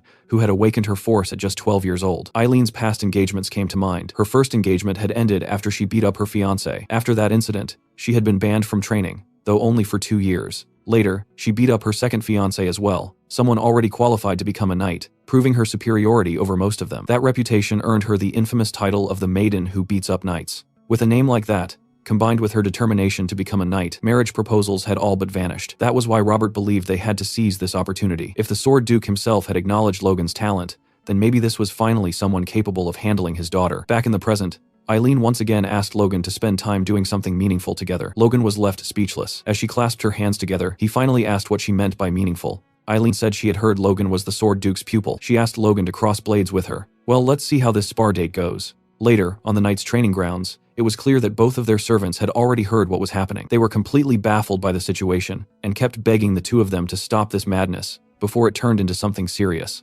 Eileen's servant nervously asked whether she was really planning to beat up her potential fiancé again, especially since the Count had practically begged her not to repeat that incident. Eileen replied calmly that this time was different. She explained that the previous two had looked down on her and behaved rudely, making comments about how having force would make her good only for giving birth to strong children, or boasting that they could take her down barehanded. Back then, She had decided to teach them a lesson and honestly felt she should have beaten them even harder. But then she turned her head toward Logan once more and repeated that this time, it was different. Across the training grounds, Rick was desperately pleading with Logan, asking why he was warming up so seriously. He warned him that if word spread that he had hit a woman, the Lord would have a heart attack. Logan told Rick not to worry, explaining that he had already requested the entire training area be sealed off, so nothing would leak out. At the same time, Logan found himself thinking about Eileen's strength. Ever since he had heard her name, he had wondered whether it was truly possible that she had once slain 100 knights by herself. He decided that he would find out for himself. Eileen's servant, realizing there was no stopping this, shouted for her to make sure she won. As Eileen took a deep breath and prepared for the fight, Rick and her servant could be seen arguing in the background. Rick kept insisting that she had no idea how skilled his master was, while her servant shot back that he had no idea how skilled her young lady truly was. When Eileen approached Logan, she told him that she had been training alone for 10 years. She warned him that she had already beaten a knight before and hoped he wouldn't underestimate her. Logan replied calmly that he had no intention of underestimating her at all. In fact, he told her plainly that he wouldn't go easy on her, and that he hoped she would understand if he was a little harsh. Hearing that, Eileen unexpectedly began to blush. The two of them faced each other, their stances completely different. Logan stood with his sword pointed directly at Eileen, while Eileen held her sword angled downward behind her. In the next instant, she launched herself forward and attacked. Logan easily blocked her strike, countered immediately, and struck her down. With just a single exchange, Eileen was sent to the ground. Logan informed her that he had only used the flat side of his blade. As Eileen tried to push herself up, her servant shouted that her sides were wide open and she needed to be careful. Gritting her teeth, Eileen told herself that no matter what, she would land at least one hit on Logan. What followed was pure carnage. Logan knocked Eileen down again and again, but each time he did, he corrected her. He told her that her grip was too loose, that she needed to move faster, and that her sides were exposed again. Eventually, Eileen stood there completely defeated while Logan looked down at her. Rick was utterly stunned, while Eileen's servant broke down crying for her young lady. Logan commented that she looked exhausted and suggested they take a break. Eileen refused outright and attacked him again, this time coming dangerously close to landing a hit. Logan calmly told her to wipe the sweat from her face. As he stopped her attack once more, Eileen realized that even a sneak attack wouldn't work on him. Still, Logan praised her for trying. That praise left Eileen frozen in place. She stared at him, wondering why he wasn't angry at all. Logan then told her that she needed to move more concisely and promptly smacked her on the head. Eileen looked up, tears welling in her eyes, and admitted that Logan was not someone to mess with. Looking down at her, Logan realized that her bad habits made it obvious she had truly learned swordsmanship alone. Yet despite that, she had improved noticeably with only a few pointers. That alone proved she was genuinely talented. He thought that she still wasn't using her full potential, and wondered if this was exactly how Felix had felt when watching him. Suddenly, Eileen let out a fierce battle cry and charged again. This time, she changed her approach, weaving from side to side instead of attacking head-on. Logan acknowledged that her footwork was interesting and far better than her earlier straightforward charges. When she attacked again, he blocked it just as easily. Frustrated, Eileen shouted that no matter what she did, Logan kept deflecting everything. In the next instant, Logan appeared behind her and struck her back down. Still, he told her that her talent was more than sufficient. As she struggled to get up again, Logan added that she had great potential. Eileen insisted on trying one more time, and Logan thought that her grit alone was already a pass. Seeing that she was injured, he extended his hand, offering to help her up. She hesitated, clearly wanting to continue fighting, but eventually accepted his hand. Logan told her that he would give her another chance next time they met. Then he suddenly pulled her closer to him. "I honestly love this." Logan then leaned in near her ear and told her that he genuinely loved this. He whispered that she had incredible talent and invited her to come with him to McLean Estate. Later, inside Felix's room, a discussion was taking place. Logan asked Felix why he had chosen Eileen out of all possible people. Felix explained that there were two reasons behind his decision. First, he said that although the Floyd family was not involved with either of the princes, they still held considerable influence in the capital. They were a family capable of representing the McLeans there. Hearing this, Logan thought that this was yet another reason Befros needed to wait. He reflected that he hadn't been overly worried since the Civil War would break out soon anyway. But from Felix's perspective, this choice made perfect sense. Felix then stated that the second reason was far more important. Logan fell silent, ready to listen. Felix admitted that he had been curious to see what would happen if a wild guy like Logan met a troublemaking maiden like Eileen. What he hadn't expected was for Logan to actually like her that much. As Felix laughed his ass off in the background, Logan thought that his master could be quite strange at times. Still, good was good. Felix told Logan that he had seen how his face turned red when he met Eileen and said that Logan finally looked like a boy his age. Logan didn't quite understand what he meant. Felix stood up from his chair and told Logan that he didn't know how heavy the burden on his shoulders truly was. Someone as young as Logan, wearing the expression of a man who had been holding up the entire world, wasn't easy to watch. Felix told him that he could share that burden if he wanted. He should open his heart more, trust the people around him, and allow himself to relax. Felix admitted he might be overstepping, but from everything he had heard, Eileen could give Logan the breathing room he needed. Logan wanted to tell Felix that his burden was something only he could carry, but Felix interrupted him, warning him not to wait too long to have a child, speaking from experience. The next day arrived with beautiful autumn weather outside. Inside, however, Logan was sparring with several of the knights he had brought with him. As the knight he was fighting lost his balance, Logan asked him why he failed to block that attack and told him to keep his focus next time. Logan reflected that it had been 3 weeks since he arrived in the capital. Aside from that single date, he had spent every day training or sparring with these knights, which still counted as training in his mind. He wondered why he felt more pressure from them now that they were in the capital, and briefly considered whether he might have beaten them up too much. Henderson looked at Logan with an expression that was hard to describe, perhaps appreciation, maybe even admiration. Earlier that day, the Knights of Esperanza had sparred with the McLean Knights, and Henderson's group had lost. One of Felix's knights commented that the Esperanzas required their knights to be mid-ranked, and said that people like Henderson should still be learning how to swing a sword. He added that Henderson might have potential, but his companions should find trainees to spar with next time. They also remarked that sparring on the first day showed excessive enthusiasm, which Henderson found strange. Henderson then told his companions that the Esperanza Knights were strong, but not as strong as the Iron Blood Sword. His friend agreed, and recalled Logan telling them that he had received the Iron Blood Sword from the Duke himself. That made them wonder whether those knights were using a weaker sword style. Henderson began to suspect that Logan hadn't received the technique from the Duke at all, but had created it himself. Regardless, they believed their young master had bestowed them with skills superior even to the Duke's. Overwhelmed, they fell to their knees, calling Logan their great young master. Back in the present, Henderson and the others were staring at Logan, making him uncomfortable. He turned his back, thinking he wasn't sure what was going on with them, but since they weren't causing trouble and were focused on training, he let it be. Elsewhere in the capital, a wooden sign declared that the McLean special product was on sale. The man holding the sign was none other than Philip, shouting that this was a rare opportunity to buy the essential vanity product that had once made nobles gasp. He approached a man, claiming he could see worry on his face and assuring him that his medicine could solve all his problems. Then he shouted at another young man, saying he looked just like his master, only to realize that the person in front of him was actually Logan, who was visibly pissed. Philip immediately began bowing and explaining that there were too many competitors. In reality, he wasn't bowing at all. Logan was sitting on his back while Philip was forced to do push-ups,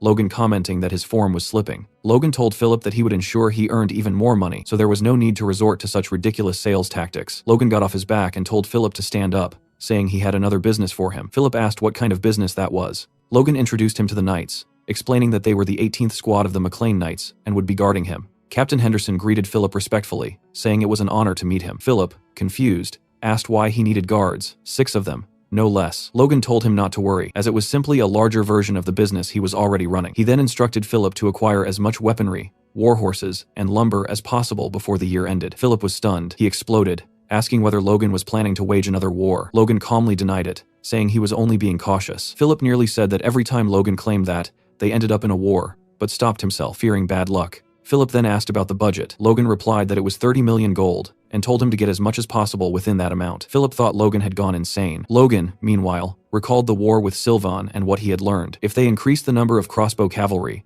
soldiers could take on low-ranked knights. Individual soldiers could defeat groups of force users. If successful, it would change battlefield norms. It might not rival the Empire's crossbows from his previous life, but it would come close. Philip argued that Logan didn't understand how markets worked and that he wouldn't be able to acquire even half of what he wanted. When Logan asked why, Philip explained that sudden demand would skyrocket prices, especially horses. More money didn't mean horses would suddenly be born in triplets or ponies would grow faster. Logan wondered if he had made the request too late, and thought it should have been fine before the war. Philip accused him again of planning another war, which Logan denied. Philip held up 3 fingers and explained that prices would likely triple. Logan accepted that it couldn't be helped. Philip thought that had worked, but Logan added that it would be fine to go up to double the current market price. Philip realized Logan wasn't backing down, and that prices would still likely triple. When Philip tried to argue again, Logan interrupted him. He promised that if Philip managed to buy supplies for less than double the market price, he would receive a bonus equal to 3% of the difference. Philip froze and asked how much that would be. Logan calmly explained the percentage. Philip was stunned, and promised to do his best. Henderson quietly wondered if 3% was a lot, since numbers had never been his strength. Philip,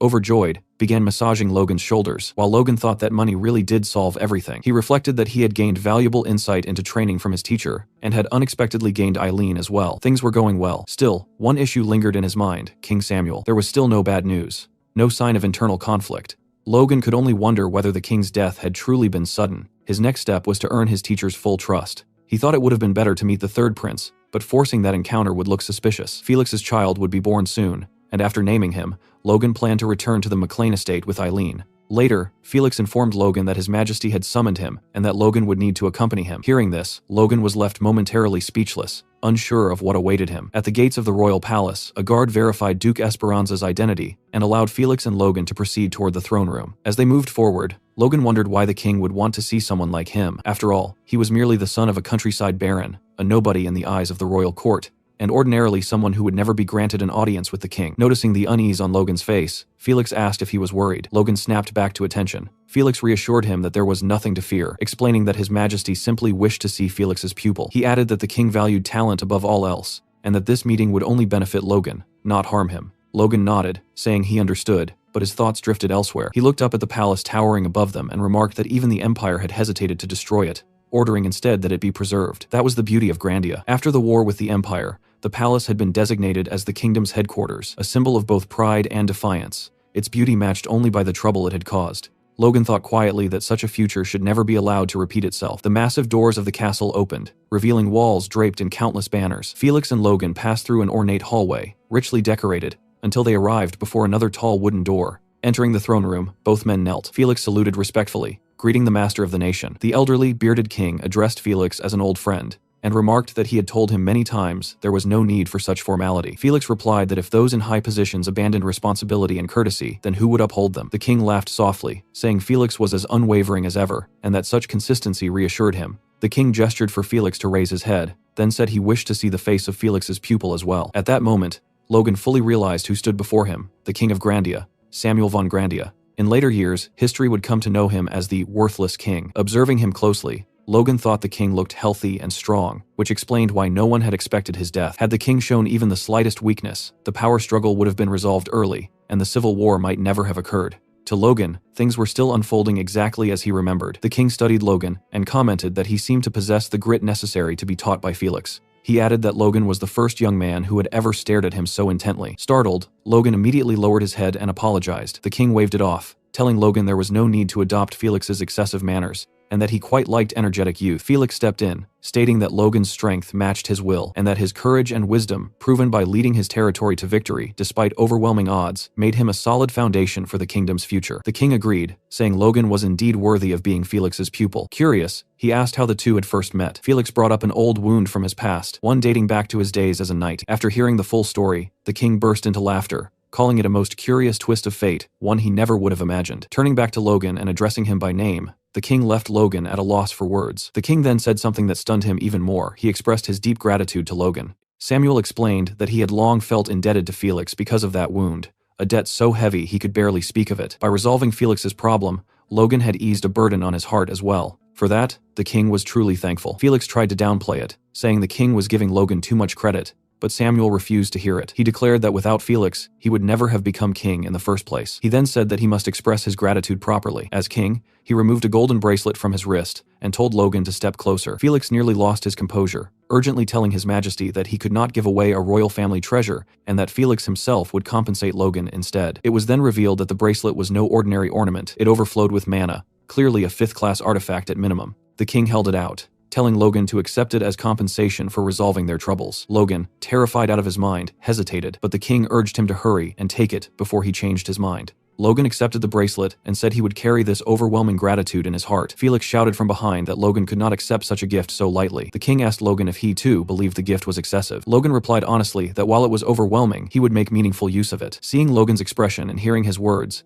the king concluded that Logan's ambitions might surpass even his teacher's. Felix looked like he was on the verge of collapse. Finally, the king extended his hand and said that this meeting was the result of a good connection, and that he hoped the gift would deepen that bond in the future. Logan lowered his head as Samuel instructed him to serve his teacher as faithfully as the sky itself, and to work for the nation just as Felix had. Logan thought quietly that he wasn't sure whether what he was about to do was for the nation or for himself, but one thing was certain: he would stop the Empire at all costs. Logan knelt once more before the king, and declared that he would gladly carry out his duty. After their meeting with the king, Felix and Logan strolled through the palace gardens together. Felix remarked that His Majesty must have grown quite soft. He said that the king was never the type to speak so much, nor was he someone who would normally request a personal meeting with Logan. These unusual behaviors worried Felix, making him suspect that the king might be hiding concerns deep in his heart. Hearing this, Logan told Felix not to worry. He explained that although the meeting had been short, he could tell that if the king truly had a problem, he would have told Felix immediately. Since he hadn't said anything, it was likely an issue Felix didn't need to concern himself with. After hearing this, Felix looked visibly calmer and smiled. He admitted that Logan was right and said that he must have become more prone to worry with age. He added that his heart had wavered, simply because his pupil had accepted a royal treasure so casually. Hearing this, Logan began sweating, unsure how to respond. Felix then told Logan that the bracelet he had received was called the Bracelet of Regeneration. It was an artifact imbued with 5th-class magic specializing in rapid healing. Because it contained only a single enchantment, its effect was extremely potent, comparable to the holy spell of a high-ranking priest. Hearing this, Logan immediately grasped the bracelet's potential. A spell of that level could turn fatal wounds into mere scratches. The bracelet possessed regeneration power at the highest possible tier. Felix said that knowing Logan now possessed such an item put his mind at ease. Logan replied that it was all thanks to Felix. However, Felix interrupted him and said that now he could push Logan to the brink of death, confident that the bracelet would simply repair him afterward. He told Logan to prepare himself. Until seeing this side of Felix, I had believed Logan was the only madman in Grandia, but it seemed Felix might surpass him. At that thought, Logan looked like he was about to wet his pants. Still, he believed this would help him grow stronger. He told Felix that he would do his best to meet his expectations, as the harder he trained, the more progress he would make. It soon became clear that Felix was keeping his word. Lying on the ground, barely conscious, Logan thought that he remembered this scene from somewhere before. Felix stood over him and asked how long he planned to lie there, ordering him to get back up. Suddenly, one of Felix's servants came running and shouted for him. The news the servant brought was something everyone had been waiting for. The Sword Duke had finally had his child. Felix threw a grand celebration so extravagant that some nobles even thought it excessive for the birth of a daughter. At the party, people whispered among themselves, saying they had heard that the Sword Duke's pupil would also be attending. When they spotted Logan, they approached him and asked if he was the one, commenting that he was much younger than they had expected. Seeing this, Logan could only think about how much attention the title of Sword Duke's pupil attracted, and how the days when he sold Imperic at parties felt like a lifetime ago. Logan then turned around and saw Felix. He was holding his baby in his arms, standing beside the Duchess, and he looked like the happiest man in the entire world. Soon, a servant announced the arrival of an important guest, the Bishop of Grandia's United Holy Order. The man introduced was Crimson Matthew. The bishop stepped forward to congratulate Felix on the birth of his descendant, and Felix thanked him, saying he was honored that the bishop had come personally. The bishop replied that there was no way he would send a servant when the very foundation of the country, the Sword Duke, had welcomed his first child. His presence alone left everyone around utterly astounded. Logan thought to himself that most nobles received a holy blessing at birth. Among those blessings was one granted in the name of the 5th of the 9 gods, Agna, the goddess of trees and life, a blessing every parent wished for to ensure their child's health. On top of that, receiving a blessing directly from the bishop himself made it no surprise that Felix was so happy at this moment. Everyone gathered around the steps where the bishop, Felix, the Duchess, and the baby stood. The bishop took the baby into his hands, raised the child high above his head, and declared that this humble servant requested the great 9 gods who watched over this world to bless the child. Watching this scene, Logan finally understood the difference between holy power and mana. Holy power was closer to the root than force, and far less visible than mana. That was why ordinary people couldn't feel it at all, and could only see it manifest as bright light. The bishop continued, declaring that in the name of Agna, the goddess of life, he blessed this newly born Esperanza. At that moment, tens of thousands of powerful streams of blue light surged toward the bishop and the child. Those who witnessed it were left in awe. Everyone immediately began congratulating the Duke, saying that with such a powerful light, the child was surely destined to grow up healthy and strong. But that was not what actually happened. The only ones who seemed to realize this were Logan and the bishop. The holy power had been deflected from the baby's body. Seeing the bishop's expression, Felix grew anxious and asked what was wrong. The bishop replied that nothing was wrong at all, explaining that he was simply tired after performing a blessing for the first time in so long. He apologized and said he would now take his leave. As the bishop descended the stairs, the Duke and his Duchess watched him, their expressions revealing that they too sensed something unusual about the event. Observing this, Logan thought that since holy power was only one of many forms of power, it was possible the baby possessed a peculiar constitution that resisted it. Even so, Logan felt deeply uncomfortable. That discomfort seemed to originate from Count Befros, who was standing in front of Logan and now saluted him. Befros remarked that it was a shame Logan appeared rather unwell. Logan returned the greeting and replied that he was quite well, thanking Befros for his concern. Befros said Logan was as cheeky as ever, to which Logan calmly replied that it was one of his many charms. In the next instant, Befros clenched his fist and shattered the glass in his hand. The sharp sound drew everyone's attention. Befros said it was the first time he had made such a mistake, but given his age, his hands slipped from time to time. A servant hurried over, offering a cloth to stop the bleeding and clean him up. Befros then told Logan that the only reason Logan was still alive was because, by sheer chance, he had become the Sword Duke's pupil. He stepped closer and said that thanks to this, Logan had managed to attract the attention of many high-ranking nobles, making him a very lucky man. As he spoke, he shoved the blood-stained cloth into Logan's hand. Logan accepted the cloth and thought that for a count, Befros was surprisingly immature. He replied that he was, of course, aware of how lucky he had been after all. He had even managed to regress. Befros said he hoped Logan would maintain that same attitude even after meeting higher nobles. Logan didn't understand what Befros meant, so Befros clarified. He told Logan that Romain von Grandia, His Highness, the second prince, wished to meet him. Befros added that he hoped Logan would refuse. Logan interpreted this clearly. If he didn't take the second prince's side, Befros would make him pay. Logan replied that it would be an honor to be introduced to His Highness, the second prince, by Befros, and that he would carefully deliberate on the suggestion. Hearing this, Befros scoffed, saying Logan's words were arrogant, and that the prince's orders were not mere suggestions. Logan stepped closer to Befros and calmly said that he believed it was a suggestion, and that Befros surely wouldn't want him and his teacher to do something foolish like joining the other side. As he spoke, Logan neatly placed the bloodied cloth into Befros's breast pocket. Befros clenched his fist and told Logan that he would soon notify him of the date. He warned that if this was another one of Logan's deceptions, then Logan would be paying a debt far greater than he could imagine. Logan simply smiled from within the crowd and said he would be waiting for Befros's message. As Befros walked away, Logan thought that Befros could run his mouth all he wanted for now. Once the civil war began, Befros wouldn't even have time to think about him. There were only a few months left, and all Logan had to do was delay meeting him until then. Logan also thought that despite having power comparable to a Margrave, Befros was acting as nothing more than a messenger for the second prince. In that sense, Count Befros had already become a laughingstock. It turns out that Befros was in conversation with Jordan Valtermine, the Blazing Heat Sword, one of the kingdom's 5 dukes, a superhuman aura wielder, and also the maternal grandfather of the second prince. Jordan briefly noticed Logan, but only for a couple of seconds before turning his head away. Logan immediately understood that he was being openly ignored. To someone like Jordan, Logan simply wasn't worth acknowledging. After all, the real target here was never him, but Felix. While Logan was still thinking about this, a man approached him from behind and spoke softly, addressing him formally as young Master Logan. Logan turned and saw Lord Veron Kairos, his uncle. Veron laughed warmly, clearly pleased to see Logan, commenting on how long it had been since they last met and how proud he felt seeing Logan all grown up. Logan, however, asked him bluntly what nonsense he was spouting. Veron Kairos was his mother's elder brother and the successor of the Kairos family, a house tied to the Macklins through marriage. Yet Logan couldn't recall Veron ever truly acting like an uncle. A memory surfaced from Logan's childhood, where he had once called Veron uncle during a gathering, only to be mocked and warned not to overstep his place. Back then, Veron had looked down on him like he was nothing more than filth. Back in the present, Veron explained that even if they lacked direct blood ties,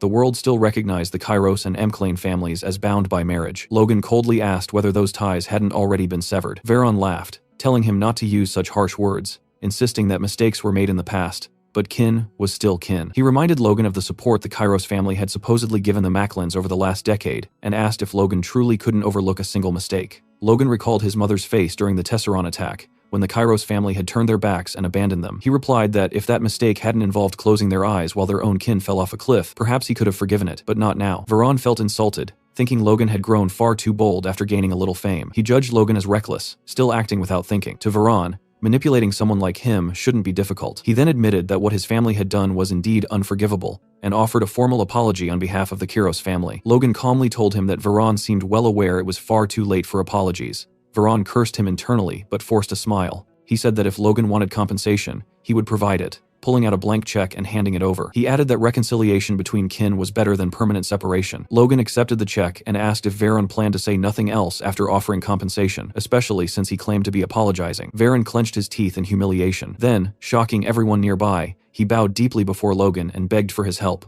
promising to do whatever Logan asked, and to focus on the future rather than the past. Logan found it absurd that the successor of the Kairos family, a man who had never reflected on his own faults, was behaving this way. Something rotten was clearly happening. This wasn't genuine remorse, it was pressure from above. Logan noticed another man in the background, Duke Owen Douglas, the first prince's paternal grandfather, and the only sixth circle magician in the kingdom, standing in direct opposition to Jordan Valtermine. Logan realized that whether it was Kairos or Befros, 2 of the 3 richest men in the kingdom were ultimately being forced into submission by the Duke's schemes. And if those men were involved, then he had something important he could entrust to them. He told Veron to raise his head and said that small favors between kin didn't need to be complicated, asking if Veron agreed. Logan leaned closer and whispered something into Veron's ear. Veron initially thanked him, but as the request sank in, his expression collapsed into despair. Logan, meanwhile, wore a wide grin. Logan told him that if he fulfilled this single request, arranging a meeting with the first prince would be simple. Veron nodded in defeat, saying he understood and would do exactly as Logan wished. At that moment, a voice interrupted them,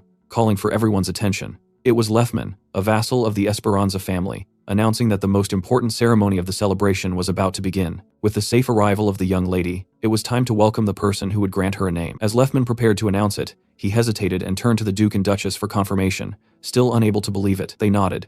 Lefman then declared that His Grace's pupil, young Master Logan, would be the one to name the child. As Logan passed Lefman and ascended the stairs toward Felix, the crowd murmured in disbelief. Logan took the baby into his arms, immediately noticing how bright and precious her eyes were. He sensed that she had been bathed in Felix's aura from birth, her vitality overflowing. The baby seemed comfortable, even reaching out toward Logan's face, causing him to blush. Logan had thought of many names before, yet in this moment, they all vanished from his mind. Finally, he spoke, declaring that her name would be Stella, meaning star in the ancient tongue. He expressed his hope that she would become a radiant beacon, shining brightly even in the darkest night. Felix and the Duchess were visibly moved, joy clear on their faces. Felix lowered his head with pride and gratitude, accepting the name wholeheartedly. Standing beside them on the stairs, Logan still found it strange that holy power had been repelled from her earlier, but seeing their happiness, he pushed the thought aside, convincing himself that it was probably nothing serious.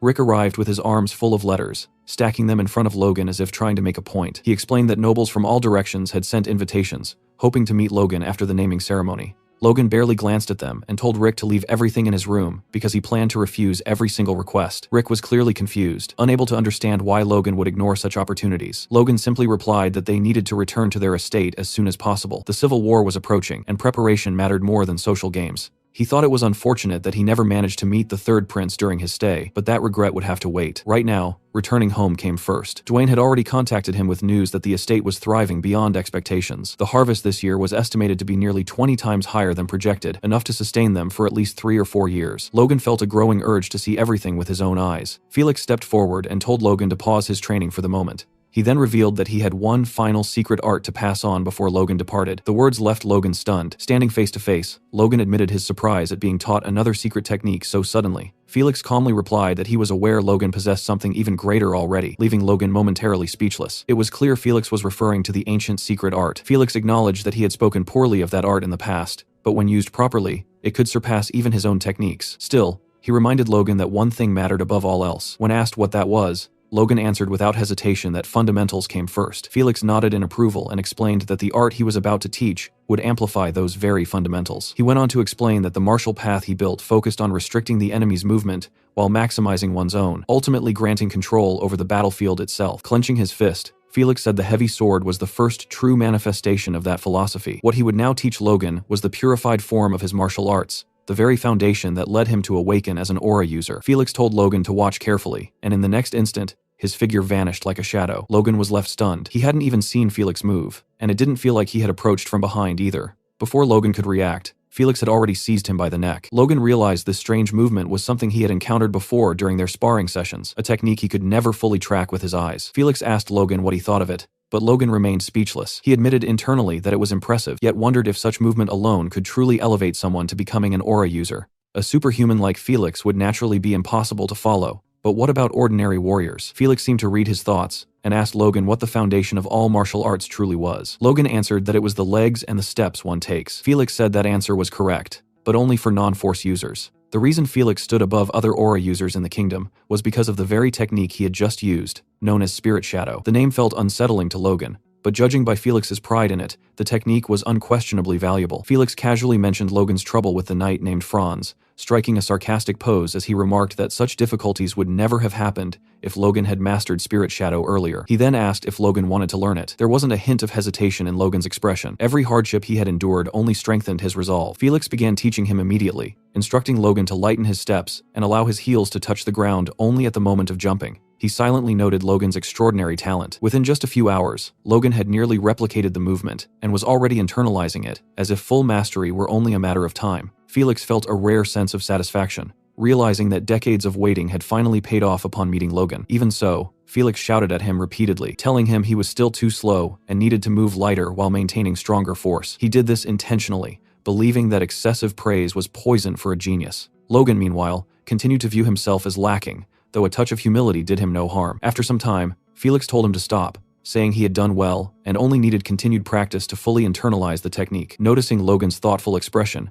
Felix asked what was bothering him. Logan admitted that the movement felt incredible and that he already felt twice as fast as before, but it didn't seem like something a knight would naturally create. It felt closer to something else entirely. Felix completed his thought, suggesting it resembled an assassin's technique. Logan didn't respond, but his silence confirmed it. Felix explained that Logan wasn't entirely wrong. Back when the king was still a prince, Felix had been newly knighted and appointed as his personal guard. Even before ascending the throne, the future king had countless enemies. Protecting him meant facing horrors beyond conventional battlefields. As a young royal knight filled with excitement, Felix had encountered bloodshed greater than what frontline soldiers endured. He needed a way to move faster, more quietly, and dominate space with a single strike. That need gave birth to Spirit Shadow. When Felix finally mastered it, he awakened his aura soon after. Felix warned Logan not to become arrogant simply for understanding the theory, and reminded him that true mastery required a lifetime of dedication to the sword.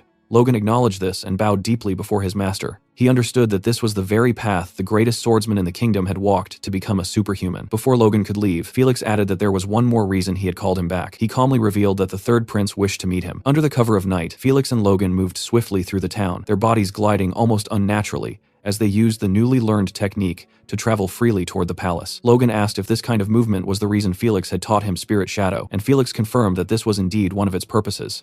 Moments later, they descended to the ground. Their destination turned out to be an abandoned house hidden within the woods. As they stepped inside, Logan scanned the surroundings, wondering if the third prince truly lived in such a neglected place on the outskirts of the outer castle. Felix then knocked on the floor itself. In response, hidden underground stairs revealed themselves, opening silently. As they descended, Logan asked whether it was really necessary to go this far just for a meeting. Felix replied that many eyes were currently watching him, and beyond that, meeting the Sword Duke's pupil naturally attracted even more attention. Felix then asked Logan whether he had heard of the third prince before. Logan hesitated, unsure how to respond, before admitting that he had heard rumors claiming the third prince was the only one fit to become king. Felix immediately warned him never to say such things in public, as words like that could create serious trouble for everyone involved. At the bottom of the stairs, Felix knocked on a door and announced himself. A voice from inside invited them to enter. Felix opened the door, and they removed their hoods. Felix greeted the prince warmly, saying it had been a long time. The prince responded just as pleasantly, saying it was good to finally see him again, before turning his attention to Logan with a bright smile. He asked if Logan was the Duke's pupil. Logan stepped forward ahead of his teacher, while Felix's expression turned serious. Logan knelt respectfully and formally greeted the third prince,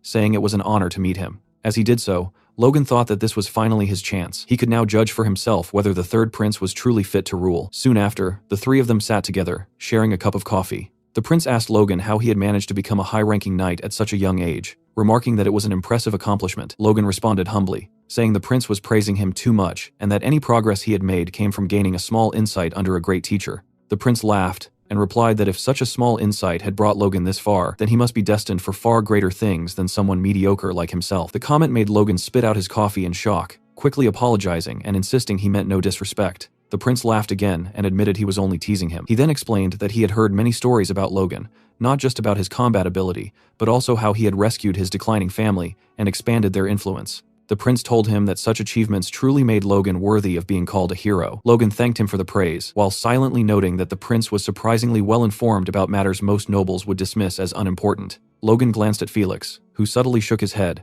signaling that he had not been the source of this information. Seeing this, the prince explained that since Felix had spoken so highly of Logan, he conducted his own investigation. He then asked if he had offended Logan in any way. Logan assured him that he had not, and expressed gratitude for the prince's interest. As Logan studied him more closely, he realized that the third prince was not just slightly better than his brothers, he might surpass them by far. The prince then said they should stop circling the topic and get straight to the point. He explained that Logan might not yet realize it, but the fate of the kingdom was already in danger. The nobles had split the country into two opposing factions, each trying to devour the other. While open warfare had not yet broken out, the situation was a ticking time bomb. The prince bluntly stated that two reckless men who cared nothing for common people were poisoning the kingdom and would eventually bring it to ruin. That was why he needed capable individuals. He needed power to drive out those leeches draining the country dry. Felix was stunned by the bluntness of his words. The prince then turned to Felix, saying he understood his position and knew that as a powerless prince, he could not command the Sword Duke's pupil to serve him. But that was never his intention. He turned back to Logan and declared that Logan was a genius of the century and a treasure of the kingdom. He expressed his hope that when the time came, talented people like Logan would stand by his side. He extended his hand and asked Logan if he could do that for him. Logan felt that this was exactly what he had been waiting for. He told the prince that he deeply agreed with his views, and that after meeting him in person, he realized the rumors were not wrong. The third prince truly seemed to be the only candidate fit to rule. However, Logan explained that there were obstacles preventing him from serving under the prince immediately. The prince replied that he had expected as much, and assumed Logan had no interest. Logan clarified that this was not the case at all, and that the prince's potential alone was more than sufficient. He added that it was widely known that the other princes were already engaging in disgraceful behavior behavior, which left Felix visibly shocked. Felix tried to interrupt, saying Logan was not in a position to speak about the princes, but the third prince stopped him, stating that Logan was free to continue. Logan explained that his estate was currently in conflict with Count Befros, a dangerous enemy who could not be opposed lightly at their current strength. He needed to resolve this issue first before answering the prince's call. The prince thought for a moment before asking whether Logan was aligned with the second prince. Logan replied that if given some time, he would deal with Befros and then support the third prince with the restored power of the McLeans. In return, the prince would have Logan as his sword. The prince found this proposal intriguing, remarking that such confidence was fitting for the Sword Duke's pupil. He extended his hand again and told Logan that he would prepare a gift for him once that day came. Logan reached out and shook his hand, and the prince told him to look forward to it. After leaving the abandoned house, Felix asked Logan what he had been thinking when he effectively pledged himself to the third prince. Logan asked if he had come across as too direct, explaining that he only meant after handling his own matters. Felix scoffed, calling Logan a crafty brat and saying he understood perfectly what Logan meant. Logan laughed and replied that he did it because he trusted Felix. Felix reminded him that he had warned Logan he could guarantee nothing. Felix then said he knew that was not the whole story and told Logan he could share his worries if he wished, as Felix might be able to help. Logan looked up silently before asking Felix which of the three princes he believed should become king. Felix avoided the question, saying it was not his place to decide and that it was ultimately the king's choice. Logan then shared a saying he had heard. The first prince would become a tyrant who destroyed the royal family, while the second prince would become a terrible king who ruined the nation. Felix reacted sharply, asking who dared to say such things. Logan thought to himself that Felix himself had said those words in his previous life, and doubted his opinion had truly changed. Logan stated that he believed those words, and felt that the third prince would be far better than the other two. He asked Felix directly what he thought. Felix hesitated once again. Seeing this, Logan clarified that he wanted Felix's honest opinion. Felix looked down at him, considered his words carefully, and finally admitted the truth that he shared the same sentiment. Hearing this, Logan felt a sense of certainty. For now, it might only be a seed planted in Felix's thoughts, but when the unexpected chaos erupted, that seed would bloom. Logan then told Felix to protect the third prince until he came of age, even though he knew turmoil would strike before then. Felix sighed and told Logan that he had always known he was intriguing, but admitted that he had no idea what Logan was truly planning. As they left the castle grounds, Logan fell into deep thought. Over the past 2 months, he had accomplished a great deal. He had confirmed the king's condition and personally met the third prince. He had secured trade routes and networks through Kairos and obtained a promise of cooperation, which would make acquiring supplies for the upcoming civil war far easier. With all of that settled, Logan felt it was finally time to return to the McLeans, and that was exactly what he did. As they passed through open fields, Henderson remarked that the journey had been worthwhile, as they had been able to dedicate their time in Grand to training. Another knight agreed, adding that they had even crossed swords with the Sword Duke's knights, which alone made the trip valuable. Still, he said that the greatest gain from this expedition was something else entirely. Henderson immediately agreed. It was obvious what they were talking about Logan's engagement. The knights quietly discussed it, with Henderson admitting that he never would have believed Logan would find his match in the capital. Another knight mentioned hearing rumors that Logan had already made up his mind after their very first date. They then wondered aloud what Logan liked so much about her, not realizing that he could hear every word. Logan answered that question silently in his own mind. What drew him to Eileen was her power and her combat ability. His gaze shifted to his newly engaged fiancée. He knew that, in truth, he was bringing her back to Mauchline to be trained as a knight, even though their engagement existed only on paper for now. Because of that, convincing her father had not been easy. The man had been deeply concerned about his precious daughter becoming a knight, especially when Logan planned to take her away the very day after their discussion. In fact, he had clearly stated that if Logan so much as touched her before the wedding, he would personally cut off his head. Eileen suddenly spoke up, asking Logan to keep his promise to her. Logan asked what she meant. She replied that she could not leave without results after coming all this way, so he had to honor what he promised her. Hearing this, Logan looked down at Eileen, noticing how tightly she was gripping her skirt. In that moment, he understood the feeling she was experiencing, the weight of leaving behind the place where she had lived her entire life. Logan told her that he would honor his promise no matter what. Hearing that, Eileen said softly that she hoped they would arrive soon.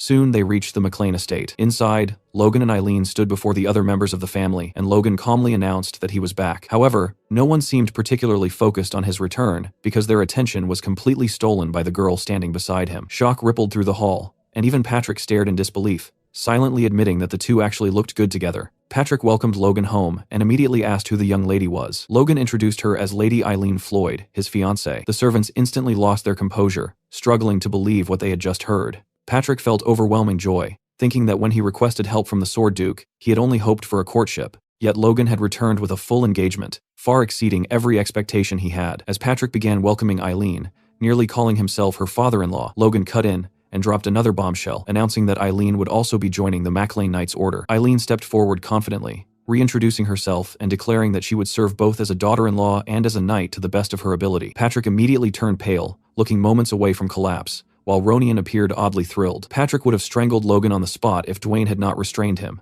demanding to know why anyone would want their fiancé thrown into battlefield training. Hinckley stepped in, pointing out that nothing like this had ever happened before, but realistically, no one possessed the authority to stop Logan anyway. Ronian tried introducing himself properly to welcome Eileen into the family, but his mother rushed in and dragged him away before he could finish, leaving both Logan and Eileen stunned. Moments later, Hamar approached and bluntly told Eileen to run while she still could, insisting that Logan was definitely fooling her, and that ever since her arrival, the noble court had started acting like a circus. Not long after, Eileen appeared on the training grounds wearing McLean armor, standing shoulder to shoulder with the knights as if she had always belonged there. Patrick still could not believe Logan was serious, but Logan simply reminded him that he never joked about matters like this. Patrick tried reasoning once more, arguing that Eileen was a noblewoman and that the kingdom had never seen a female knight before. Logan countered without hesitation she was a force user, and in times like these, useful strength mattered more than outdated traditions. Patrick pushed back again, warning that the MacLean Knights' training was far harsher than any other order, and that noble ladies simply did not endure such brutality. From across the field,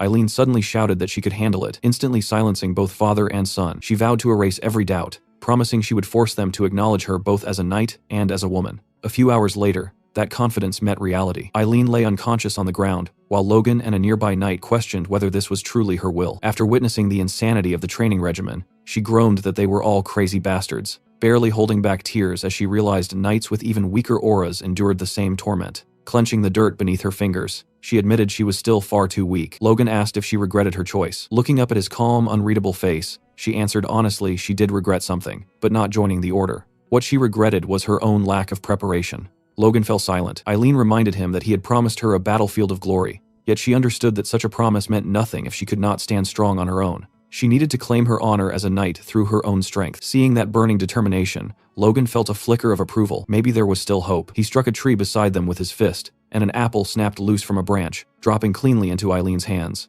As she stared at it, Logan declared that just as he had promised, he would deliver a battlefield worthy of her resolve. The rose of steel would not stop at something as small as an apple. He told her to eat, recover, and march beside him until the very end. And without hesitation, Eileen agreed. 1 week later, the knights were thrown into another insane training drill. This time they had to scale a steep cliff and defeat the knight waiting at the top. As one knight nearly cleared the exercise, a wooden sword smashed into his head, sending him crashing down hard. Luckily, Patrick caught him mid-fall, saving him from what would have been a brutal landing. Patrick immediately declared that Karen, the fallen knight, was eliminated, and the poor guy looked more like a rescued princess than a warrior in Patrick's arms. Watching from below, some knights muttered that while their training was already known for being brutal, this crossed into madness. One asked who even came up with torture like this, and the other answered with a rhetorical shrug, obviously, Logan. Right on cue, Logan shouted for the next challenger to get ready. Patrick admitted the drill was excellent for siege offense and defensive response, though its only flaw was how dangerously close it danced with serious injury. The next name called was Eileen. Logan signaled her to begin, and she launched forward without hesitation. In just 2 explosive jumps, she nearly reached the top, making one knight comment on her ridiculous speed, while another warned that speed alone would not win the exercise heavily favored the defender. Just as the defending knight swung at her, Eileen spat straight into his eyes, blinding him for a split second. Using that opening, she landed cleanly on the cliff's edge, rushed forward, and in less than a heartbeat had her blade pressed against his neck. Logan immediately announced her success, and Patrick just stood there stunned. Meanwhile, Eileen openly celebrated the win. Patrick turned to Logan and asked if he had not said she was of noble birth. Logan casually replied that she probably was, but she was clearly something else too. Then Logan asked if Patrick acknowledged her now. Patrick admitted she had been working relentlessly to keep up with training, and that her swordsmanship was outstanding, so there was no way he could deny her ability. The other knights erupted in protest, shouting that if tactics like spitting were allowed, they would start fighting dirty too. Logan sighed and said they might need to have a talk with her since that was not exactly the example they wanted for the order. Patrick stayed silent. Logan then glanced at his father and pointed out that the knights were adapting well. Logistics were being handled smoothly by Philip, and only one major matter remained. His expression hardened as he told Patrick they needed a private conversation. Back at the MacLean estate, Philip was already tearing through responsibilities like a storm. He stopped Administrator Lugal first, explaining that the storage layout wasted space and could be reorganized to cut costs while extending product shelf life. Lugal thanked him immediately. Philip then turned to Dwayne about payroll errors and town upkeep discrepancies, prompting Dwayne to promise a review. Next, he informed Mr. Farron that while the armaments were well maintained, cleaning oil from Kalia cost half as much as the one from Kales, proof that a merchant always knew the market. Watching all this, Lugal asked if Philip had not arrived just yesterday. Dwayne replied that the young master had ordered Philip to assist with estate operations, but the man clearly operated on an entirely different level. He added that Philip was also the one responsible for procuring the massive shipments of weapons and lumber flooding into their territory. When Lugal wondered what Logan planned to do with all of it, Dwayne broke into a nervous sweat, because no matter how you looked at it, there was only one logical answer: war. Meanwhile, on the training grounds, Patrick exploded after hearing Logan's news. He could not believe that war was what Logan wanted to discuss privately. Logan stayed quiet at first, letting the weight settle. Patrick asked if Befros was about to invade, but Logan shook his head and calmly said they would be the ones starting it. That nearly set Patrick off again. Clenching his fist, he demanded Logan explain his reasoning. Logan began by reminding him that Befros had not attacked yet, only because of Logan's teacher, then asked how long that protection could realistically last. Patrick argued they should continue strengthening their forces since they still lagged far behind Befros. But Logan cut him off, saying that if he were Befros, he would never allow them time to grow. It had to happen now. Patrick pressed further, asking if Logan knew something he did not. After a pause, Logan asked a chilling question. Would Patrick believe him if he said he knew the king would die soon? Patrick nearly lost his mind, terrified his son was flirting with high treason.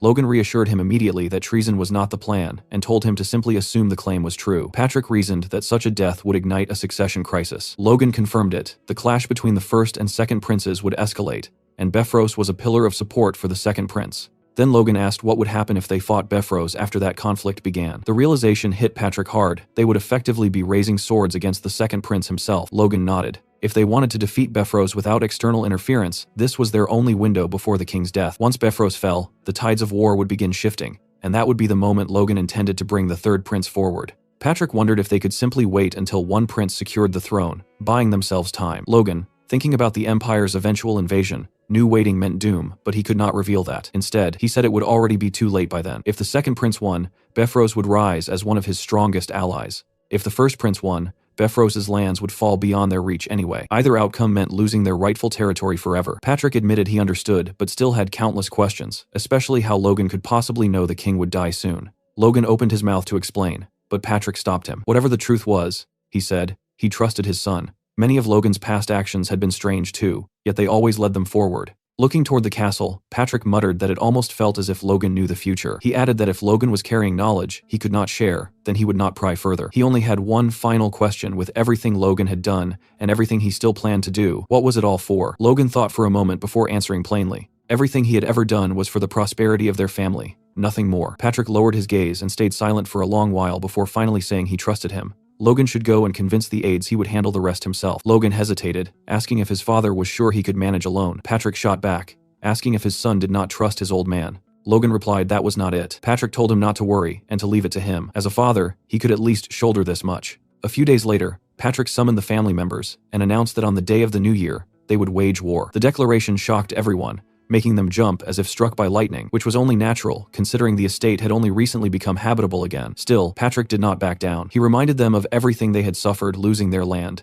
the assassination attempt orchestrated by Befros, and the looming danger that would inevitably reach them if they remained passive. As those memories resurfaced, their blood both chilled and burned, and they slowly began to understand the necessity of this war. Logan observed quietly, knowing they could not mention the knight's death, so Patrick deliberately appealed to emotion. They had to push forward no matter what it took. Only 2 weeks later, with 3 days remaining before the year ended, they marched to war. Their forces were impressive: 152 knights, 1,000 crossbow cavalry, including trainees, and 1,532 infantrymen. Patrick shouted the order to advance, and the army moved as one. While riding toward their destination, Patrick asked Logan if he had a specific plan. Logan recalled how Patrick had earlier insisted that proposing a war meant he must already have strategies prepared, and Logan confirmed that he did. A direct assault on Befros was impossible with their current strength, so instead, they would not declare war on him. Patrick found himself confused until Logan raised a finger with quiet confidence, signaling he had a brilliant idea. Elsewhere, a servant terrified out of his mind rushed to inform his lord that the Mechlins had declared war, seeking revenge for the shame they suffered 6 months earlier. That lord was none other than Max Peretta, the true target of Logan's campaign. Hearing the news, Peretta's face went ghostly pale, as if his soul had left his body. At the Befros estate, Befros was informed that the Mechlins had declared war on the Perettas, and he was clearly displeased. A servant explained that the Perettas were requesting aid and asked what should be done. Befros scoffed, calling the McLeans fools. He had barely restrained himself because of the Sword Duke, yet now they had handed him the perfect pretext. He estimated that his military strength was roughly double theirs, though much depended on the rumored crossbows. Turning to Aslan and Franz, He asked if preparations were complete, and they confirmed everything was ready. Rising from his chair, Befros ordered them to prepare for war, planning to crush the Paretas once they were drunk on victory and then cast the McLeans from heaven into hell. Meanwhile, on the battlefield, Patrick pushed his horse forward at full speed. Captain Hinckley shouted that at this rate they would reach Pareda Castle within a day, which Patrick welcomed before immediately ordering everyone to change directions. A terrified Max Pareda paced inside the Pareda estate, practically losing his mind as he demanded to know why the McLeans had not arrived yet. Just then, a knight rushed in with urgent news. When Pareda barked at him to speak, the knight reported that the McLean army had completely vanished. Meanwhile, as Befros rode toward Pareda with his forces, one of his own knights delivered the same shocking update. The McLeans were no longer anywhere near Pareda territory and had instead appeared within Befros's domain. In that instant, Befros grasped the truth behind their strategy. If they were not targeting the first castle, then there was only one possibility left: the second stronghold, Castle Tomoto. Elsewhere, Logan and Captain Hinckley stood overlooking their destination. Logan calmly stated that this was it, and Hinckley agreed, as their eyes settled on the enormous structure before them, Castle Tomoto, Befros's second castle and home to a massive granary. Hinckley explained that this fortress was essentially Befros's lifeline, storing the majority of his provisions, and that capturing it would deal devastating long-term consequences to their enemy. Still, he could not help but ask Logan whether occupying this castle alone would truly be enough to secure victory. A memory surfaced from an earlier conversation between Logan and Patrick. Logan had proposed that they publicly declare war on Pareda, though their real objective was Castle Tomoto. Patrick had been baffled at first, struggling to understand the layered plan. When he asked whether Logan intended to lure Befros out by attacking Pareda, Logan confirmed it without hesitation, explaining that they would avoid a direct clash with Befros's main forces while swiftly seizing the castle instead. Patrick pointed out that even if they succeeded, they would inevitably face Befros within a couple of days. Logan had simply replied that this was acceptable. They only needed to hold their ground until the king passed away. That statement stunned Patrick into silence. Logan then revealed the reasoning behind it all. The moment the king died, every noble across the kingdom would be obligated to abandon whatever conflicts they were engaged in and attend the national funeral. It would be a royal decree carrying overwhelming authority, powerful enough to halt even an ongoing war. Patrick quickly realized the brilliance of the strategy. Should Befros dare to defy such a command, he would instantly be branded a traitor, guilty of treason. Even so, Patrick could hardly believe Logan's certainty, and asked if he truly knew the exact date of the king's death. Logan answered without wavering. It was a date he could never forget. The announcement would come at midnight on New Year's Eve. Back in the present, Logan calculated their remaining window with cold precision. Only 2 days remained, and within that time, they had to capture Castle Tomoto no matter what. On the walls of Castle Tomoto, the captain of the guard, high-ranking knight Jerome, was furious, shouting and demanding to know where this massive army had suddenly come from. His brother, Jarek, another high-ranking knight, urged him to calm down, reminding him that they had already reported the situation to the main castle and only needed to hold out for a single day. Jerome glanced from his brother to the overwhelming force below and snapped that there were nearly 3,000 enemies, with the knights of the McLean alone numbering around 200, questioning how they were supposed to endure such pressure. He muttered that if this had been the main castle, defending it would have been easy, but trying to fend off this army with Castle Tomoto's limited military strength was almost impossible. Jarek, however, insisted they only needed to guard the ramparts and stand firm. If everyone worked together, surviving one day was achievable. Turning toward the 3 ranking knights stationed there, Gale, Tears, and Typhon, he declared it was time for them to earn their keep. At that very moment, a thunderous battle cry cut through the tension. Patrick had ordered the advance, and the army moved forward, with Logan positioned at the front lines, crossbow in hand. Jerome immediately commanded his archers to take aim, while Logan instructed his crossbowmen to prepare. Seconds later, both sides fired. Force-imbued arrows streaked toward the castle walls with terrifying speed, causing even Jerome to flinch. Yet every bolt slammed into the stone without clearing the height of the ramparts,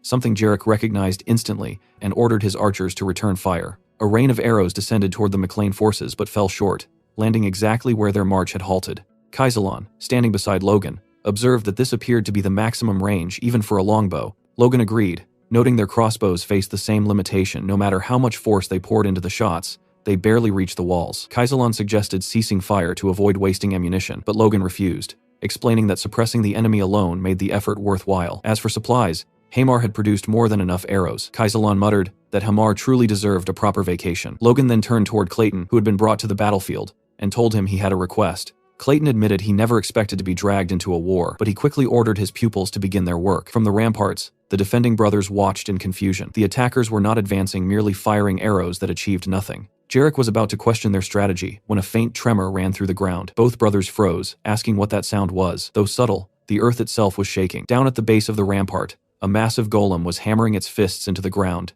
The realization left them stunned. They knew Logan had a mage, but they could not comprehend what the golem was attempting. A memory surfaced from the newly built McLean town, where Logan had once discussed using golems in the war with Clayton. Clayton had found the idea odd, while Logan argued that golems could shield them from arrows or crush enemies with ease. Clayton replied that mana stones would not be the issue if that was Logan's concern, but then asked whether this battle was truly so important. He went on to reveal something Logan would not like: such an operation was impossible. When Logan demanded to know why, insisting mana stones could solve any resource problem, Clayton stopped him and explained that the issue was far more serious. It concerned their lives. Logan listened as Clayton revealed a little-known truth. When golems suffered a certain level of damage, that harm was transferred directly back to the caster. Researchers had been trying to overcome this flaw, and Clayton even handed Logan a paper suggesting that disrupting the magical flow from the mana stones produced unusual effects. Yet Logan barely heard the explanation, already mourning the collapse of his dream to command a golem army. Clayton called out, asking if he was paying attention, but Logan simply stood there, disappointed. Seeing this reaction, Clayton proposed an alternative instead. On the battlefield, the golems were relentlessly digging into the earth, carving a path underground while the mages followed alongside them, channeling their magic into the operation. From atop the walls, the two brothers watched as the McLean forces suddenly stopped firing. Confusion spread between them,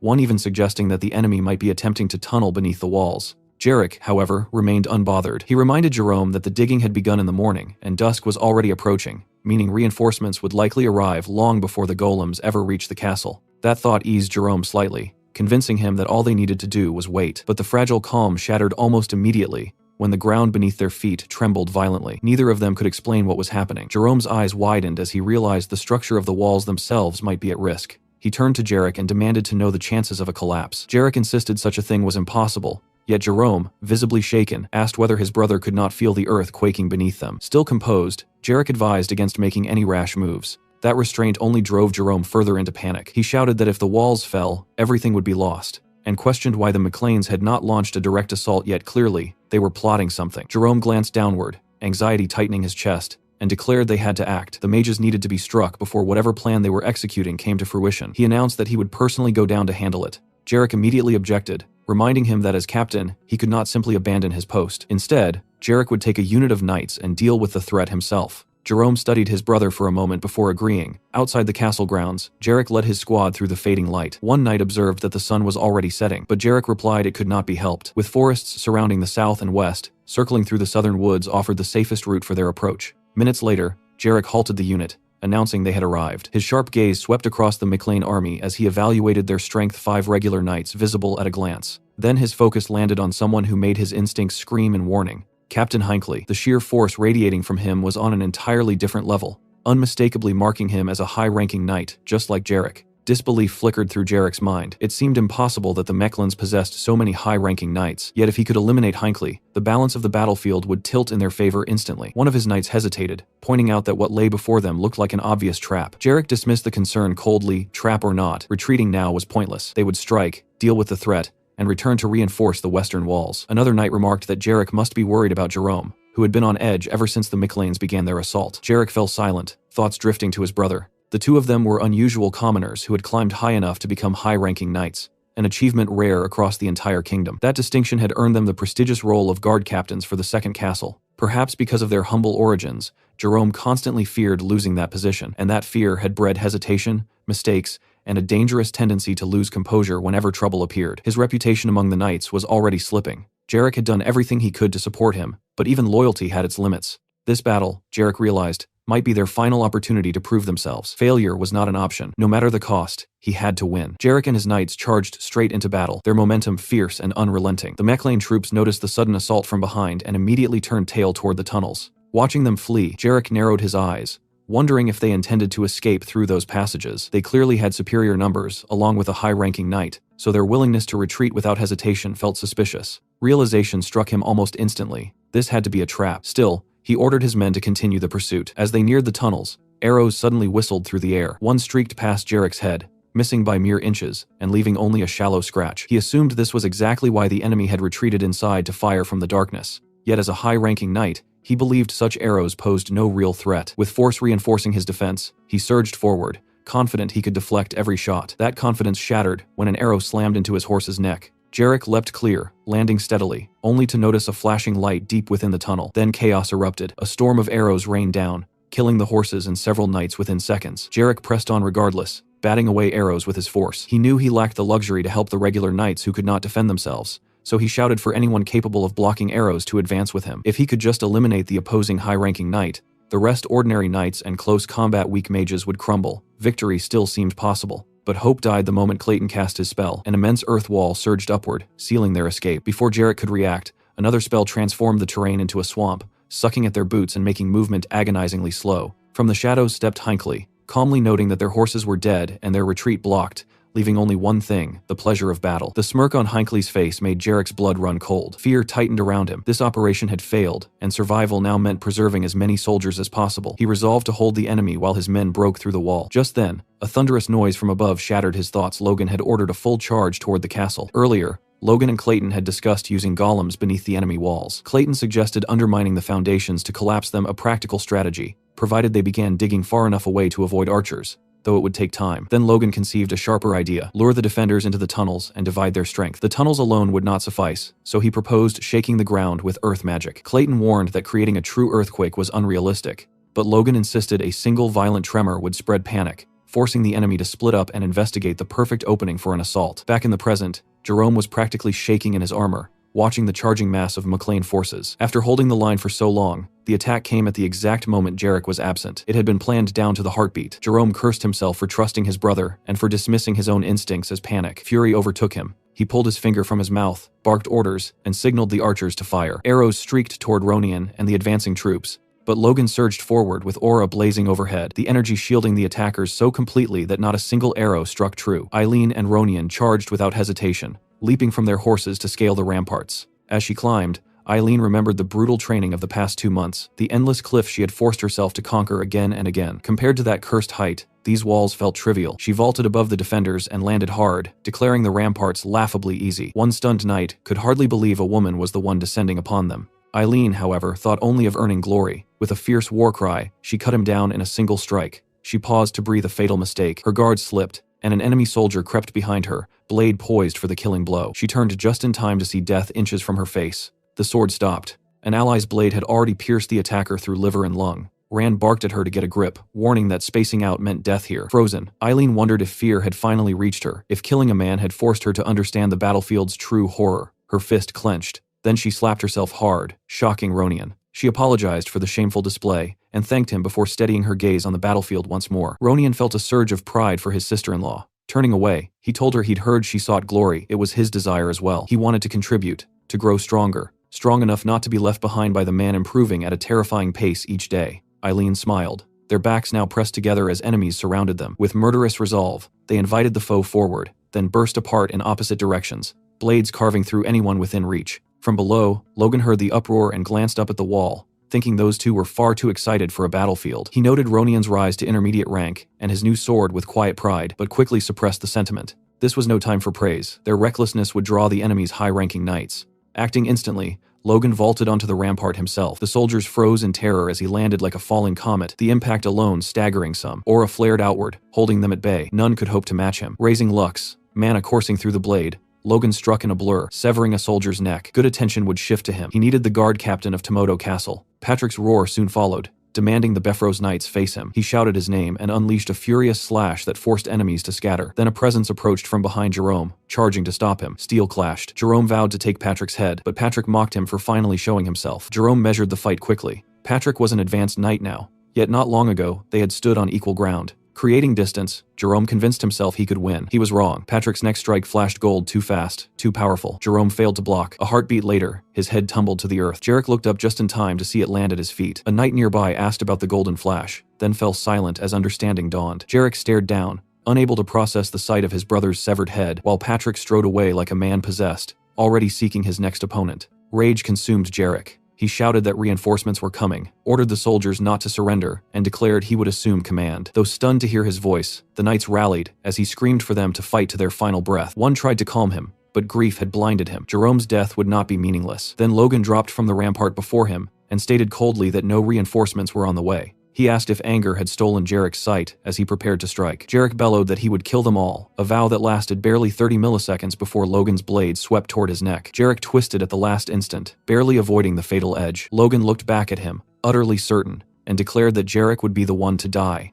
On the battlefield after their hard-fought victory, Captain Hinckley and Clayton stood beside Logan, laughing with clear relief as they admitted the win had come easier than expected, thanks to Logan and Patrick's leadership. Logan casually placed a hand on Clayton's shoulder, startling the mage, who immediately demanded to know what new madness Logan was about to request. Without hesitation, Logan asked him to create a massive pool of water around the castle before enemy reinforcements could arrive. A few hours later, the task was complete. Clayton and his disciples lay sprawled across the ground, completely drained of mana and energy, barely able to move. Logan praised their work, noting that they had not only constructed a deep moat, but had even repaired damaged castle walls in the process. He couldn't help admiring how unmatched earth magic was for large-scale construction. Clayton, however, nearly burst into tears, muttering that their magic was starting to feel less like battlefield sorcery and more like permanent construction labor, silently praying this wouldn't become their new specialty. From the ramparts, Logan examined the moat with satisfaction. 5 meters deep and equally wide, it was a death trap. Anyone falling in while wearing armor would struggle immensely to climb back out. He immediately ordered his soldiers to pour generous amounts of oil near the approach routes, so attackers would lose their footing the moment they stepped forward.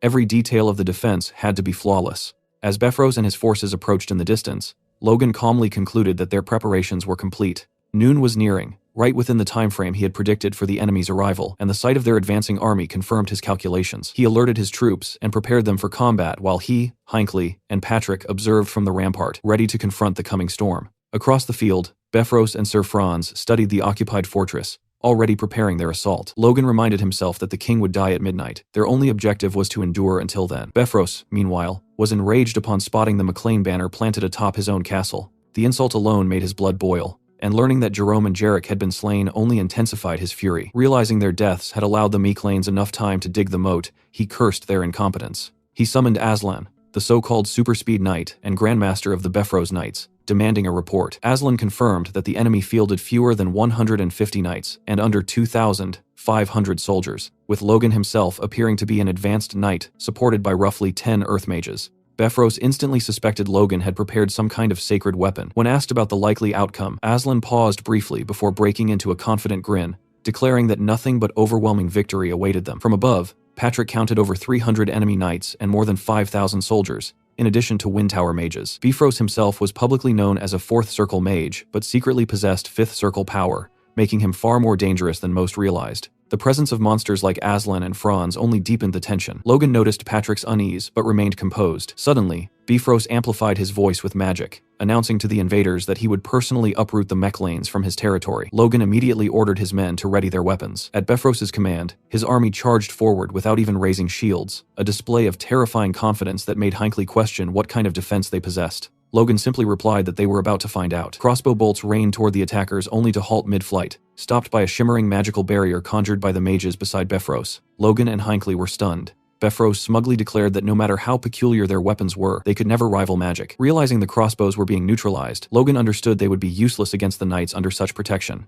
Patrick quickly adapted, ordering the cavalry to redirect their aim toward the enemy soldiers while positioning their knights for close combat. Logan roared for his troops to crush the attackers before they reached the walls, fully aware that wars were ultimately decided by force users. Watching Aslan and Franz advance, he resolved that if ranged weapons failed, he would personally confront them. Sword ready, he studied their movements, wondering how the two elite warriors would launch their assault. Aslan moved first, leaping from his horse and scaling the rampart with frightening agility. Memories flashed through his mind, years of mockery from nobles who ridiculed his short stature, long arms, and monkey-like appearance, questioning how someone like him could ever become a knight. Those insults had forged him into something relentless. Through bone-breaking effort, he had risen to the level of an advanced knight, and now he believed everyone else was prey. But as he climbed, he noticed the walls had been altered. The surface was treacherous. Still, he pushed forward, until a calm voice from above shattered his focus. Eileen stared down at him with a blank expression, wondering aloud if the creature climbing toward them was a monkey. The insult struck deeper than any blade. For a split second, Aslan lost composure and slipped. He crashed violently to the ground, while a nearby knight shouted about his fall. Eileen almost looked concerned for a heartbeat as he struggled back to his feet. Another defender warned everyone that even an advanced knight couldn't climb those walls safely, but Aslan silenced him with pure rage. Lifting his eyes toward the rampart, he locked onto Eileen, fury burning in his gaze as she readied her sword. With venom in his voice, Aslan swore he would save her, breaking her. Meanwhile, Sir Franz stood atop the rampart, having successfully climbed the walls, now facing Patrick, who acknowledged the feat with a grim expression and admitted he had heard many tales about the infamous Moonlight Knight. Franz looked equally unhinged, clearly ready to throw himself into battle, but Patrick's fury burned deeper as he declared he was well aware that Logan carried a grudge against the man. All along the rampart, the Knights of McLean clashed violently with the invading forces, steel ringing against steel while battle cries tore through the air. Nearby, Eileen struggled against a powerful opponent and wasn't faring well. As she forced herself back onto her feet, the man facing her calmly praised her skill, remarking she wasn't bad at all. It was Monkey Aslan. With mocking curiosity, he asked whether all the young women of the McLean family were this bold. Eileen quickly realized something unsettling. Aslan wasn't paying attention to anyone else on the battlefield. He was focused entirely on her, treating the fight like a game. When he sneered and asked if she was angry about being toyed with by a monkey, she understood her suspicion had been correct. Strangely, that realization steadied her. Keeping an advanced knight occupied was already a meaningful contribution. Aslan only laughed harder, promising he would take his time playing with her. Elsewhere on the wall, Logan was locked in combat against 3 Befros knights. One tried to provoke him, taunting that the eldest son of McLean was rumored to be a high-ranking knight, so this shouldn't trouble him at all. The insult was meant as a distraction, but none of them managed to push Logan back even an inch. Whispering among themselves, the silver-haired knight wondered if the rumors about Logan wounding Sir Franz were actually true. Logan cut him off mid-thought, mocking them for fighting more with their mouths than their blades. Infuriated, the silver-haired knight called him an arrogant bastard and vowed to see how long he could endure. The 3 charged together at full strength. Logan didn't even flinch. Planting his feet, blade forward, he closed his eyes and in the next instant, slipped behind them, wounding all 3 at once. The sudden strikes shook the Befros knights badly. Glancing back over his shoulder, the silver-haired knight couldn't comprehend Logan's speed. He hadn't even seen his feet move. Guessing Logan had simply accelerated with force,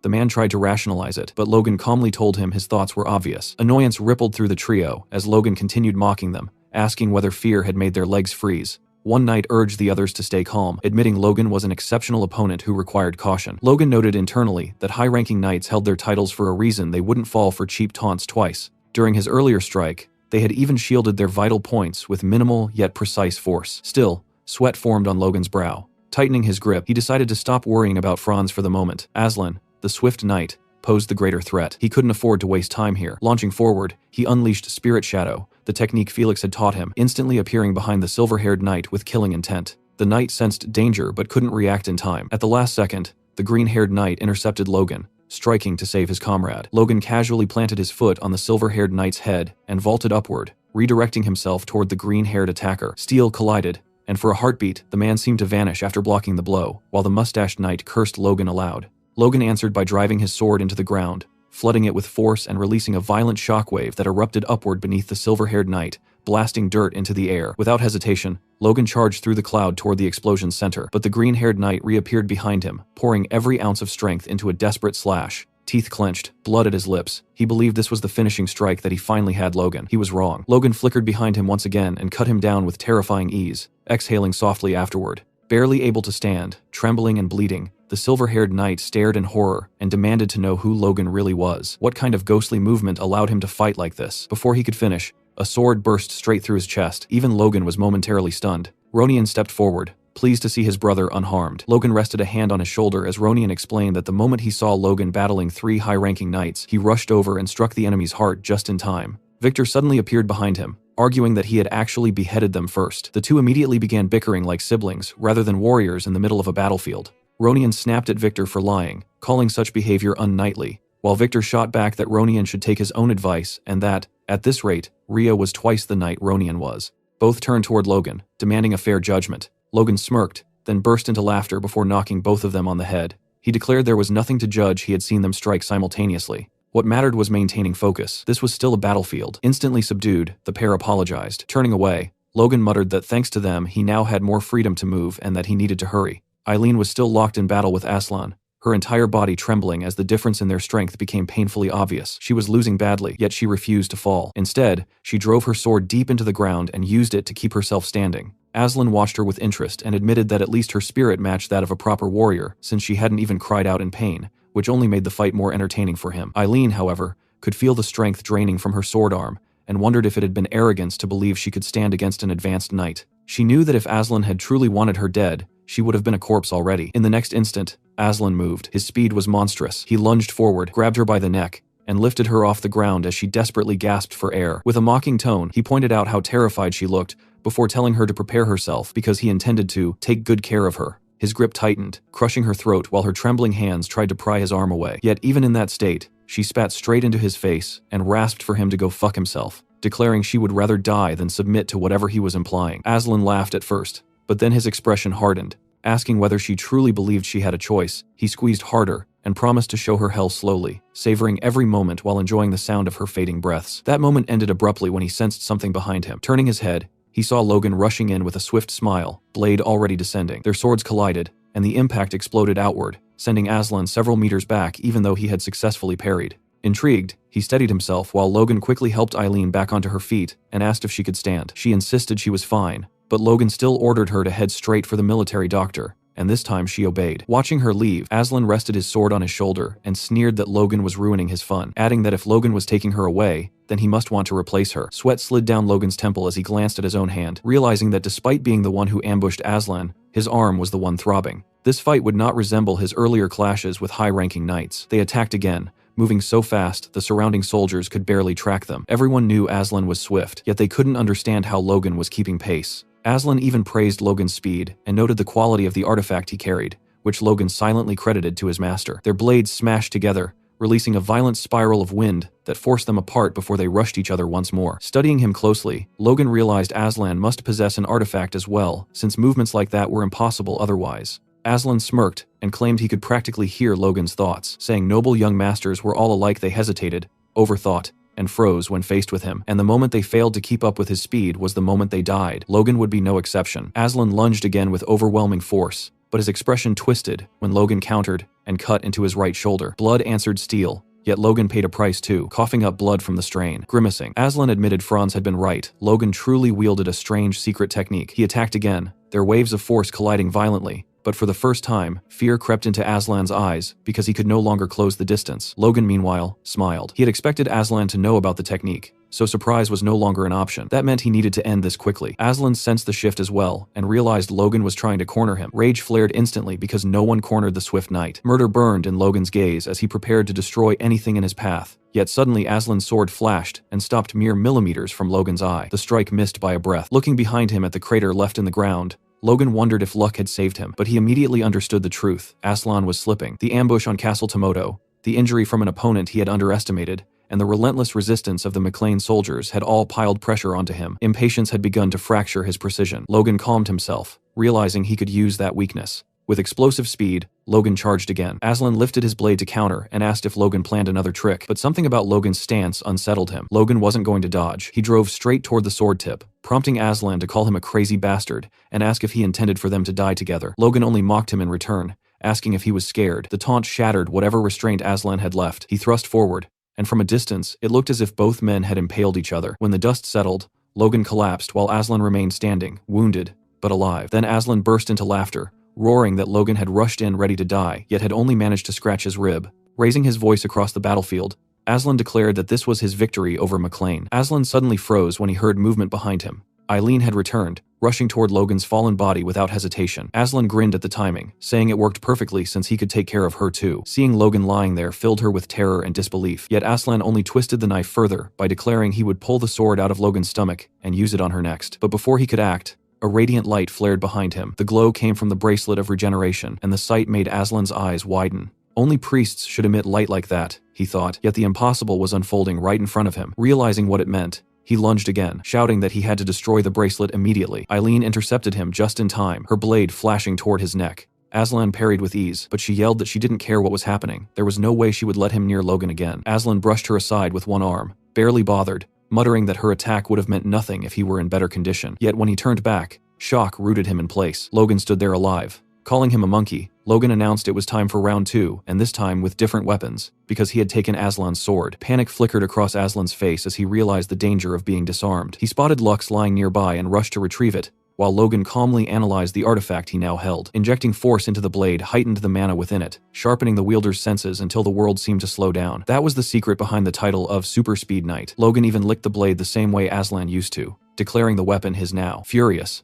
Aslan demanded to know if Logan truly believed he could handle it, but Logan was already moving. In a single devastating strike, Logan tore through Aslan's side armor and reopened the wound along his ribs. He admitted he had aimed for the heart and smiled coldly, calling it unfortunate. Blood splattered the ground as Aslan cursed and demanded to know how Logan had survived a hole through his stomach, how someone so young possessed an artifact like that bracelet. Logan explained that the king's bracelet of regeneration could turn mortal wounds into scratches as long as the wearer wasn't killed instantly. It had been a gamble. He had nearly died, but the result spoke for itself. Now, Logan declared, it was time to remove one of Befro's key men. Raising the sword, he prepared to take Aslan's head. Before the blow could fall, several Befro's knights rushed in from behind to save their commander. Logan spun and parried their attacks simultaneously, straining as he muttered that this was the worst possible moment for interference. Watching Logan's exposed back, Aslan understood what needed to happen. Logan had to die there, no matter the cost. Yet Eileen refused to allow it. She leapt at Aslan again, forcing him to block her strike. Unshaken, she warned him not to even think about attacking Logan from behind. At that instant,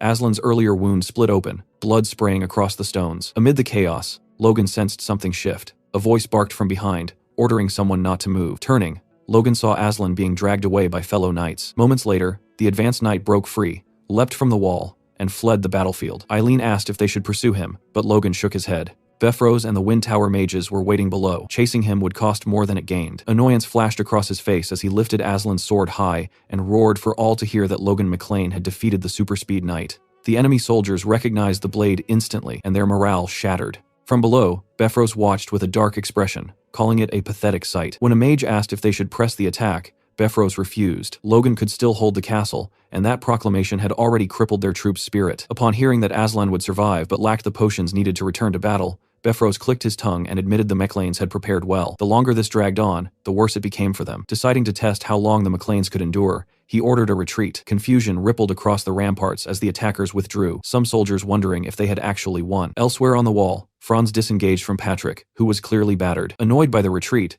Franz told Patrick he was lucky before leaping away, mocking that he now understood the limits of the McLeans. Even their advanced knight wasn't impressive. Logan hurried over to check on his father. Patrick asked if Logan was unharmed, then apologized for only managing to stall Franz rather than defeat him. Logan understood. Both were advanced knights, but Patrick had only recently reached that level. He rested a hand on his father's shoulder and urged him to recover while the enemy regrouped. Patrick agreed and told Logan to do the same, and the two slid down to sit against the wall, exhausted. Nearby, Eileen tended to Victor while Ronian spoke with Hinckley. They waited in tense silence, hoping the enemy would hold off until midnight. That hope shattered when a lookout spotted a new banner approaching an eagle wreathed in flame. The army of Pareda had arrived. Logan and Patrick stared in disbelief. They had never anticipated this alliance. Below, Befrose greeted Max Pareda, who declared he had rushed there to assist, and that with their combined armies, the defeat of McLean was certain. Watching from above, Logan realized Pareda was merely currying favor with Befrose, while Patrick cursed them as filthy bastards. Knowing the situation had turned dire, Patrick told Logan they had no choice but to enact their backup plan,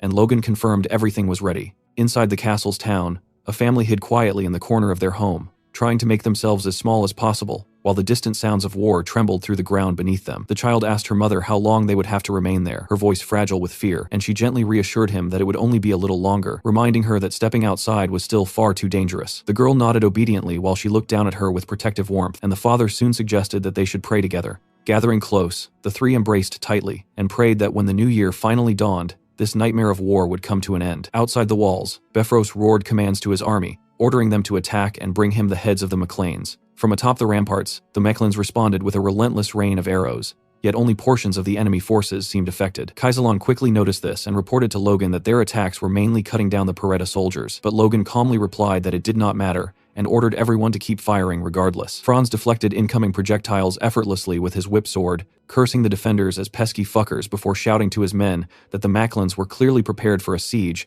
and that no one should relax until their boots stood firmly on the walls. With that, Franz and his knights launched themselves upward to seize the ramparts. Logan immediately recognized the threat and commanded his soldiers to knock every climber into the moat. Franz, however, devised a clever approach. Swinging his whip sword against the wall, he latched onto the stone and used the blade like a rope, pulling himself high above the defenders. From that vantage, he spotted Logan and chose him as his primary target. The moment Franz landed before him, he declared that this time he would end Logan for good, but an attack burst toward him from the side. A thunderous explosion swallowed the battlefield, obscuring both fighters entirely. When the dust settled, Franz had parried Patrick's strike with apparent ease, even remarking that Patrick had grown much faster and now wielded an impressive sword. Patrick revealed the weapon's name, Velocitas, casually polishing it with his glove as memory flashed through his mind of Logan handing him the blade, insisting it suited Patrick far better. Patrick suspected Logan had simply been kind, yet the weight of the sword filled him with confidence. He told Logan to move on, declaring that although he might still be weaker than the Moonlight Knight, this weapon gave him the strength to hold Franz back. Logan nodded once before rushing off. Franz noticed immediately that Patrick carried Aslan's sword and charged forward, vowing to reclaim it without delay as the two advanced knights clashed head-on.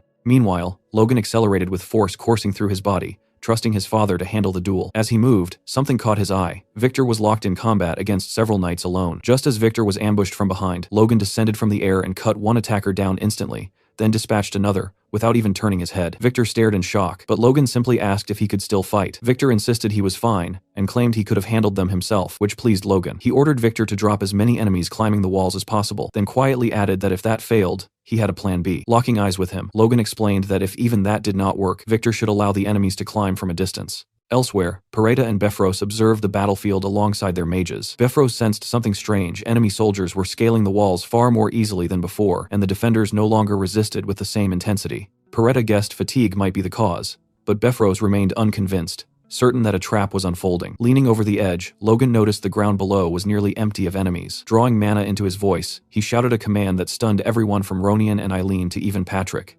Retreat. Bifrost watched in confusion as the earth suddenly trembled beneath his feet. Realization struck him almost immediately. This had to be Logan's doing. Clayton and his disciples were forcing an earthquake into existence, pouring every ounce of strength into the spell, while Clayton muttered that Logan truly demanded the impossible. The McLeans began withdrawing in perfect order, knights shielding the regular soldiers as they descended. Bifrost's forces hesitated, wondering if fear had driven the defenders away. Then the magic revealed its true purpose. Cracks raced across the fortress walls like lightning splitting the sky. In the next instant, the walls collapsed. Stone thundered downward, crushing and burying countless soldiers who had remained too close. Bifrost went blind with fury, while Pareda struggled to comprehend the devastation before him. With his defenses shattered, Bifrost spat that the McLeans fought like rats. Amid the rubble, Clayton fell to his knees, utterly drained. Logan sprinted toward him, shouting his name, and Clayton looked up weakly to report that he and his disciples had spent the last of their strength bringing the walls down exactly as ordered. Logan praised them sincerely, noting that a massive portion of the enemy must have been buried beneath the ruins. Clayton added that knights would likely survive due to their physical resilience, and Logan agreed before turning his gaze toward Bifrost, quietly stating that this would all be over soon. Standing near the wreckage, Bifrost sneered that Logan had committed sheer madness by destroying his own final line of defense. Mana gathered as he prepared a devastating spell, declaring that Logan had only hastened his own demise. Logan immediately ordered Clayton and the mages to fall back, while Victor, Ronian, Patrick, and Logan formed the front line. Patrick asked one final time whether Logan was certain this plan would succeed. Logan met his father's eyes calmly and told him not to worry. Just as Bifrost was about to unleash his magic, a blazing red light erupted above the city, freezing every soul in place. Heads lifted skyward in disbelief. A memory surfaced within Logan. He remembered this unmistakably, the day when crimson lights ignited atop every tower in the nation, announcing news that would shake the kingdom itself. Bifrost stared upward, fury and terror twisting across his face as he realized the truth. This was very bad for him. Two laser-like beams burst forth from the highest towers of the palace, cutting through the night sky with an intensity that froze the battlefield in place. Ronian stared at the spectacle, unable to decipher its meaning, while Patrick wondered aloud if some calamity had struck the royal family. Slowly, his eyes drifted toward Logan. Logan glanced back over his shoulder, offering a small smile and a reassuring nod, which Patrick returned without hesitation. Turning his attention forward again, Logan tried to reason with Bifrost, shouting that he must understand the significance of that light, that something monumental had clearly happened at the palace. He urged Bifrost to halt the war immediately and establish communication with the king. Yet Bifrost, drenched in sweat, sat paralyzed by indecision, clutching the reins so tightly his knuckles whitened. He cursed the cruel timing of this interruption, arriving just when victory over the McLeans felt certain. Sir Franz studied his commander carefully and asked what their next move would be, awaiting orders. Bifrost remained bowed in thought for several long seconds. Then, to Franz's disbelief, Bifrost chose madness. He ordered the attack to resume, commanding his men to prepare for battle with renewed ferocity. Franz hesitated, stunned, but eventually drew his sword and joined the charge, determined to finish the McLeans once and for all. Patrick watched in outrage and shouted that Bifrost had lost his mind. Hinckley demanded to know whether the Count would truly continue such folly after witnessing a royal signal, while Patrick pressed further, asking if Bifrost dared defy the crown itself. Bifrost sneered back that he had no idea what nonsense they were spouting. His eyes gleamed with a deranged intensity as he prepared his final assault, declaring that all he saw before him were fools, arrogant enough to attack his impregnable castle.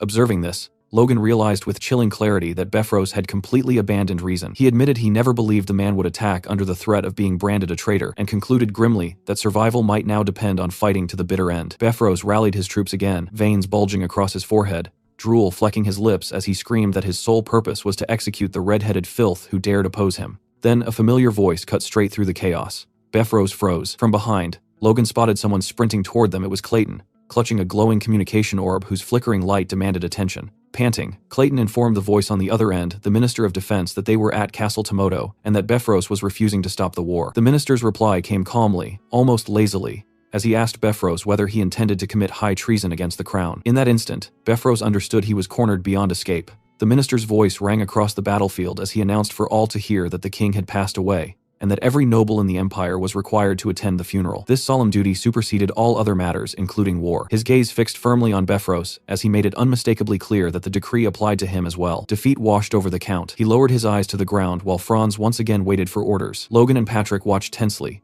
ready to strike if necessary, but the battle had already begun to die. At last, Befros bowed from atop his horse and declared that his house would obey the royal will. The minister responded with a thin smile, remarking that Befros had better comply, for he had no alternative. Even Clayton seemed startled by such abrupt surrender. As Befros turned to leave, he spat one last insult at the McLeans, calling them rats, and warning them not to believe this was truly over. With that, he ordered a full retreat and rode away. Patrick stood speechless. Logan, however, remained uneasy, a quiet tension gripping his chest. Clayton and Hinckley watched the departing army in stunned silence, while Ronian and Victor allowed themselves small smiles of relief. Around them, soldiers erupted into cheers. Some collapsed onto their backs in sheer gratitude to be alive, others laughing shakily as they admitted they had expected death. Patrick approached Logan with a broad grin, acknowledging their victory. Yet Logan could not stop wondering what might have happened had events shifted even slightly. Without Clayton bringing that orb, Roger Befros would have unleashed magic powerful enough to annihilate them all. He tightened his grip on his sword, realizing that human fury itself could become an unpredictable variable. From now on, he could not rely solely on knowledge of the past. Then another thought struck him. Logan turned to Clayton and asked how he knew the orb would prove useful. Clayton explained that he had actually been sheltering in the tents when the palace contacted the device there, and though he hadn't realized the urgency at first, he brought it anyway. Logan placed a hand on Clayton's shoulder and thanked him sincerely, telling him that the magic tower had contributed more than anyone else in this war. Hearing this, Clayton cautiously asked whether it might be acceptable to request additional funding. Logan agreed immediately, promising to inform Dwayne. As Logan stepped away to check on the others, Clayton flashed an approving signal to his disciple, who promptly declared him the best. Meanwhile, Eileen stood alone among the celebrating soldiers, her expression frozen in disbelief. A noticeable bruise, or perhaps just dirt from the battlefield, marked her cheek as she struggled to accept that the battle was truly over. The clash of steel had faded, the shouting had stopped, yet her mind still lingered in the chaos. Logan soon broke her daze, walking toward her while calling her name. The moment she saw him, her face brightened instantly. Her cheeks flushed deep crimson, and her striking blue eyes widened with unmistakable relief. Logan paused, slightly caught off guard by her reaction, admitting that he had expected anger rather than happiness. Confused, Eileen asked why she would possibly be angry. Logan reminded her of the fear she must have felt, pointing out that she had nearly died while facing an advanced knight in her very first real battle. At that, Eileen crossed her arms, shut her eyes, and looked away with forced composure, casually replying that such experiences were simply part of a knight's training. But the act didn't hold perfectly. Logan noticed the faint tremor running through her hands. Eileen quickly brushed off her shoulder as if nothing mattered, yet the trembling betrayed her. Seeing straight through the facade, Logan merely smiled and chose not to press further. Instead, he praised her. He told Eileen she had been amazing, admitting that during his own first battle he had barely resisted the urge to run in terror. Eileen immediately protested, insisting that was nonsense, then hurriedly apologized, worried she might have insulted him. Logan continued anyway, a memory surfacing from deep within himself, standing before an enemy long ago, shaking uncontrollably, tears threatening to fall as fear rooted him in place. Very few people knew that truth, but that had been the reality of his first fight. That was precisely why he had worried about her so much. Yet she had surpassed every expectation, achieving more than he could have imagined. Hearing this filled Eileen with warmth and pride.